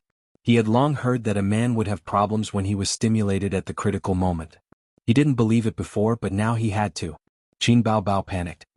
"Do we go to the hospital?" "I'd rather die than go to the hospital. I have to find a private doctor." Qin Zhe's expression changed several times. He pushed his sister to the side of the bathtub and flipped her over so that her back was facing him. "Rub against me. Maybe I'll be fine after a little rub." His sister's position would make any man angry. Qin Zhe needed this kind of stimulation to heal the wounds in his heart. Qin Zhe was relieved and patted his sister's butt. "Sister, your days of happiness are still long. I'm sick, but I'm not impotent. Thank goodness." After a little rub, he felt like he had gained a new skill. "Bao Bao, Mom's coming in." The bathroom door was knocked twice and with a click, the door opened. Because they didn't expect to be caught red-handed, the bathroom door wasn't locked since there were only the 2 of them in the house. Qin Zhe's face was sad. *CK. He didn't have time to be sad. In a flash, he took a deep breath and dove into the water without thinking. Qin Bao Bao also grabbed a bag of dried roses by the bathtub and poured them all into the bathtub. Qin Ma came in. Qin Bao Bao threw the empty bag away guiltily. Then she squatted in the water and pressed her back against the edge of the bathtub. Only her head was above the water. She used anger to hide her fear and loss of composure. "Mom, what are you doing in here?" "I'm taking a bath." "So what? You're my flesh and blood. Which part of you haven't I seen?" Qin Ma was unmoved. She closed the door and walked to the bathtub. She pulled a stool and sat down. She glanced at the thick layer of rose petals floating on the water. "Why are you sprinkling so many petals? It's a waste." Qin Bao Bao's eyes darted around. "Petals whiten and nourish my skin. I'm a superstar. I have to take good care of myself." "Qin Ma, then Mom will come down and take a bath with you." "No." Qin Bao Bao screamed. She felt that she had lost her composure. "How old are you? You're not a child. Mom is really taking a bath. You should go back first." "Tomorrow?" Thinking that the kiss mark wouldn't disappear even tomorrow, she changed her words. "I'll go home the day after tomorrow. Your son is still in the water. Don't come down." At the thought of Qin Ma going into the water without a care, Qin Bao Bao's forehead was almost covered in cold sweat. Qin Ma's eyes swept across the spacious bathroom. Suddenly she saw 2 bathrobes and 2 pairs of slippers by the pool. "You threw the bathrobes everywhere and didn't even put the slippers away after taking a bath?" "Ace has become lazy." Qin Bao Bao, yes. Ace is really getting out of hand." Her sister's little heart was about to jump out of her chest. She thought to herself that it was fortunate that her brother's clothes and underwear were not on the floor. Otherwise she would be finished. Qin Bao Bao made up her mind. "Mom, you didn't come to see me to check on my health, right?" Qin Ma said in a bad mood, "You know very well. If I didn't come in myself, would you take an hour to take a bath? Until I go back?" Qin Bao Bao refused to admit it. "I didn't. Qin Ma, I raised you for 26 years. Do you think I don't know what kind of person you are?" Qin Bao Bao didn't say anything. Qin Ma sighed and said, "I know you. You either don't fall in love or you insist. Mom was very happy when she found out that you had a boyfriend. Finally. She paused and didn't continue. But who knew that you would have problems again? Tell Mom, who is the man who bullied my Bao Bao? At the same time, under the water, Xianxia was holding his breath. The water was not a good medium for sound transmission. The conversation between his sister and mother reached his ears, but it was vague. It was easy for him to hold his breath. He could still hold it if they talked for 10 to 20 minutes. However, he wanted to know what his mother and sister were talking about. System, give me a hack. Is it 999 super invincible hack, or is it 999 super invincible hack? The system replied. The host is in a life and death situation. System, don't be naughty. How about giving me a radar? No problem, host. 100 points. Are you trying to rob me? 100 points? Take it or leave it. Yes, yes, yes. As soon as he finished speaking, the conversation between his sister and mother rang clearly in his mind. The sound waves were directly transmitted to Xianxia's mind through the medium of the system. Qin Bao Bao pretended as if nothing had happened. No one bullied me. I broke up peacefully. Yes, peacefully. Qin Ma whispered, don't pretend. When you just came back, don't you know what you were like? You didn't have a soul at all. When have you been like this since you were a child? Mom knows that my Bao Bao is a sentimental person. If you like someone, you can't wait to treat him well. But there are always people who don't know how to cherish you. So it's better to break up. It's better to end the pain quickly than to prolong the pain, right? Did he come back to you again? Don't be silly again, my daughter. You are so beautiful. Mom is afraid that you will be bullied by others and waste your youth. In the end, you will have nothing. These words touched the bottom of Qin Bao Bao's heart. She felt a lump in her throat. Xianxia thought to himself, so Mom rushed over to give my sister psychological counseling. My Bao Bao is such a good girl, but she just doesn't know how to pick a man. The siblings did not understand the bitterness and deep meaning of their mother's words. As Qin Ma spoke, tears began to fall. Mom is worried sick about you. I don't want to judge your relationship, but you should at least tell us. If you worry like this, you won't be able to eat or sleep well. His sister's eyes reddened. Which parent doesn't want their children to be well? Mom feels better seeing you so sad. No matter how bad that man is, as long as Bao Bao likes him, Mom is willing to understand. Qin Bao Bao cried, Mom, he's not bad. He's not bad. Qin Ma said, then tell Mom who he is. As long as you really like him, Mom will accept him. Mom is willing to accept him, Qin Bao Bao said. Ouch. Xianxia pinched her thigh hard. Qin Bao Bao woke up from the pain. She woke up from the sad atmosphere her mother had created. What's wrong with you? Qin Ma asked. It's nothing.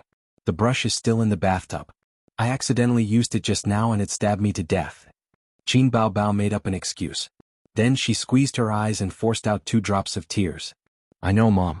I promise I won't have any entanglements with him anymore. If I find someone in the future, I will bring him back to you as soon as possible. The mother and daughter chatted for a while. Qin Ma tested her boyfriend's identity in various ways. Qin Bao Bao avoided the important points and focused on the trivial. She used her acting skills and made all kinds of promises. She said that she had gotten rid of her failed relationship, that she would definitely get married before she turned 30, and that her mother would definitely arrange a blind date for her. Qin Ma nodded helplessly. It's good that you know. Don't hold back when you feel wronged. Remember to bring your boyfriend home when you find him. Don't hide it from us. Alright, why isn't your brother back yet? 2 minutes ago, Xianxia was already pinching his sister's waist. Qin Bao Bao knew what he meant. Hurry up and let Mom go. I'm King suffocating. It's just a social gathering. It's all like that. Mom, if you don't have anything else to do, you should go back first. It's very late. Qin Bao Bao chased her away. Qin Ma thought for a while. Mom, why don't you sleep here tonight? Qin Bao Bao, Xianxia, her sister was a smart girl after all. She played along and said, okay Mom, you can sleep with me tonight. After a pause, she said with a bitter face, I'm hungry. Ace isn't home tonight, so I ate takeout myself. I only ate a little. Mom, can you go to the kitchen and cook some noodles for me? Qin Ma said angrily, you don't know how to take care of yourself at all. Wait for me. After saying that, she finally left. As soon as she left, Xianxia came out of the water and greedily breathed in the fresh air. He panted and said with lingering fear, Mom, I almost died. I almost died. Qin Bao Bao heaved a sigh of relief and sat down in the bathtub as if she had collapsed. You almost fell into Mom's trap just now. Do you know that? Qinzhe was still scared. Qin Bao Bao said awkwardly, I know. I won't do it again. A mother's tears were a great weapon for children. If he was not careful, he would be led astray. Qin Bao Bao climbed out of the bathtub quickly and put on her bathrobe. I'll go to the kitchen and then close the door. You sneak out and then come in again. Remember to go to the room and put on your clothes. Be quick and be quiet, okay? I know. By the way, sister. Qinzhe said. Qin Bao Bao stopped at the door and looked back. What's the matter? Qinzhe said, when Mom goes to bed tonight, we'll do it again. Qin Bao Bao was so angry that she wanted to kill someone. Do you want to die? After saying the word, idiot, she slipped out of the bathroom. Qinzhe lowered his head and looked sadly at the lollipop. He said to himself, it's okay. Even if sister doesn't help you, your two ex-girlfriends can. You can definitely do it. P.S. Yes, Germany won. As expected of the previous champion. From now on I've become a fan. It's 2-1. I actually won. I'll write a few books and live on the World Cup in the future. I won the club's model but I lost the balcony's number. Manual funny. Also, the match between Spain and Portugal was the best. Iceland was also very good. Out of 330,000 people, only 11 made it to the World Cup. In contrast, a certain country in Asia, more than 1 billion people couldn't even make it to the World Cup. I feel embarrassed for India.